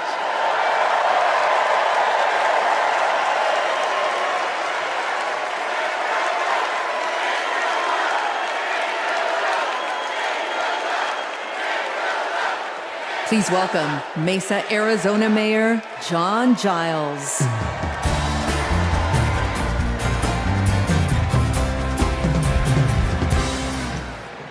Good evening. I have a confession to make. I'm a lifelong Republican. So I feel a little out of place tonight, but I feel more at home here than in today's Republican Party. The grand old party has been kidnapped by extremists and devolved into a cult, the cult of Donald Trump. Trump doesn't know the first thing about public service. Like a child, he acts purely out of self-interest. We all need an adult in the White House, and we've seen what happens when we don't have one. Trump made a lot of lofty promises: unlimited economic growth, American manufacturing reborn, a secure border. Turns out Donald Trump was all talk. He wanted our votes, but he couldn't deliver a thing. But these days, my city of Mesa, Arizona is on the move. I'm going to ribbon cuttings every single week, all because Joe Biden and Kamala Harris reached across the aisle and they delivered for my conservative community and countless more across the country. My hero, John McCain, taught us to put country over party. And that's how Vice President Harris and Governor Walz will lead too. I have an urgent message for the majority of Americans who, like me, are in the political middle. John McCain's Republican Party is gone, and we don't owe a damn thing to what's been left behind. So let's turn the page. Let's put country first. Let's put adults in the room where our country deserves. Thank you.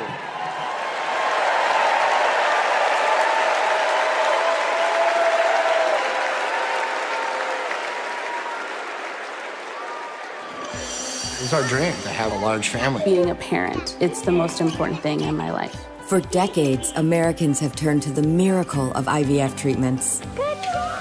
She felt like a dream come true. The fact that she was able to build a family, that's why I do what I do. Without IVF, I don't know how this would have been possible. IVF treatment gives many patients an opportunity to have a family. I love that I get to help people every day become parents. But a party that pretends to be pro-family wants to put a stop to this. They are attacking the right to expand and start a family. It's unthinkable. They may never have the family that they've dreamt of. In the U.S. Senate, Republicans blocked a Democratic bill that would have established protections for in vitro fertilization. Mr. Vance, no. If Republicans actually cared as much about protecting IVF, this would have been a simple yes vote. Family means support. To me, family is your whole world. It's the life that you build. IVF made my family. It made my heart whole. It made my life full. It made my life full. And it made my life full. And we will always fight for you, for your family, for your freedoms, and for your future. Kamala Harris and Tim Walz honor the freedoms of all families to make decisions about what is right for them, for this generation and generations to come.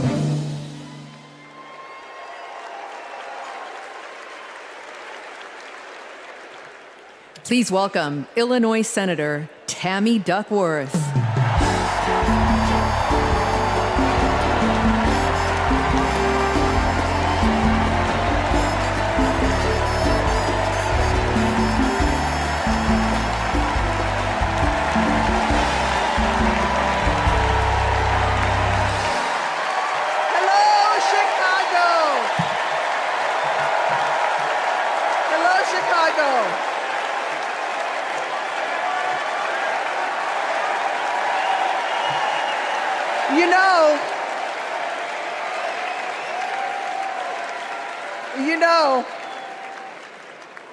I went to war to protect America's rights and freedoms.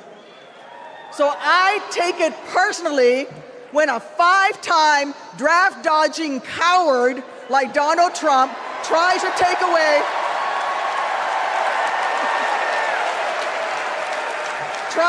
away my rights and freedoms in return, especially when it concerns my daughters. My girls, gamer girl Abigail and queen of the monkey bars, Miley, are everything to me. But they would never have been born without access to reproductive care. Because after 10 years of struggling with infertility, I was only able to have them through the miracle of IVF. But now, Trump's anti-woman crusade has put other Americans' right to have their own families at risk. Because if they win, Republicans will not stop at banning abortion. They will come for IVF next. They'll prosecute doctors. They will shame and spy on women. And if you think that's far-fetched, just look up what happened in Alabama last year. So let me say to every would-be parent, I see you, I'm with you. And together, in November, we'll send a message to old Cadet Bone Spurs.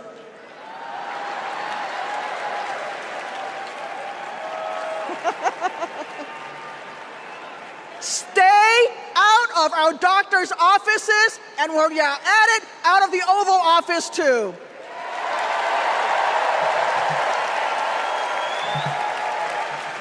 Look, my struggle with infertility was more painful than any wound I earned on the battlefield.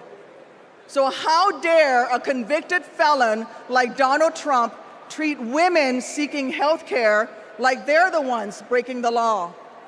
How dare J.D. Vance criticize childless women on cable news, then vote against legislation that would have actually helped Americans to start families? How dare the GOP endanger the dreams of countless veterans whose combat wounds prevent them from having kids without IVF, punishing our heroes for their willingness to serve. It's simple. Every American deserves the right to be called mommy or daddy without being treated like a criminal. Kamala Harris believes that. So let's make some history and elect her in November. God bless America.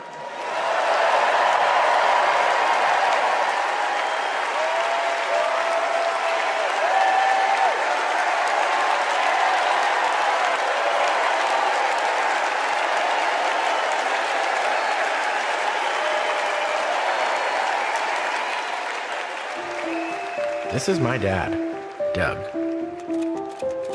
He was raised in Jersey and moved to LA when he was 16. These are his parents, Barb and Mike. They think he walks on water. This is what he wore to his bar mitzvah. And here's him at summer camp. They voted him most athletic, so he says. This is a photo McDonald's used when he was Employee of the Month. It hung on our wall for years. My dad is a lawyer, a really good one. My mom called him the crisis guy because he was everyone's first call. My parents split when I was in middle school, and that wasn't easy. That's not easy for any kid. But it helped that my parents stayed friends, and we all kept hanging together. We grew closer than ever. And then he met Kamala, the blind date that would dramatically change all of our lives forever. It was my senior year of high school. Ella and I would laugh watching them fall in love, acting like teenagers. In 2014, Kamala became Mamala. She took over Sunday night dinners and taught Doug how to actually cook.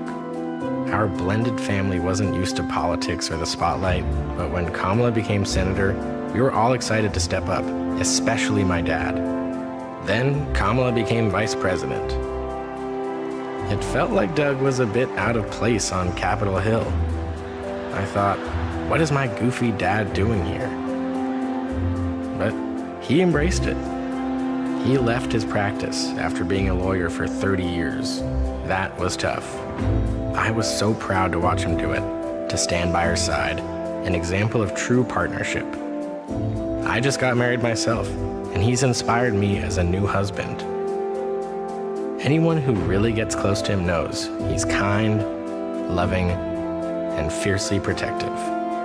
I mean, just look at this face. This is my dad, the first second gentleman in the history of this nation. He's found his voice around the issues that matter to him. You have no choice but to speak up and speak out. There is an epidemic of hate, including a crisis of anti-Semitism in our country and around the world. What they are doing on reproductive freedom and freedom in general is just outrageous. And next, he's gonna make history again as the first gentleman. I can't wait for everyone to get to know why we all love him. He's the glue that keeps this family together.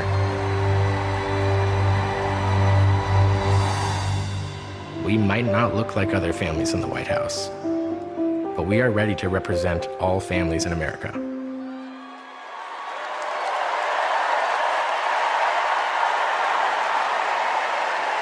Please welcome my dad, the second gentleman of the United States, Doug Emhoff.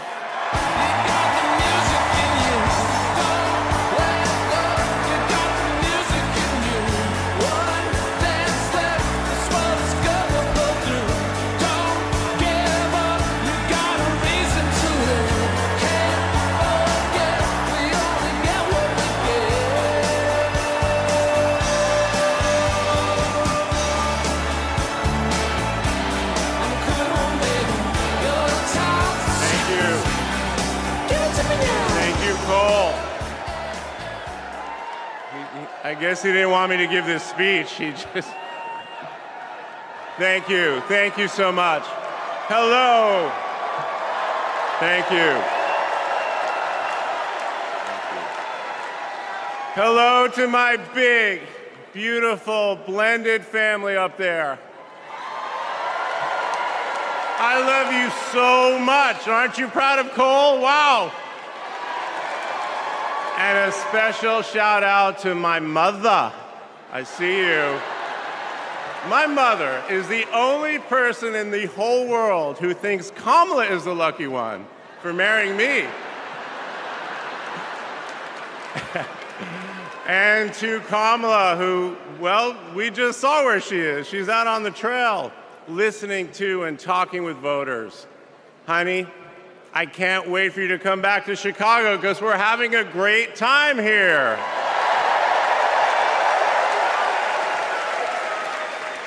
I love you so much. I'm so proud of how you're stepping up for all of us. But that's who she is. Wherever she's needed, however she's needed, Kamala rises to the occasion. And she did it for me and our family. And now that the country needs her, she's showing you what we already know. She's ready to lead. She brings both joy and toughness to this task, and she will be a great president we will all be proud of. Now, I'm the son of two Brooklynites, Mike and Barb. They've been together almost 70 years. My dad worked in the shoe business in Manhattan, and he moved our family out to New Jersey. Where's New Jersey? I see you out there. When I was a little kid.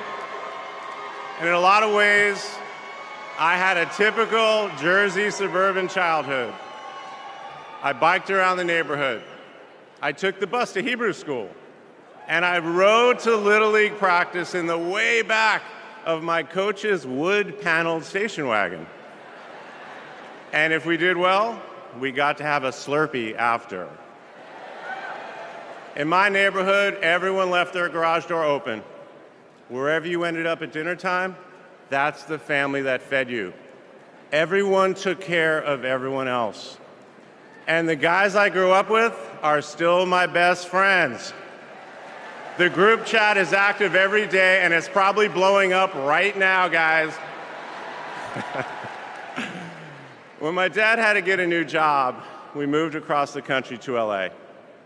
Money was tight. Hey, California.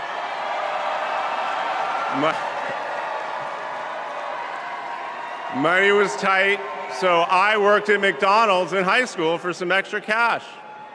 Not only was I Employee of the Month, but I still have the framed picture, which you just saw, and there was a ring, golden arches and all.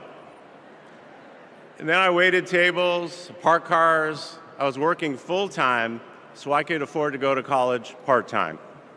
And thanks to partial scholarships, student loans, and a little help from my dad, I got myself through law school. And I got my first job as a lawyer, which is also where I met the guys in my fantasy football league. And a lot has changed in our lives since the early 90s, but my team name is still Nirvana. Yes, after the band. I worked hard, and I love being a lawyer. And by the way, I still get to be part of the profession by teaching students at Georgetown Law School. I got married, became a dad to Cole and Ella. Unfortunately, I went through a divorce, but eventually started worrying about how I would make it all work. And that's when something unexpected happened. In 2013, I walked into a contentious client meeting. We worked through the issue, and by the end of the meeting, the now happy client offered to set me up on a blind date, which is how I ended up with Kamala Harris's phone number. Now, for generations, people have debated when to call the person you're being set up with. and never in history has anyone suggested 8:30 a.m. And yet, that's when I dialed. I got Kamala's voicemail, and I just started rambling. Hey, it's Doug. I'm on my way to an early meeting. Again, it's Doug. I remember I was trying to grab the words out of the air and just put them back in my mouth. And for what seemed like far too many minutes, I hung up. By the way, Kamala saved that voicemail, and she makes me listen to it on every anniversary. But that message wasn't the only unusual thing about that day. Now, Kamala, who normally would have been working hard at her office, just happened to be waiting at her apartment for a contractor to do some work on her kitchen. I was eating at my desk, which was not a regular occurrence for a busy lawyer like me who appreciated a good business lunch. But that's when she called me back. And we talked for an hour, and we laughed. Well, you know that laugh. I love that laugh.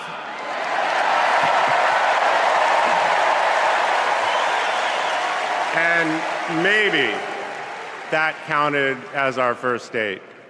Or maybe it was that Saturday night when I picked her up and told her, buckle up, I'm a really bad driver. Because you can't hide anything from Kamala Harris, so you might as well own it. And as I got to know her better and just fell in love fast, I learned what drives Kamala. And it's what you've seen over these past 4 years, and especially these past 4 weeks. She finds joy in pursuing justice. She stands up to bullies just like my parents taught me to. And she likes to see people do well, but hates when they're treated unfairly. She believes this work requires a basic curiosity in just how people are doing. Her empathy is her strength. Over the past decade, Kamala has connected me more deeply to my faith, even though it's not the same as hers. She comes to synagogue with me for high holiday services, and I go to church with her for Easter. I get to enjoy her mom's chili relleno recipe every Christmas, and she makes a mean brisket for Passover. It brings me right back to my grandmother's apartment in Brooklyn. You know, the one with the plastic-covered couches. But Kamala has fought against anti-Semitism and all forms of hate her whole career. She's the one who encouraged me as second gentleman to take up that fight, which is so personal to me. And those of you who belong to blended families know that they can be a little complicated. But as soon as our kids started calling her Mamala, I knew we'd be okay. Ella calls us a three-headed parenting machine. Kamala and Kirsten, thank you both. Thank you both for always putting your family and the kids first. Now, Cole and Ella's friends knew that when they'd come over for Sunday dinner with Mamala, it was going to be real talk. In between taking cooking instructions, they'd have to answer questions about what problem they wanted to solve in the world. They learned that you've always got to be prepared because Kamala is going to prosecute the case. And in the same breath that Cole and Greenlee told us that they were engaged, they asked Kamala to officiate their wedding. And in the same way that she always steps up when it matters, Kamala put so much time into those remarks, and she bound them in a book that matched her dark red dress, and then turned that into a gift for the happy couple. A few days ago, during this incredible time we're going through, there was a brief window when Kamala was back at home. And I saw her sitting on her favorite chair, and in the middle of a wild month, I just hoped that she was having a quiet moment to herself. But then I realized she was on the phone. And of course, my mind went to all the potential crises that the vice president could be dealing with. Was it domestic? Was it foreign? Was it campaign? I could see she was focused, and all I knew was that it must be something important. And it turns out it was. Ella had called her. That's Kamala. That's Kamala. Those kids are her priorities, and that scene was a perfect map of her heart. She's always been there for our children, and I know she'll always be there for yours too. Kamala is a joyful warrior. It's doing for her country what she has always done for the people that she loves. Her passion will benefit all of us when she's our president. And here's the thing about joyful warriors. They're still warriors. And Kamala is as tough as it comes. Just ask the criminals, the global gangsters, and the witnesses before the Senate Judiciary Committee. She never runs from a fight. And she knows the best way to deal with a coward is to take him head on. Because we all know cowards are weak, and Kamala Harris can smell weakness. She doesn't tolerate any BS. You've all seen that look, and you know that look I'm talking about. That look is not just a meme. It reflects her true belief in honest and direct leadership. And it's also why she will not be distracted by nonsense. Kamala knows that in order to win, we cannot lose focus. America, in this election, you have to decide who to trust with your family's future. I trusted Kamala with our family's future. It was the best decision I ever made. This Thursday will be our 10th wedding anniversary, which I know it means I'm about to hear that embarrassing voicemail again. However, that's not all I'll be hearing. That same night, I'll be hearing my wife, Kamala Harris, accept your nomination for President of the United States. And with your help, she will lead with joy and toughness, with that laugh and that look, with compassion and conviction. She'll lead from the belief that wherever we come from, whatever we look like, we're strongest when we fight for what we believe in, not just against what we fear. Kamala Harris was exactly the right person for me at an important moment in my life.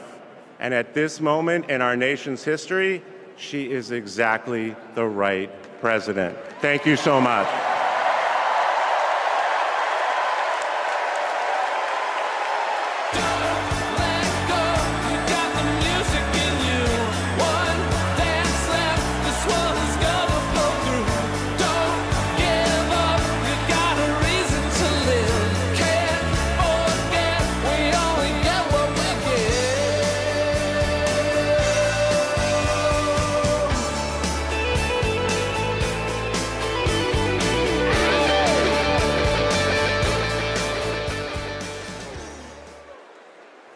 Please welcome former First Lady Michelle Obama.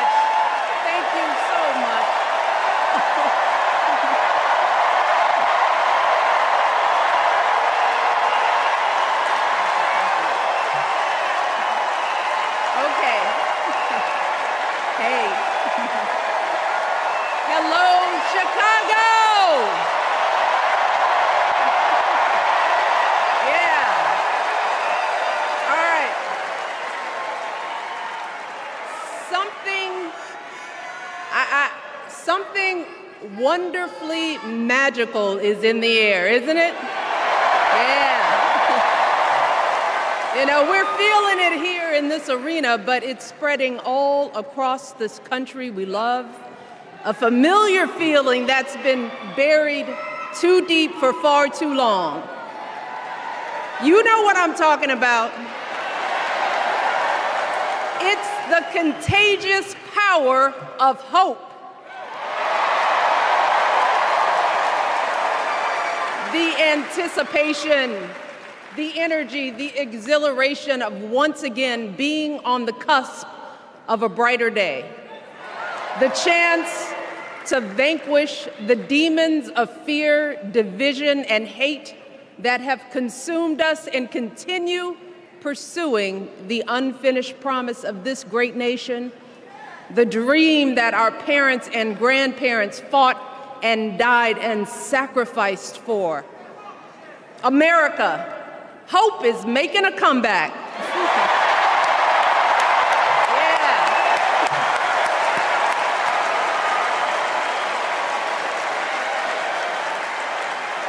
But to be honest, I am realizing that until recently, I have mourned the dimming of that hope.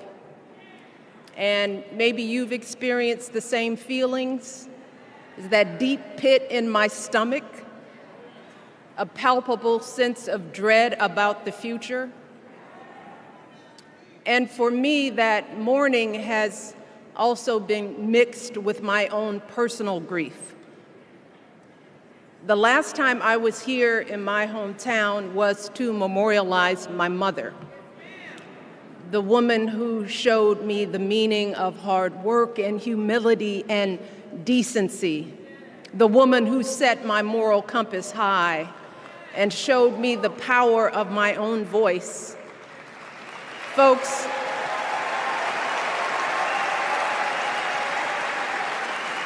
I still feel her loss so profoundly.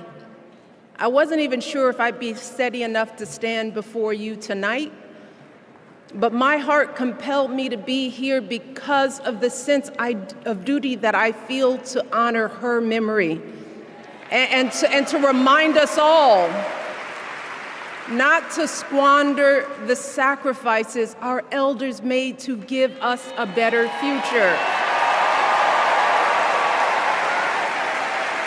You see, my mom, in her steady, quiet way, lived out that striving sense of hope every single day of her life. She believed that all children, all people have value, that anyone can succeed if given the opportunity. She and my father didn't aspire to be wealthy. In fact, they were suspicious of folks who took more than they needed. They understood that it wasn't enough for their kids to thrive if everyone else around us was drowning. So my mother volunteered at the local school. She always looked out for the other kids on the block. She was glad to do the thankless, unglamorous work that for generations has strengthened the fabric of this nation. The belief that if you do unto others, if you love thy neighbor, if you work and scrape and sacrifice, it will pay off. If not for you, then maybe for your children or your grandchildren. You see, those values have been passed on through family farms and factory towns, through tree-lined streets and crowded tenements, through prayer groups and National Guard units and social studies classrooms. Those were the values my mother poured into me until her very last breath. Kamala Harris and I built our lives on those same foundational values. Even though our mothers grew up an ocean apart, they shared the same belief in the promise of this country. That's why Her mother moved here from India at 19. It's why she taught Kamala about justice, about the obligation to lift others up, about our responsibility to give more than we take. She'd often tell her daughter, "Don't sit around and complain about things, do something." So, with that voice in her head, Kamala went out and she worked hard in school, graduating from an HBCU, earning her law degree at a state school. And then she went on to work for the people, fighting to hold lawbreakers accountable, strengthening the rule of law, fighting to get folks better wages, cheaper prescription drugs, a good education, decent health care, child care, elder care. From a middle-class household, Kamala worked her way up to become Vice President of the United States of America. My girl, Kamala Harris, is more than ready for this moment. She is one of the most qualified people ever to seek the office of the presidency. And she is one of the most dignified. A tribute to her mother, to my mother, and to your mother too. The embodiment of the stories we tell ourselves about this country. Her story is your story. It's my story. It's the story of the vast majority of Americans trying to build a better life. Look, Kamala knows, like we do, that regardless of where you come from, what you look like, who you love, how you worship, or what's in your bank account, we all deserve the opportunity to build a decent life. All of our contributions deserve to be accepted and valued. Because no one has a monopoly on what it means to be an American. No one.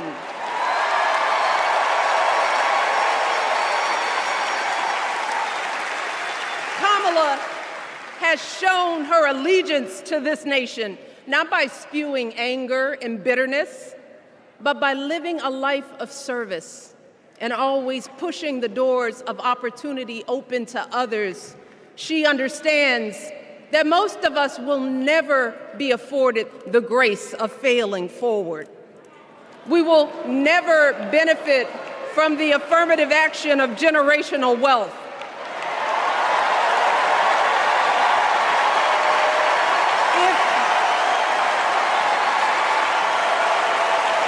If we bankrupt a business or choke in a crisis, we don't get a second, third, or fourth chance. If things don't go our way, we don't have the luxury of whining or cheating others to get further ahead. No. We don't get to change the rules so we always win. If we see a mountain in front of us, we don't expect there to be an escalator waiting to take us to the top. No. We put our heads down. We get to work. In America, we do something. And throughout her entire life, that's what we've seen from Kamala Harris. The steel of her spine, the steadiness of her upbringing, the honesty of her example, and yes, the joy of her laughter and her light. It couldn't be more obvious. Of the two major candidates in this race, only Kamala Harris truly understands the unseen labor and unwavering commitment that has always made America great.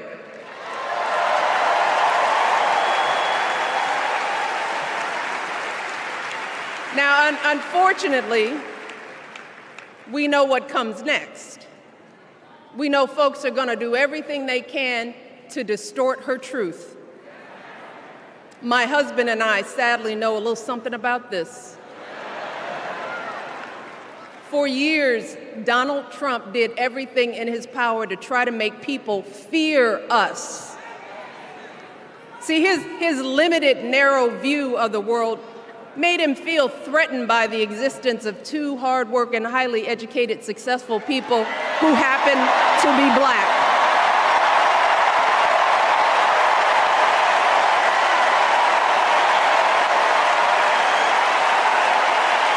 Wait.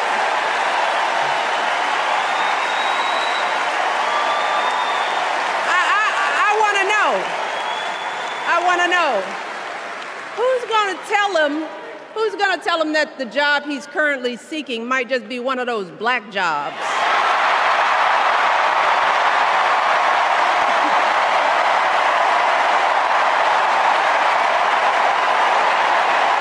Look, it's his same old con. His same old con. Doubling down on ugly, misogynistic, racist lies as a substitute for real ideas and solutions that will actually make people's lives better. Look, because cutting our health care, taking away our freedom to control our bodies, the freedom to become a mother through IVF like I did, those things are not going to improve the health outcomes of our wives, mothers, and daughters. Shutting down the Department of Education, banning our books, none of that will prepare our kids for the future. Demonizing our children for being who they are and loving who they love, look, that doesn't make anybody's life better.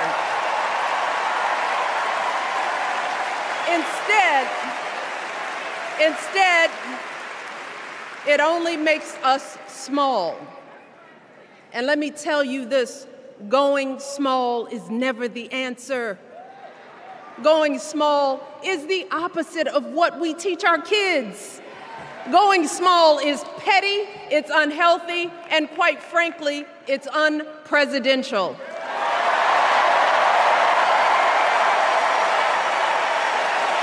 So, why would any of us accept this from anyone seeking our highest office? Why would we normalize that type of backward leadership? Doing so only demeans and cheapens our politics. It only serves to further discourage good, big-hearted people from wanting to get involved at all. America, our parents taught us better than that, and we deserve so much better than that. That's why we must do everything in our power to elect two of those good, big-hearted people. There is no other choice than Kamala Harris and Tim Walz. No other choice.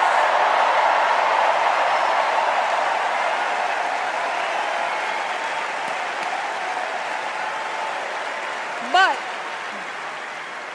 as we embrace this renewed sense of hope, let us not forget the despair we have felt.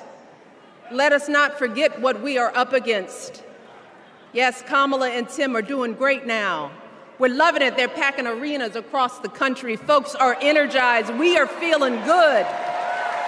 But remember, there are still so many people who are desperate for a different outcome, who are ready to question and criticize every move Kamala makes, who are eager to spread those lies, who don't want to vote for a woman, who will continue to prioritize building their wealth over ensuring that everyone has enough. So no matter how good we feel tonight or tomorrow or the next day, this is going to be an uphill battle. So folks, we cannot be our own worst enemies. No. See, because the minute something goes wrong, the minute a lie takes hold, folks, we cannot start wringing our hands. We cannot get a Goldilocks complex about whether everything is just right. And we cannot indulge our anxieties about whether this country will elect someone like Kamala instead of doing everything we can to get someone like Kamala elected.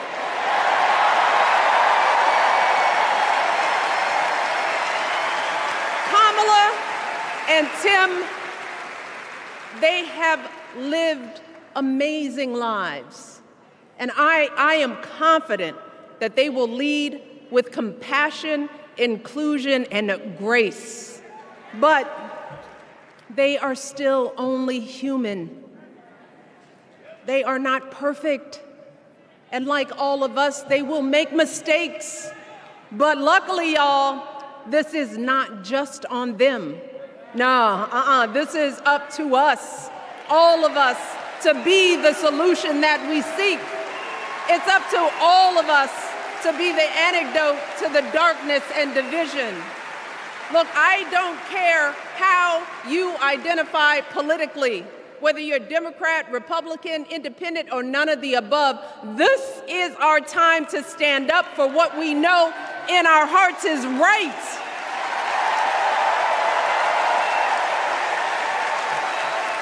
To stand up, not just for our basic freedoms, but for decency and humanity, for basic respect, dignity, and empathy, for the values at the very foundation of this democracy. It's up to us to remember what Kamala's mother told her. Don't just sit around and complain, do something. So, if they lie about her, and they will, we've got to do something. If we see a bad poll, and we will, we got to put down that phone and do something. If we start feeling tired, if we start feeling that dread creeping back in, we got to pick ourselves up, throw water on our face, and what? We only have 2.5 months, y'all, to get this done. Only 11 weeks to make sure every single person we know is registered and has a voting plan. So, we cannot afford for anyone America to sit on their hands and wait to be called. Don't complain if no one from the campaign has specifically reached out to you to ask you for your support. There is simply no time for that kind of foolishness. You know what you need to do. So, consider this to be your official ask. Michelle Obama is asking you, no, I'm telling y'all to do something.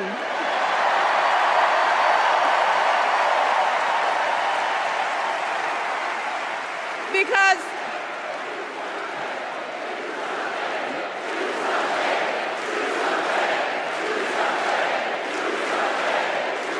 you all, this election is going to be close. In some states, just a handful, listen to me, a handful of votes in every precinct could decide the winner. So we need to vote in numbers that erase any doubt. We need to overwhelm any effort to suppress us. Our fate is in our hands. In 77 days, we have the power to turn our country away from the fear, division, and smallness of the past. We have the power to marry our hope with our action. We have the power to pay forward the love, sweat, and sacrifice of our mothers and fathers and all those who came before us. We did it before, y'all, and we sure can do it again. Let us work like our lives depend on it. And let us keep moving our country forward and go higher, yes, always higher than we've ever gone before as we elect the next president and vice president of the United States, Kamala Harris and Tim Walz. Thank you all. God bless.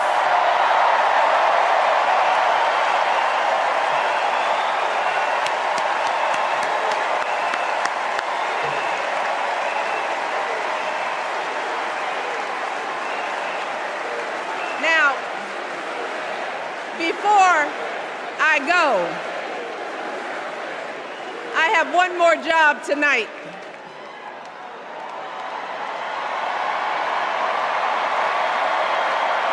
Yeah, one more job. You all, thank you for all the love, but it is now my honor to introduce somebody who knows a whole lot about hope.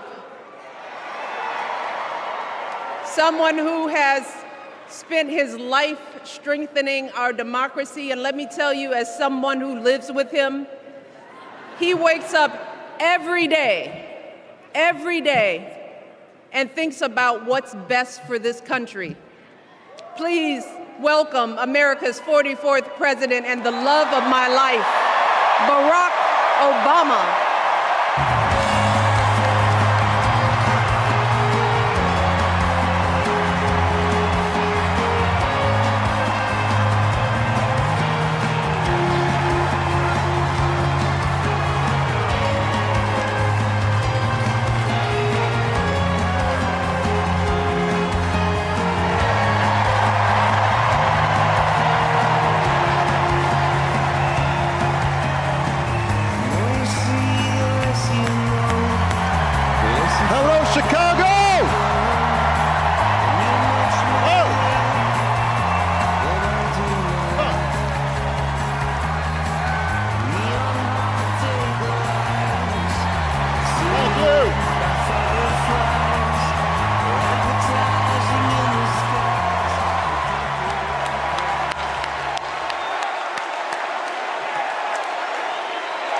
Thank you. Thank you, everybody. Thank you.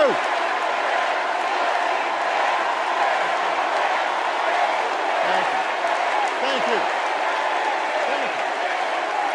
All right. That's enough. Thank you. Chicago, it's good to be home. It is good to be home, and I don't know about you, but I'm feeling fired up.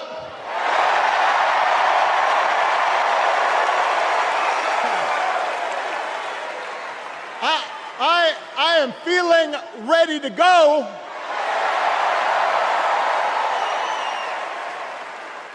Even if I am the only person stupid enough to speak after Michelle Obama.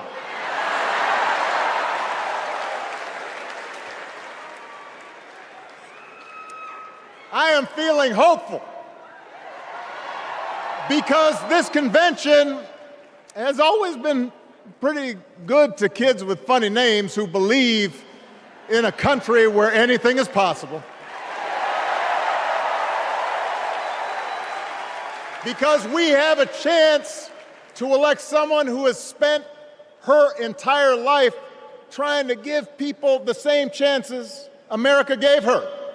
Someone who sees you and hears you and will get up every single day and fight for you.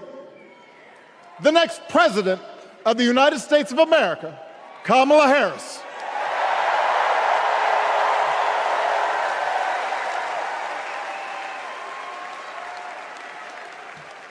It's been 16 years since I had the honor of accepting this party's nomination for president.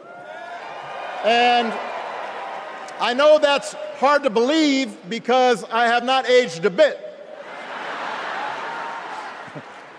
But it's true.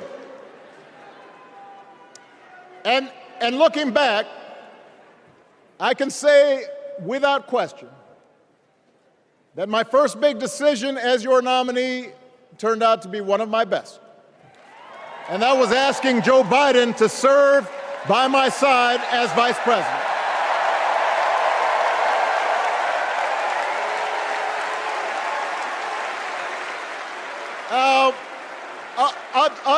Other than some common Irish blood, Joe and I come from different backgrounds, but we became brothers. And as we worked together for 8, sometimes pretty tough years, What I came to admire most about Joe wasn't just his smarts, his experience.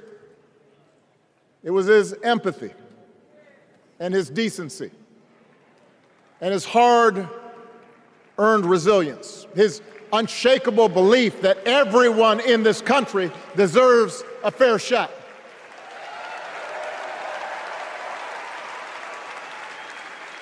And over the last 4 years, those are the values America has needed most. At a time when millions of our fellow citizens were sick and dying, we needed a leader with the character to put politics aside and do what was right. At a time when our economy was reeling, we needed a leader with the determination to drive what would become the world's strongest recovery. 15 million jobs, higher wages, lower health care costs.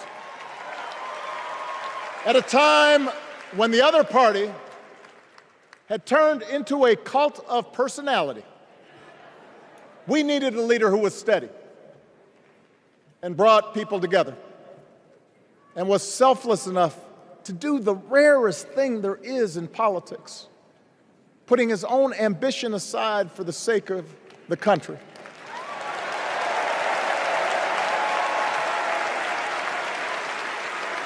History will remember Joe Biden as an outstanding president who defended democracy at a moment of great danger. And I am proud to call him my president, but I am even prouder to call him my friend.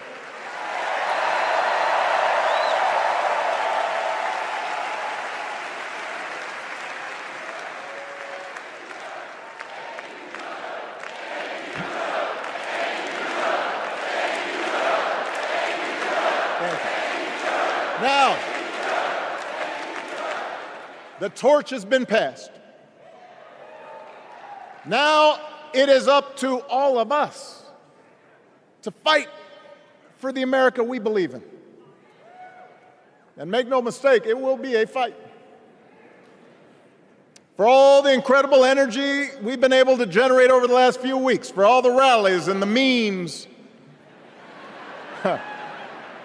this will still be a tight race in a closely divided country.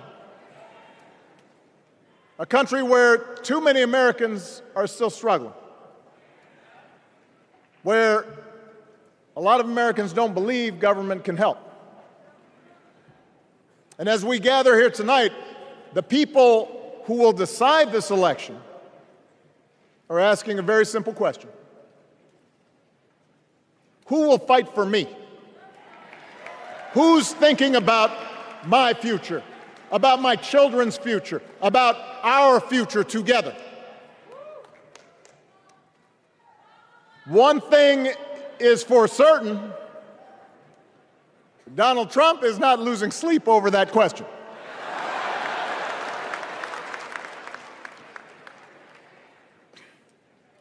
Here's a 78-year-old billionaire who has not stopped whining about his problems since he rode down his golden escalator 9 years ago. It has been a constant stream of gripes and grievances that's actually been getting worse now that he's afraid of losing to Kamala. There's the childish nicknames, the crazy conspiracy theories, this weird obsession with crowd sizes.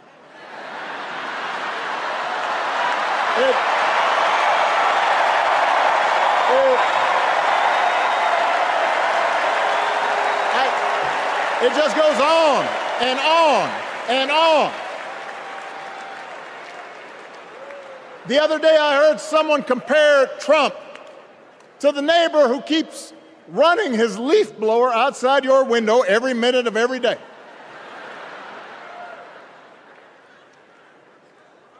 Now, from a neighbor, that's exhausting. From a president, it's just dangerous. The truth is, Donald Trump sees power as nothing more than it means to his ends. He wants the middle class to pay the price for another huge tax cut that would mostly help him and his rich friends.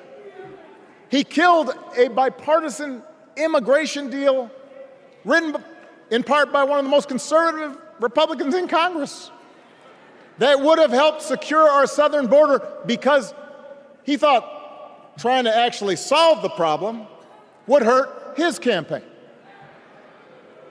He doesn't. Do not boo. Vote.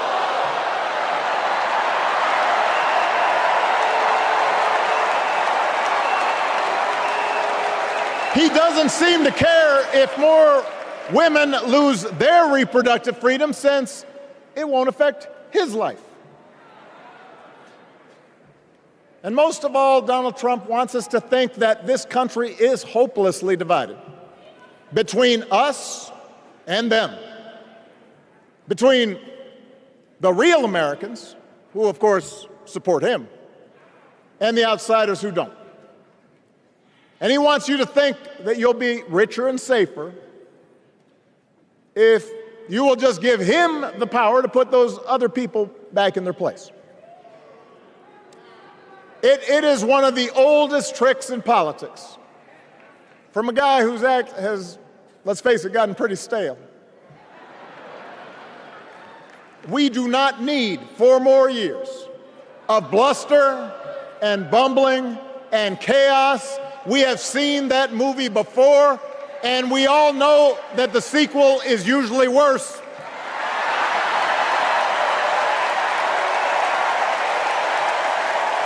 America's ready for a new chapter. America's ready for a better story. We are ready for a President Kamala Harris.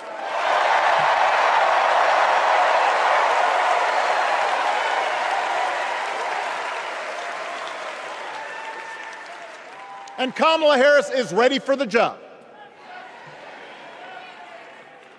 This is a person who has spent her life fighting on behalf of people who need a voice and a champion. As you heard from Michelle, Kamala was not born into privilege. She had to work for what she's got. And she actually cares about what other people are going through. She's not the neighbor running the leaf blower. She's the neighbor rushing over to help when you need a hand.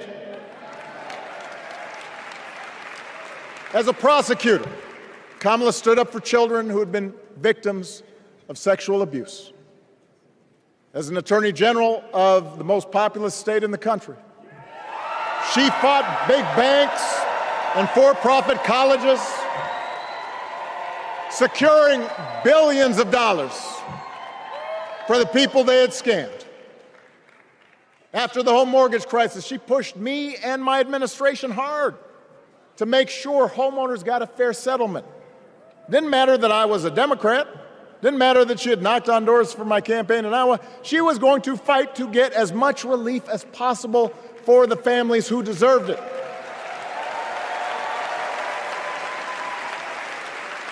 As vice president, she helped take on the drug companies to cap the cost of insulin, lower the cost of health care, give families with kids a tax cut.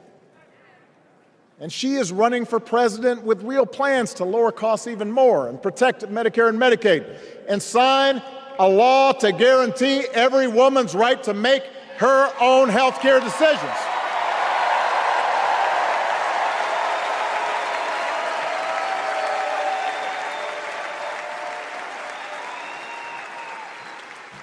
In other words, Kamala Harris won't be focused on her problems. She'll be focused on yours. As president, she won't just cater to her own supporters and punish those who refuse to kiss the ring or bend the knee. She'll work on behalf of every American. That's who Kamala is. And in the White House, she will have an outstanding partner in Governor Tim Walz.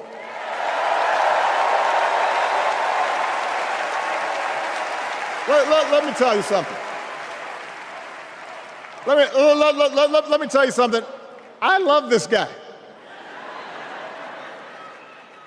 Tim is the kind of person who should be in politics. Born in a small town, served his country, taught kids, coached football, took care of his neighbors. He knows who he is, and he knows what's important. You can tell those flannel shirts he wears don't come from some political consultant. They come from his closet, and they have been through some stuff.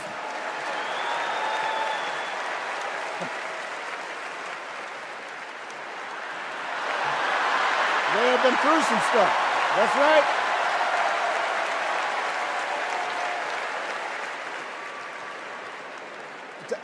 Together, Kamala and Tim have kept faith with America's central story.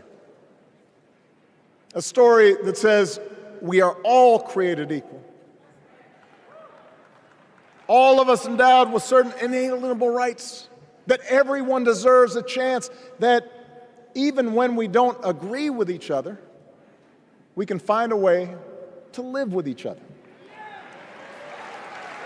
That's Kamala's vision. That's Tim's vision. That's the Democratic Party's vision. And our job over the next 11 weeks is to convince as many people as possible to vote for that vision. Now, it won't be easy. The other side knows it's easier to play on people's fears and cynicism, always has been. They will tell you that government is inherently corrupt, that sacrifice and generosity are for suckers. And since the game is rigged, it's okay to take what you want and just look after your own. That's the easy path. We have a different task. Our job is to convince people that democracy can actually deliver. And in doing that, we can't just point to what we've already accomplished. We can't just rely on the ideas of the past. We need to chart a new way forward to meet the challenges of today. And Kamala understands this. She knows, for example, that if we want to make it easier for more young people to buy a home, we need to build more units and clear away some of the outdated laws and regulations that made it harder to build homes for working people in this country. That is a priority, and she's put out a bold new plan to do just that.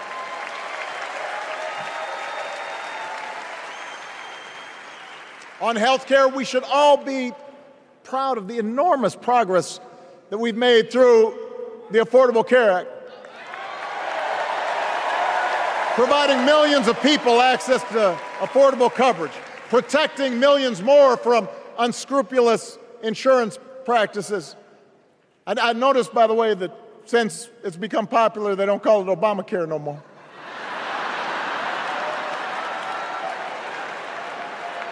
But Kamala knows we can't stop there, which is why she'll keep working to limit out-of-pocket costs. Kamala knows that if we want to help people get ahead, we need to put a college degree within reach of more Americans.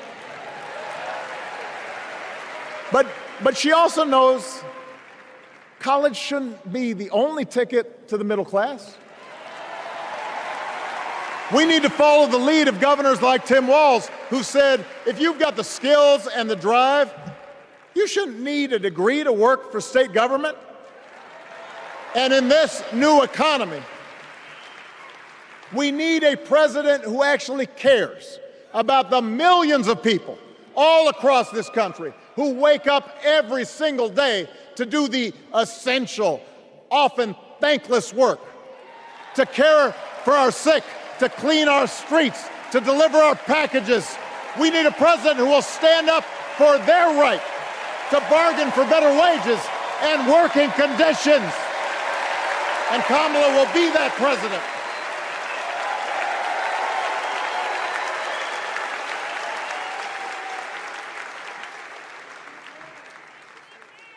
Yes, she can.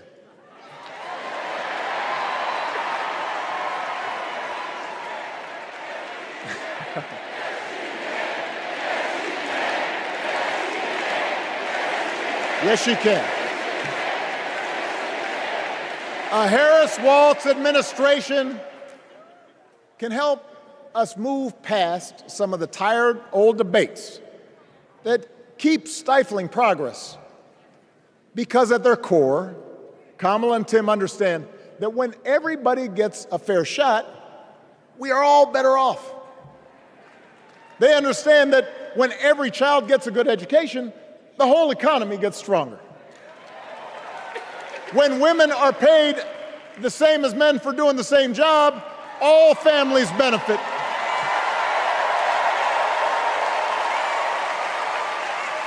They understand that we can secure our borders without tearing kids away from their parents, just like we can keep our streets safe while also building trust between law enforcement and the communities they serve and eliminating bias.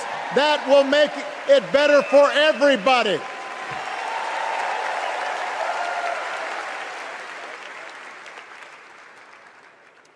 Donald Trump and his well-heeled donors, they don't see the world that way.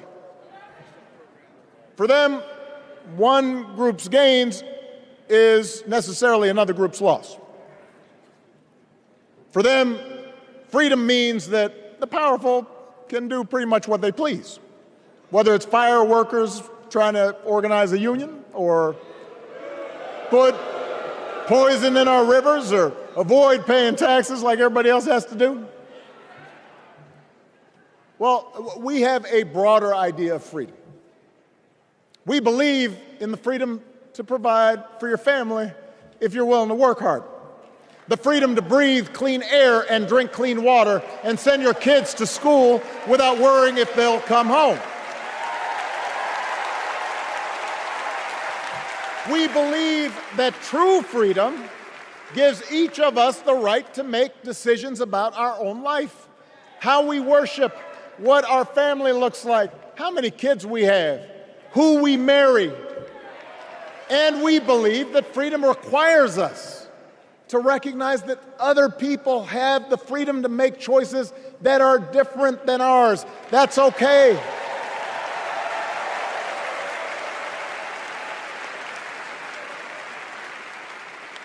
That's the America Kamala Harris and Tim Walz believe in. An America where we, the people, includes everyone.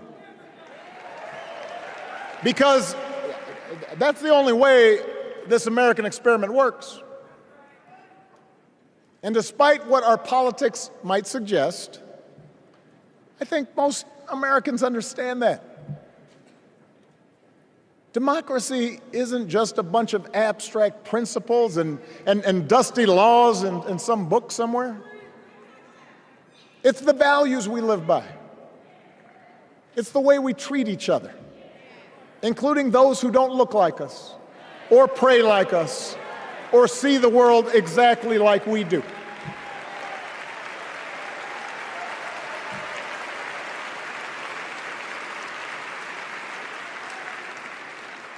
That sense of mutual respect has to be part of our message. Our politics have become so polarized these days that all of us across the political spectrum seem so quick to assume the worst in others, unless they agree with us on every single issue. We start thinking that the only way to win is to scold and shame and out-yell the other side.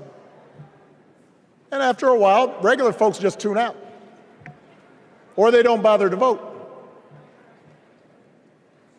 Now, that approach may work for the politicians who just want attention and thrive on division, but it won't work for us. To make progress on the things we care about, the things that really affect people's lives, we need to remember that we've all got our blind spots and contradictions and prejudices, and that if we want to win over those who aren't yet ready to support our candidates, we need to listen to their concerns and maybe learn something in the process. After all, if a parent or grandparent occasionally says something that makes us cringe,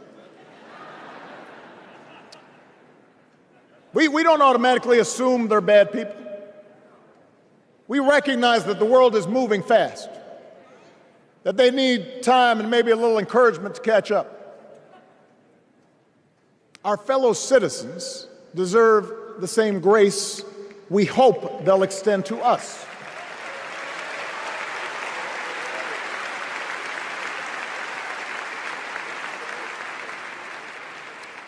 That's how we can build a true democratic majority, one that can get things done. And by the way, that does not just matter to the people in this country.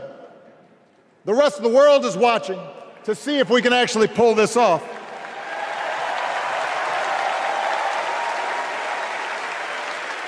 No nation, no society has ever tried to build a democracy as big and as diverse as ours before. One that includes people that over decades have come from every corner of the globe. One where our allegiances and our community are defined not by race or blood, but by a common creed. And that's why when we uphold our values, the world's a little brighter. When we don't, the world's a little dimmer. And dictators and autocrats feel emboldened. And over time, we become less safe. We shouldn't be the world's policemen, and we can't eradicate every cruelty and injustice in the world. But America can be and must be a force for good, discouraging conflict, fighting disease, promoting human rights, protecting the planet from climate change, defending freedom, brokering peace. That's what Kamala Harris believes, and so do most Americans.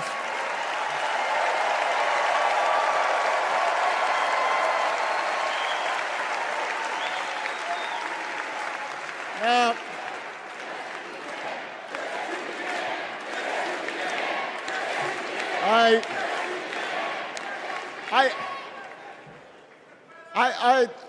I know these ideas can feel pretty naive right now.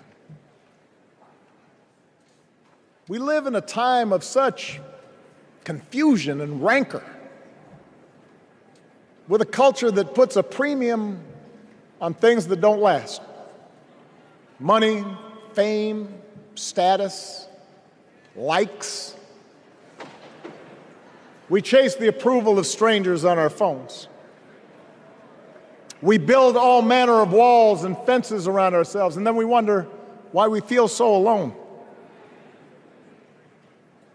We don't trust each other as much because we don't take the time to know each other. And in that space between us, politicians and algorithms teach us to caricature each other and troll each other and fear each other. But here's the good news, Chicago. All across America, in big cities and small towns, away from all the noise, the ties that bind us together are still there. We still coach Little League and look out for our elderly neighbors. We still feed the hungry in churches and mosques and synagogues and temples. We share the same pride when our Olympic athletes compete for the gold. Because the vast majority of us do not want to live in a country that's bitter and divided. We want something better. We want to be better. And the joy and the excitement that we're seeing around this campaign tells us we're not alone. You know, I've spent a lot of time thinking about these past few months because, as Michelle mentioned, this summer we lost her mom, Ms. Marion Robinson. And I don't know that anybody has ever loved their mother-in-law any more than I love mine. Mostly it's because she was funny and wise and the least pretentious person I knew. That, and she always defended me with Michelle when I messed up. I'd hide behind her.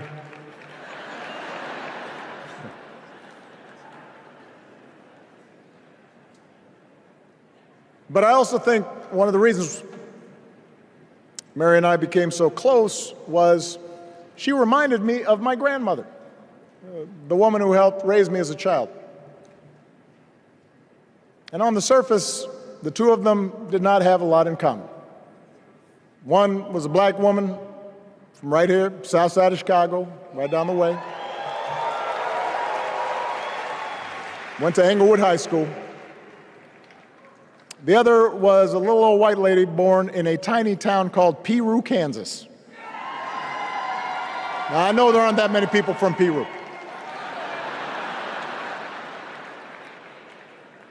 And yet they shared a basic outlook on life. They were strong, smart, resourceful women, full of common sense, who, regardless of the barriers they encountered, and women growing up in the 40s and 50s and 60s, they encountered barriers. They still went about their business without fuss or complaint and provided an unshakable foundation of love for their children and their grandchildren. In that sense, they both represented an entire generation of working people who, through war and depression, discrimination and limited opportunity, helped build this country. A lot of them toiled every day at jobs that were often too small for them and didn't pay a lot. They willingly went without just to keep a roof over their families' heads, just to give their children something better. But they knew what was true. They knew what mattered. Things like honesty and integrity, kindness and hard work.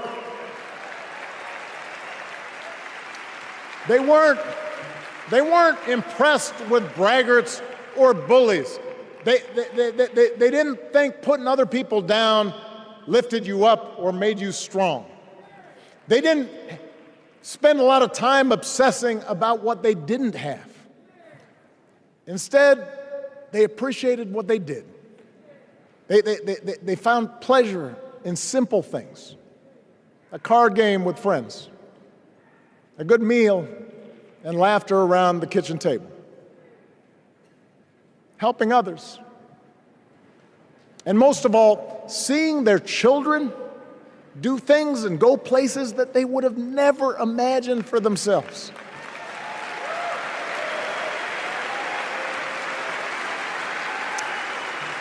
Whether you are a Democrat or a Republican or somewhere in between,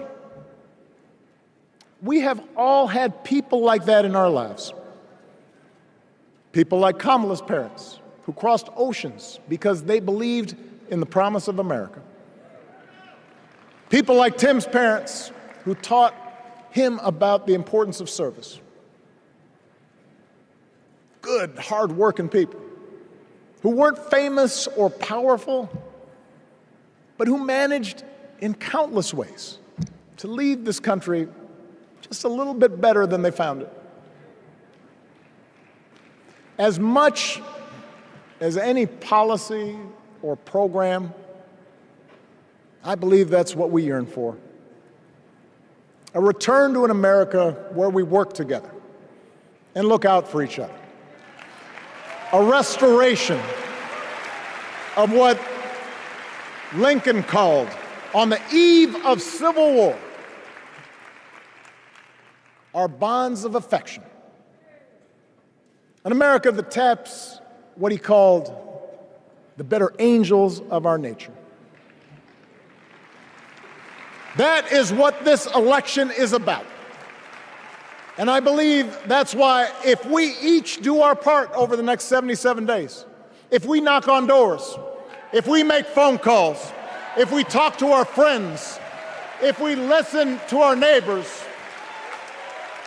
if we work like we've never worked before, if we hold firm to our convictions, we will elect Kamala Harris as the next President of the United States, and Tim Walz as the next Vice President of the United States.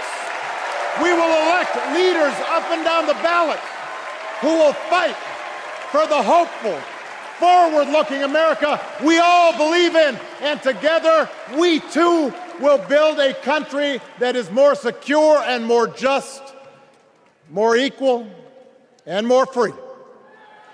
So let's get to work. God bless you. And God bless the United States of America.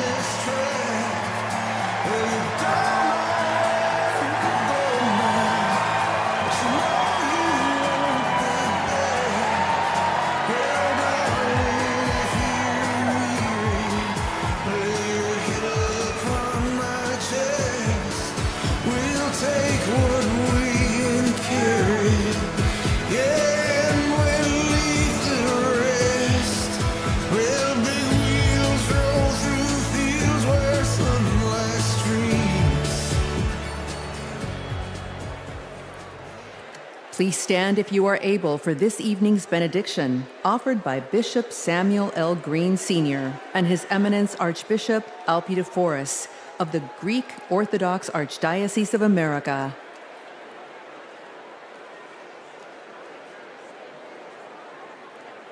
God of our weary years, God of our silent tears, Thou who hast brought us thus far along the way, You are the one who broods over the days of our lives, and without You, we would be nothing.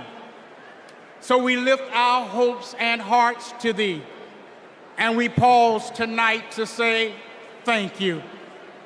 Thank You for loving us. Thank You for not giving up on us. Thank You for giving this nation the benefits of Your mercy, because all of us can feel that something enthusiastic is rising in the soul of America.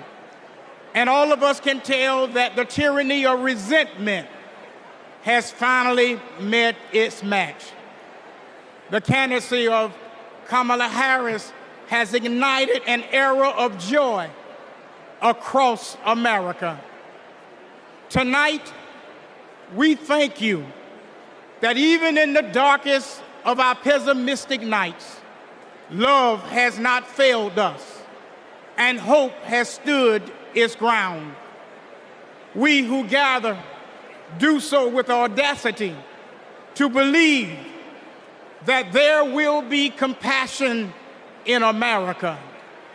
So God, deliver us from racism, deliver us from sexism, deliver us from evil, and keep us forever in the path we pray. Amen.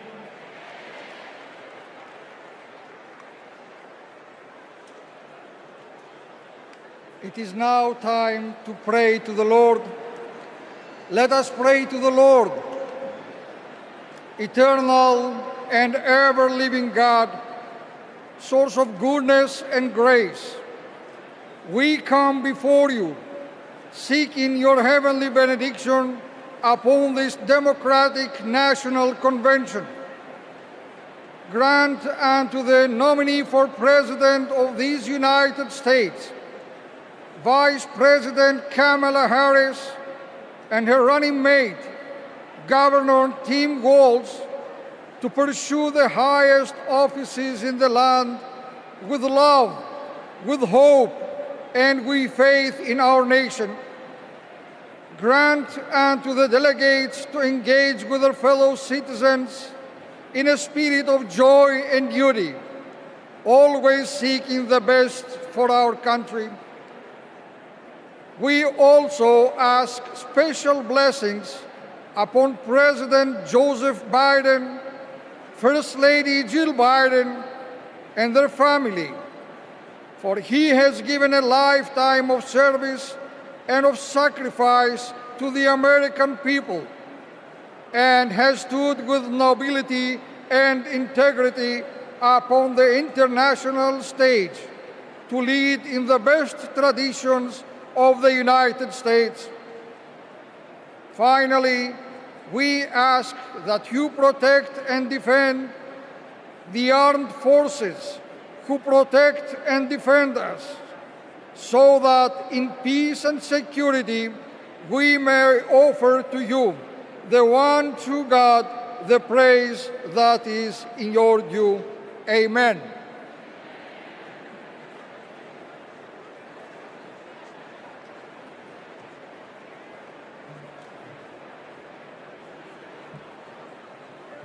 Friends, do I hear a motion to recess until 5:30 tomorrow? Do I hear a second? All those in favor, please say aye. All those opposed, say nay. That was one hell of a night. I'm bringing this thing to a close.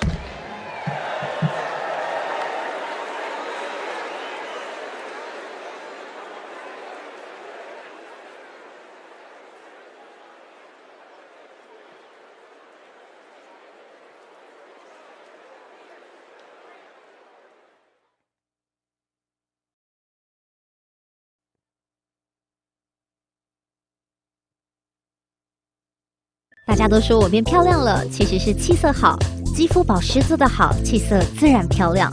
我选择 KS 皇家呵护芦荟保湿舒缓凝胶，因为它用国际芦荟协会认证高品质的库拉索芦荟，含有大量的粘多糖体，类似于玻尿酸，可以帮助锁住皮肤水分，让肌肤长时间保持水嫩，还运用 TTS 技术增强芦荟的生物活性，修护舒缓日晒后的各种不适。